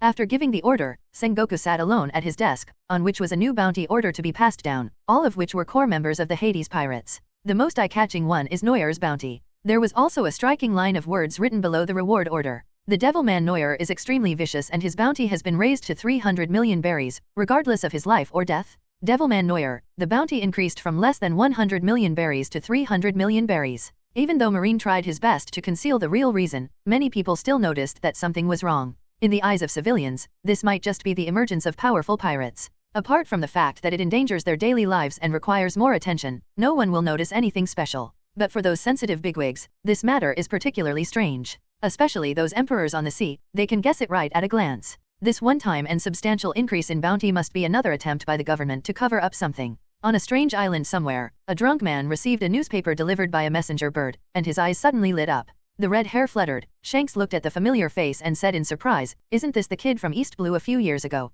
Call. Noir? I didn't expect you to be so successful. Yasop was awakened from his dream and shouted at Shanks angrily, why are you yelling? In the middle of the night. This voice woke up the red hair pirates who were staying in the wild. Shanks excitedly took out the wanted poster and said, look, that Noir has become so powerful. Everyone scratched their heads in confusion and asked, Noir, who is that? Unimportant. Shanks had lit a bonfire at some point and shouted excitedly, let's celebrate this little ghost we just met once. Let's have a party. The red hair pirates all roared, so you just want to have a party. Ignoring the group of funny red-haired guys, another emperor of the New World, arguably the strongest man in the world, Whitebeard, was on Newgate's ship. After seeing the new bounty order, Whitebeard's first squadron captain Marco reported the matter. Newgate, who had a strange and arrogant huge crescent-shaped Whitebeard, leaned on a huge chair and read the newspaper with disdain. It's all a bunch of things that are trying to cover up but only make things more obvious. Robbing the heavenly gold doesn't even reach this amount. I wonder what else this Noir has done. Newgate looked down at his son and ordered, Marco, check this matter a little bit. Marco lowered his eyes listlessly and nodded, yes, Dad. Marco walked out with the bounty, but Newgate stayed in the cabin, staring at another bounty in a daze. This is a bounty of 250 million berries. Of course, it is not worth mentioning for Whitebeard, but the person on it makes Newgate very concerned. The new Ace bounty order shows a more flamboyant young man, and the flames in the photo make people feel as if they are actually there. Poor Gasty Ace. Newgate looked at that young face, and his thoughts seemed to be pulled back to many years ago, when pirates were rampant. I also remembered the man who was so powerful that Newgate had to take him seriously. Newgate gently placed Ace's bounty back on the table and fell into deep thought. A bounty alerted the Emperor of New World. At the same time, Noir's relatives far away in East Blue also received the bounty. In the East Blue area, the village of Kakia West is as peaceful as ever. As Noir's reputation as the strongest hunter grew, almost no one in East Blue, no matter how big or small, dared to provoke this place. Just because this is Noir's hometown. Early in the morning, the familiar morning sunshine was scattered in the village. It was a peaceful scene, but it was broken by 2 loud voices at an inopportune time.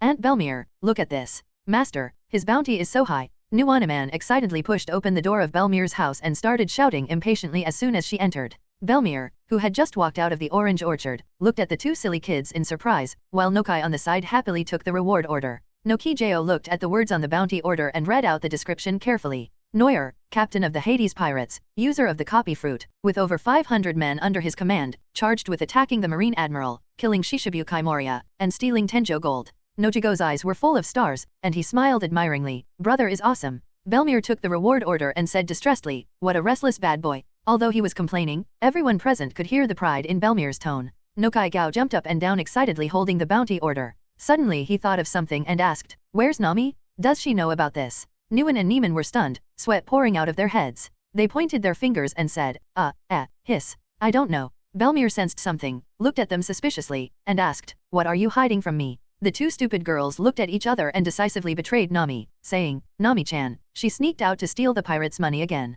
What? Belmir was like a mad tigress, with fire coming out of her mouth, and the three girls were trembling with fear. Nami, you didn't listen to me again. At this time, on the coast of Coco West Village, an orange-haired girl carrying a large bag shivered violently. Nami scratched her head in confusion. Every time she had this feeling, something bad would happen. But it's okay, we've made another big profit this time. Nami carried a bag of money with satisfaction, imagining her wonderful life in the future. When it comes to money, Nami never has too much. But at this time, Nami took out a bounty from between the buns, and on it was Neuer's photo. This was the first bounty offered by Neuer, and the reward was less than 100 million. Nami gnashed her teeth and kneaded the photo of Neuer, looking like she wanted to eat him alive. There was once a bulging little treasury in front of Nami, and she cherished it very much. But later, Neuer went to sea. Small treasury, bang, it's gone too. God knows how long Nami cried on the day Neuer went out to sea. It's not because my dear Unai-chan is gone, but because I am mourning the little money I lost. God, you all should know who stole the money. But now, Nami's nose was raised high and he patted his package proudly.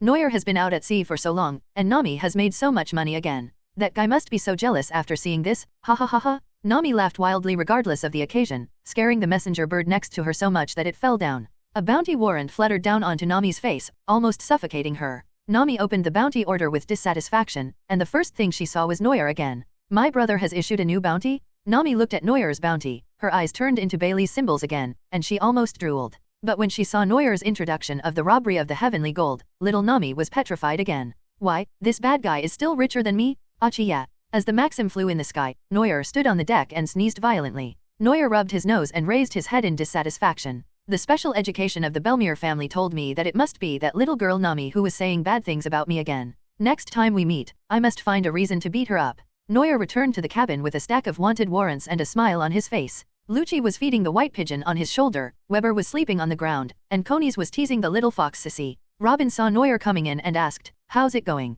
Neuer nodded and said, we have flown far enough to tell Dela that we don't need to generate electricity anymore. Robin looked back, and Weber, who was being watched, immediately stood up, walked to the bottom of the boat and asked Enel to stop. The big sister of the underworld is useless no matter who comes. When Enel returned to the conference room, Neuer slammed the pile of bounties on the table and said, everyone here, including me, has a bounty on their head. Enel's eyes sparkled, and all the fatigue from generating electricity just now disappeared, and he said, great. How many Baileys do I have? Everyone looked at the bounty on the table. These photos should have been taken from Sabayati Archipelago. Enel picked up his own bounty warrant and looked at it expectantly. Enel, nicknamed 10,000 Thunders, is a key member of the Hades Pirates and a user of the Lokia Thunder Fruit. He has a bounty of 150 million berries. When Enel saw the title, it exploded. What 10,000 Thunders? Lao Zi is clearly the god of thunder. Enel yelled in dissatisfaction. Neuer rolled his eyes at him and said, God is such a threatening title. Do you think world government is your little fanboy? You can choose whatever sounds good. Your own demon is so ugly, and you want the whole Thor?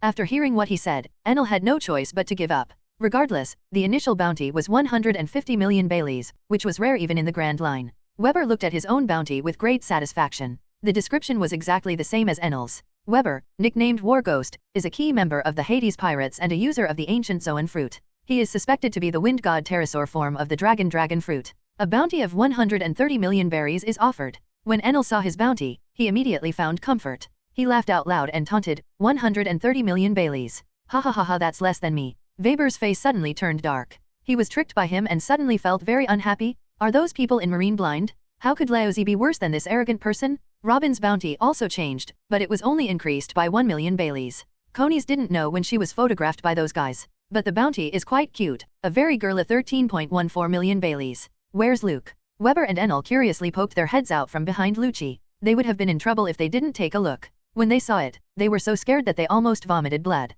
Killing weapon? Why is your title so cool? 220 million Baileys? Why is your bounty so high? Weber collapsed to his knees, and Enel seemed to have lost all color in the world. In addition to Captain Neuer and the Deputy Captain Robin, who is recognized by everyone, Weber, Enel and Conies are the original members of the Hades Pirates and are the oldest veterans of Hades. Lucci and his gang were just partners recruited by Hades for the expansion of Water City. Now the Marine told them that Lucci's bounty was higher than that of the two elders. Lucci was not surprised at all. He calmly picked up his bounty order and said, "The government knows my strength very well, but they only know the tip of the iceberg about you. Plus, I'm good at spying and assassination." Maybe the Marine thinks that I had a role to play in the captain's infiltration into Marie-Joy's. After Lucci said this, Enel, Weber and the others felt a little better. Two childish ghosts. The girls didn't care about the reward at all. Robin asked Neuer, "What should we do next?" Neuer calmed down and analyzed, "The number of celestial dragons is decreasing. I don't believe the government and the Marine can sit still any longer. After these setbacks, Marine will not give up." Hawkeye, who had disappeared before, came out, sat next to him and said,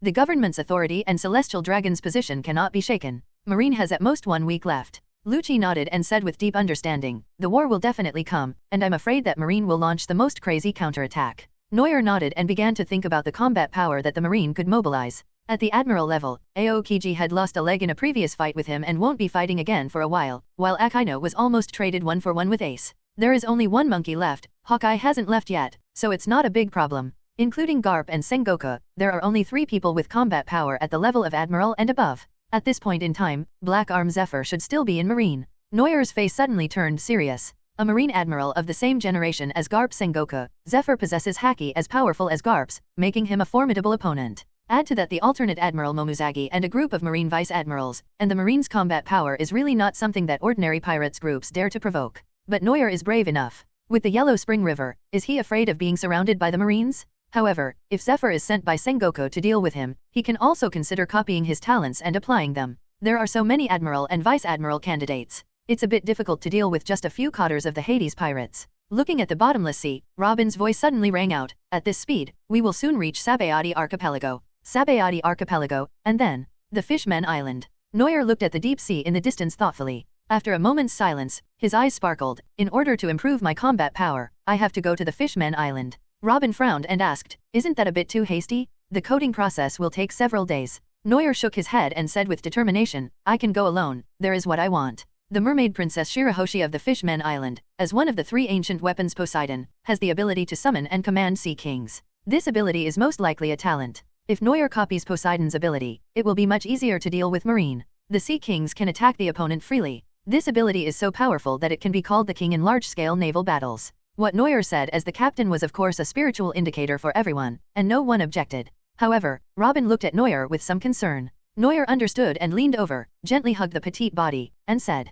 "I'm going to make preparations for the war and will be back soon." Robin nodded and smiled, "I understand." After saying that, she slowly raised her head, pecked Neuer's chin lightly with her tender red lips, and said softly, "Go early and come back early." The atmosphere was inexplicably filled with pink bubbles, and Khalifa and Conies glanced at each other with stars in their eyes. Lucci rolled his eyes speechlessly. Weber and Jabra played the game of protecting the Emperor. And Enel. It hangs on the ceiling very consciously, generating electricity and emitting light. Amazon Lily is a country located on a mysterious island in the Calm Belt. It has the best location and time, and few people can invade it. For men all over the world, this is a holy place that people long for, because the residents of this island are all women, and it is truly a daughter island. The monarch of this country is a pirate, known as the Empress Hancock, who is the most beautiful woman in the world. She is also the only female pirates in 7 Warlords of the Sea. Hancock was visibly anxious today. On the island, in the royal palace of the Amazon Lily Kingdom, Hancock had a gloomy face, biting his fingers, and no one knew what he was thinking. After a while, a big black rat ran in from outside the hall. No, it was a rather short old woman who ran in. The person who came was the former king of Amazon Lily, who was called Japopo by the people of the country and is now an advisor to Hancock. As soon as the mother-in-law ran in, Hancock finally smiled on her charming face, and her beautiful eyes looked at her expectantly. "No matter how many times I see it, Snake Queen is still so beautiful." Granny Jia swallowed her saliva and said while leaning on her cane, "According to the intelligence, we asked Marine about Marie-Joy's, but they wouldn't say a word." Hancock's pretty face was instantly covered with frost, and her enchanting figure rushed out, and her jade legs lashed towards the mother-in-law like a long whip. The confused mother-in-law was kicked out of the window by Snake Princess. Hancock shouted angrily, "Why did you come back without any news? The old woman walked back to the palace, pounding her old waist, and said bitterly, "You really don't know how to pity the elderly." Hancock's face darkened. He grabbed the old woman with one hand and pretended to throw her out again. The old woman got anxious and quickly explained. "Calm down, Snake Princess. If someone really had held the celestial dragons hostage, the government wouldn't have let the news out so easily. Even if it gets out, Amazon Lily is located in the calm belt, so the news won't reach here." Hancock's face changed, and after a while he let the man go. Only then did the mother-in-law breathe a sigh of relief. After a moment's silence, Hancock gave the order, "Notify the 9 Snakes pirates and prepare to depart." Grandma was stunned for a moment and asked, "Where are you going?" Clomé, who was following, put a cloak on Hancock and walked out of the palace, saying lightly, "I will go to Sabayati Archipelago. I want to know the truth about the kidnapping of celestial dragons." Grandma Jia was startled and quickly jumped in front of Hancock and advised, "Sabayati's land is the territory of celestial dragons, aren't you afraid?" Hancock paused, and just when her mother-in-law thought she had changed her mind, she felt a sharp pain in her old butt again. Bang!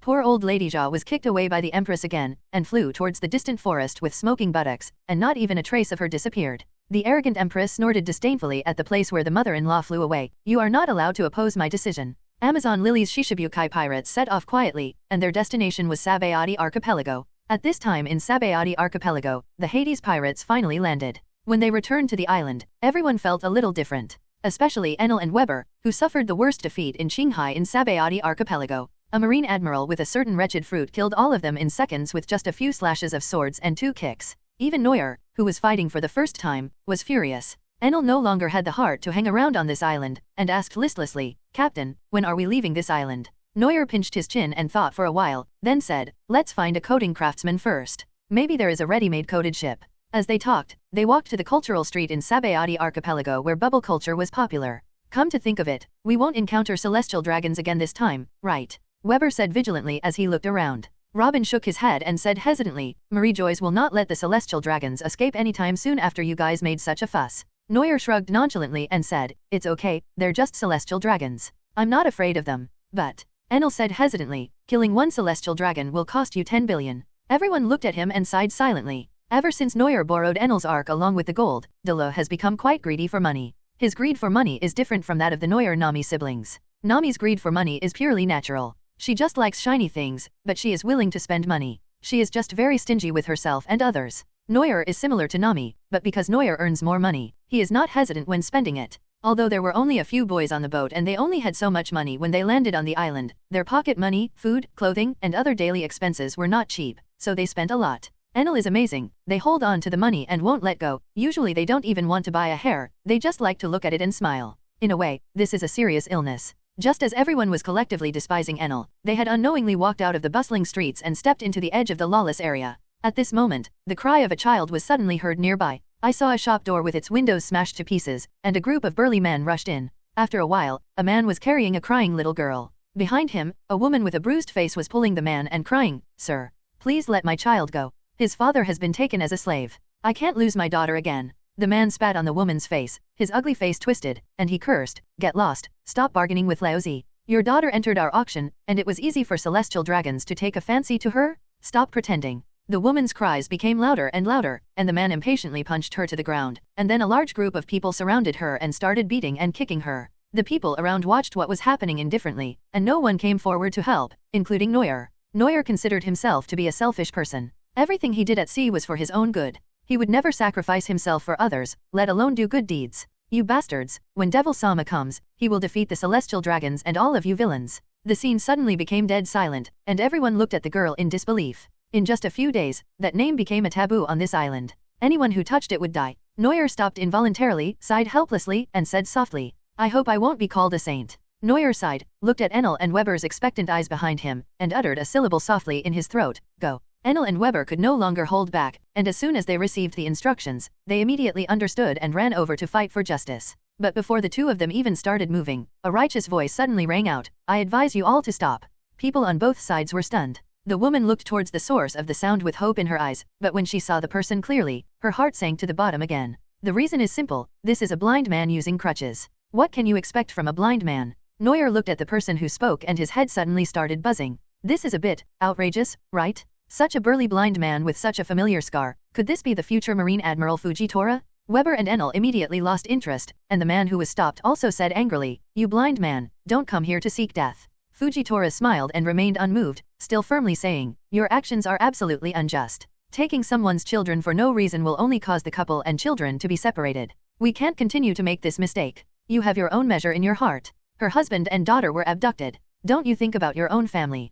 Fujitora kept talking about moral principles, and Neuer and the other officer who were about to rush over stopped involuntarily and waited in boredom until the flowers withered. Weber flipped Enel's long ears out of boredom and said with a melancholy look on his face, this blind man is so long-winded. There was no response. Weber looked back and saw that Enel had fallen asleep while standing. Neuer also scratched his head in confusion. This shouldn't be the case. Although Fujitora also has a strong sense of justice in the original work, he shouldn't be as righteous as Tang Seng, right? The man who had snatched the child away finally couldn't stand Yuxiao's chanting anymore, and he drew his knife and yelled, guys, kill this nagging blind man first. The boss has spoken, and the younger brothers, who are so annoyed that their heads hurt, can't wait to draw their swords and rush forward. The momentum is astonishing. Enel was awakened by the roar and almost followed the group to beat them up, but luckily Weber pulled him back. Neuer watched with interest and smiled. Sure enough, when he saw that no one was listening, the uncle also started to take action. Yuxiao pulled out a knife from his blind stick, and the burst of momentum instantly frightened the trafficking gang that rushed over. But he smiled and pulled out the knife, and after a strange purple light flashed, he quietly put the knife back. This confused everyone. What is this for? Why are they being so polite and even giving me a performance? Just when the group of men were about to laugh in triumph, the sky suddenly darkened. Neuer was shocked. Could it be that trick? Everyone raised their heads tremblingly, and the originally blue sky was actually covered by a shadow that blocked out the sun. Beneath the shadows, there were also intense flames clearly created by friction from the atmosphere, burning the sky dark red. Meteorite. Faced with such a natural disaster, the trafficking gang roared with pale faces, and Enel and Weber also looked at the meteorite in a daze. Neuer and his gang, FK, there are cannons in front of you shooting at mosquitoes, and there is a Fujitora meteorite behind you smashing your minions. But then again, in the original book, the meteorite summoned by Fujitora didn't seem to kill any enemies except the soldiers. Neuer released the cold air from his body, shielded his own men behind him, and observed the battle situation with squinted eyes. The meteorite kept descending, and just when Neuer was about to draw his sword, the group of people were frightened and became insane, howling and begging for mercy. Sir? I dare not, sir. Yuxiao pulled out his staff knife and swung it twice quickly, and the huge meteorite stopped less than 100 meters above everyone. These people escaped death, but they didn't even dare to fart. They crawled away and smiled, not daring to look back. Yuxiao silently patted the meteorite back. The whole process was smooth and he didn't seem to be struggling at all. Enel and Weber's jaws almost dropped to the ground. Is this blind guy so powerful? Neuer smiled, clapped his hands, and said, that's great. Yuxiao's blind eyes slowly opened, revealing the scary whites of his eyes, and he said with a smile, you should have wanted to help just now, I was just meddling in other people's business. Neuer curled his lips in non-committal. The little girl returned to her crying mother's arms, looking at Neuer with curious eyes and a smile. After a moment, the little girl pointed at Neuer and said in surprise, Devilman. Big brother, are you a devilman? The girl's mother shuddered and looked at Neuer with awe in her eyes. Although many civilians in Sabayati knew the Devilman and felt that the execution of celestial dragons was a great relief, it also made everyone more afraid of Neuer. For a man who dares to kill celestial dragons, there is nothing he can't do.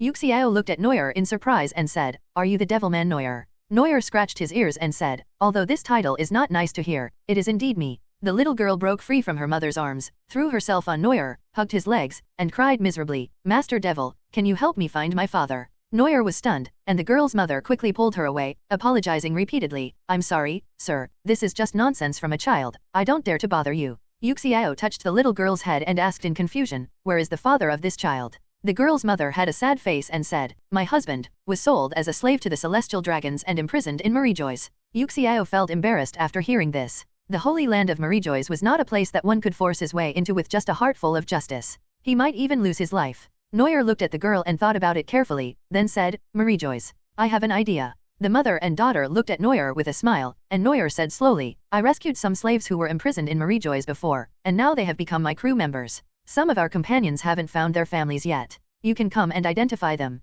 Maybe your husband is among them. The girl's mother's tears welled up again and she thanked him humbly. The girl looked at Neuer with admiration. Yuxiao was even more surprised by another thing. He asked in shock, Mr. Neuer, you rescued the slaves from Marijois. Neuer finally found someone who could act cool, and said, it was a small matter, just burning down Marijois and kidnapping a few celestial dragons. Little guy, the government still wants to conceal what Neuer did and reduce its influence. Don't even think about it. Neuer brought the mother and daughter rescued by Yuxiao to the beach, and then opened the gate to the Yellow Spring River. The entrance to the Yellow Springs River is a huge mass of strange black fog, which takes a long time to accumulate power and covers a very large area. Yuxiao said strangely. It seems that there is a strong energy fluctuation ahead. Enel looked at him in surprise and said, how can you know if you are blind? Yuxiao nodded and said calmly, although my eyes are blind, my heart can see more things because of this. Upon hearing this, Neuer ruthlessly complained, isn't it just observation haki? Is it necessary to make it so mysterious? Enel was a little shocked. How sophisticated would it be if the seeing and hearing haki could replace the eyes?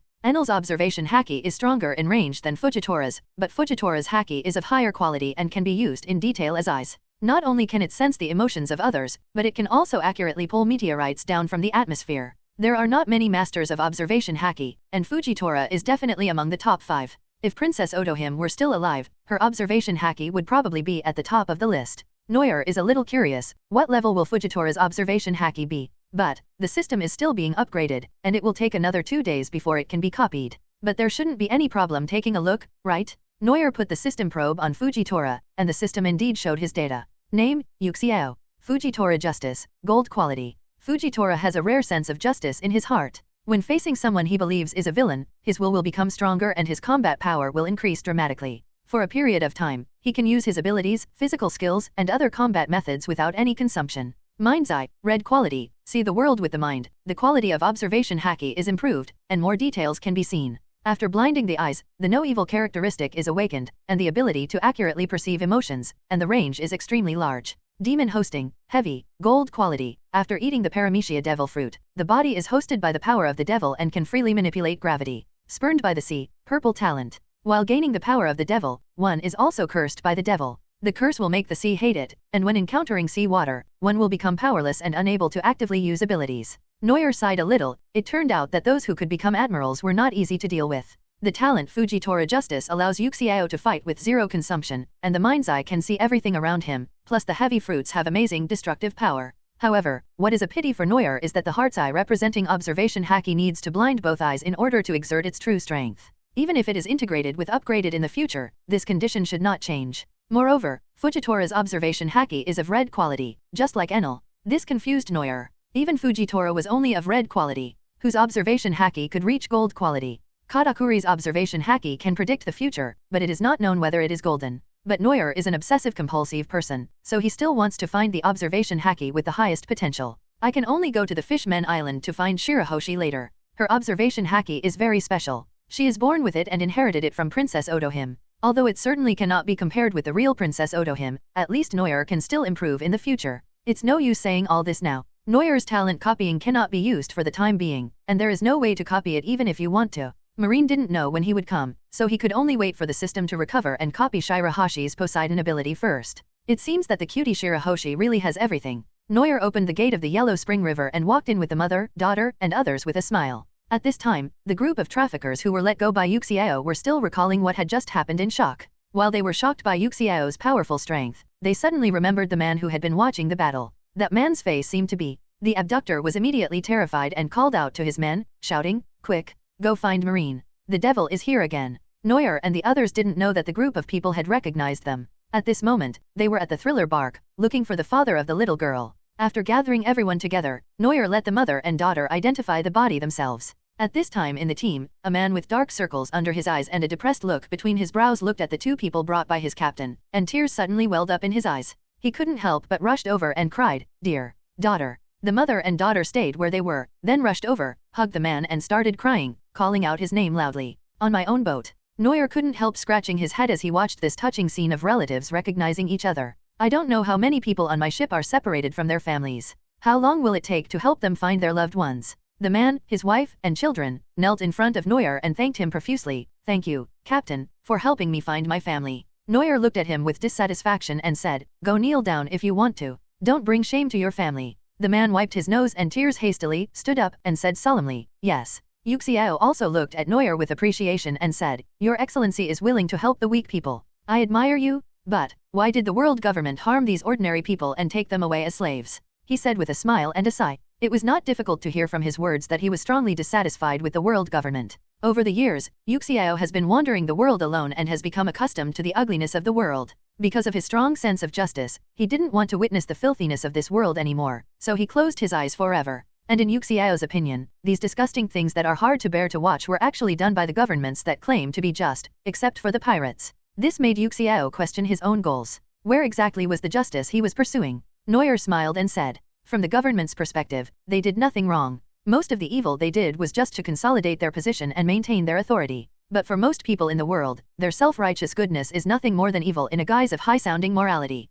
Yuxiao looked at Neuer in surprise and smiled slightly. I thought the people who caused trouble in Marijois would be reckless, lawless people, but I didn't expect. Neuer curled his lips and said, what a useless thing to say. He smiled at Neuer, with an unknown light flashing in his eyes, and said hesitantly, in your opinion, should I still join the Marine and work for the government? Neuer was stunned, and Fujitora smiled and asked for his opinion. What does this mean? Neuer was a little hesitant, especially because his words might affect Yuxiao's future. As a future Marine Admiral, Yuxiao's combat capability is among the top in the world. If he joins his team, the lack of super combat power can be solved. But if you want to get Yuxiao to join you, being too hasty might cause him to be disliked. So Neuer spoke the truth and expressed his thoughts, saying, although the Marine is a powerful armed organization, it is ultimately a government-affiliated agency, and its core resources are provided by the government. So a lot of things that Marine really wants to do are going to be limited. I know a lot of Marines. Although I am their enemy due to my stance, I still admire their inner persistence and their own justice. Yuxiao hesitated for a moment and asked, so, there are many people with lofty ideals in the Marine? Neuer nodded, but after a moment he said, everything has its opposite ends. Just like there are sometimes good people among pirates, there are also some scum in the Marines. Most of the Marines' garbage comes from the branches around the world, and there is much less garbage at the Marine headquarters. Yuxiao seemed to have realized something, and said to Neuer solemnly, I have learned a lot. Neuer said these things to him, but he was not afraid to just laugh it off and go join Marine. In the original novel, Yuxiao happened to catch up with the rampant pirates after the Summit War. Yuxiao, an unknown folk master, had the idea of becoming a Marine. What's even more coincidental is that after the Summit War, a dispute over the position of Marshal broke out within the Marine, and then the world recruitment happened to help Yuxiao reach a very high position. And now Yuxiao has met Neuer, and with what Neuer told him, Yuxiao knows about Marine's situation in advance. Therefore, Yuxiao would understand in advance that if he wanted to enforce his own justice, he must first have enough power, at least he must be an admiral. But now the Marine order is stable, Yuxiao has no chance. And in the future Summit War, and then the Marshal's competition, with Neuer as a time traveler, I wonder what the trajectory of history will be like. According to your opinion, should I join the Marine? He looked at Neuer with a smile and asked seriously. Neuer coughed twice and said, I have a better suggestion. Join my group of pirates. Yuxiao was stunned for a moment, then he laughed heartily and said, you just said that the atmosphere within the Marine is good, and now you want to recruit me to join the pirates. Neuer shook his head and said, the Marine's top brass may be mostly righteous people, but they are all powerful people. Are you sure you can climb to that level after joining the Marine? After hearing his words, she put away her smile and started to think carefully. Yuxiao is a free-spirited wanderer who fights for justice at heart. He really doesn't understand the struggle for power and getting along with bureaucrats. Neuer saw Yuxiao hesitate and said, well, what kind of person do you think I am? He smiled at Neuer and said very seriously, although he is called pirates, what I see is a kind-hearted knight who cares about his subordinates and is willing to sacrifice his life to save slaves. And as an enemy, he is a gentleman for praising Marine without disguising himself. This flattery almost made Neuer's face turn red. He coughed twice and continued, so my pirates group is the minority of pirates I mentioned before. Most of the members of the Hades pirates are poor people who have been separated from their wives and children and have been slaves. They may have committed crimes in the past, but now our only enemy is the celestial dragons. The second thing is to live a carefree life. Besides, joining my pirates group will not insult your justice, but will also allow you to see a lot of justice that you have never seen before. Yuxiao hesitated for a long time, and finally said, can you give me some time to think about it? Neuer breathed a sigh of relief and smiled. The fact that he said that showed that he had at least started to think about it. Yuxiao may seem like a carefree wanderer now, but in fact, with his beliefs, he will definitely join an organization, but no one knows which one. Neuer's lips are almost worn out from talking so much, it depends on luck whether Yuxiao will join him. After all, he is not like Enel, that wimp, who can fit in just by beating him up and feeding him a few meals. Not to mention whether I can beat Yuxiao, even if I really use force, Yuxiao's personality will not make him obey me even if I succeed. Just as Neuer was trying to smile, the situation outside the Yellow Spring River had changed. On the shore of Sabayati Archipelago, countless Marines surrounded us, and densely packed warships and sky-blue uniforms stretched all the way to the other side of the sea. The Marine officer in charge is still our old friend Mr. Huang. But at this time, Uncle Wang's expression was not very good, because he met an uncle who was older than him. The former Marine Admiral Black Arm Zephyr is also the common teacher of the three current admirals. But unfortunately, Kizura and he have the worst relationship among Zephyr's students. As the first batch of students taught by Zephyr after he retired from the front line, it stands to reason that Kizura and Zephyr have a deep friendship. But that is not the case. When Zephyr became an instructor, he was just retiring from the no-kill admiral era, having his family killed by pirates, and was transitioning to hating pirates. Therefore, in their education at that time, the young Akainu and Aokiji were more or less influenced by Zephyr's thoughts. One absolutely hated pirates, while the other made dialectical judgments about good and evil. But Kizaru was different. He was the oldest of the 3 admirals and already had his own ideas and thoughts. He was opposed to most of Zephyr's ideas. In addition, they disagreed on the path of cultivation, so the conflict between the teacher and the student became more and more serious. Zephyr held his right arm, looked at Kizaru with a gloomy face, and said, "You still insist on your idea?" Kizaru said with a bit of impatience on his face, "Are you going to say something big again?" Zephyr raised the experimental crusher arm that he had just installed and said hoarsely, "Forget it. I can't control you." Looking at Zephyr's aged body, Kizaru sighed but turned his head away without saying anything. Vice Admiral Stolobelli quickly supported Zephyr, and Zephyr pushed him aside, saying that he was fine. This time when Marine got the news from Noyer, Sengoku did not dare to be careless at all and immediately sent Kizaru and Zephyr. Moreover, all the vice admirals that could be called were called, including the alternate admirals Momuzagi and Shitan. Sengoku just didn't believe it. No matter how strong Noyer was, could he escape from so many masters? Zephyr looked towards the shore, his face suddenly darkened, and he pointed there and said, "Isn't that the pirate's flag?" Kizaru looked in the direction of the sound and saw a large red ship being pulled by 2 gigantic sea snakes. The pattern on the dark red flag was a pattern of 9 snakes. Empress Hancock? Why did the Shishibukai come here?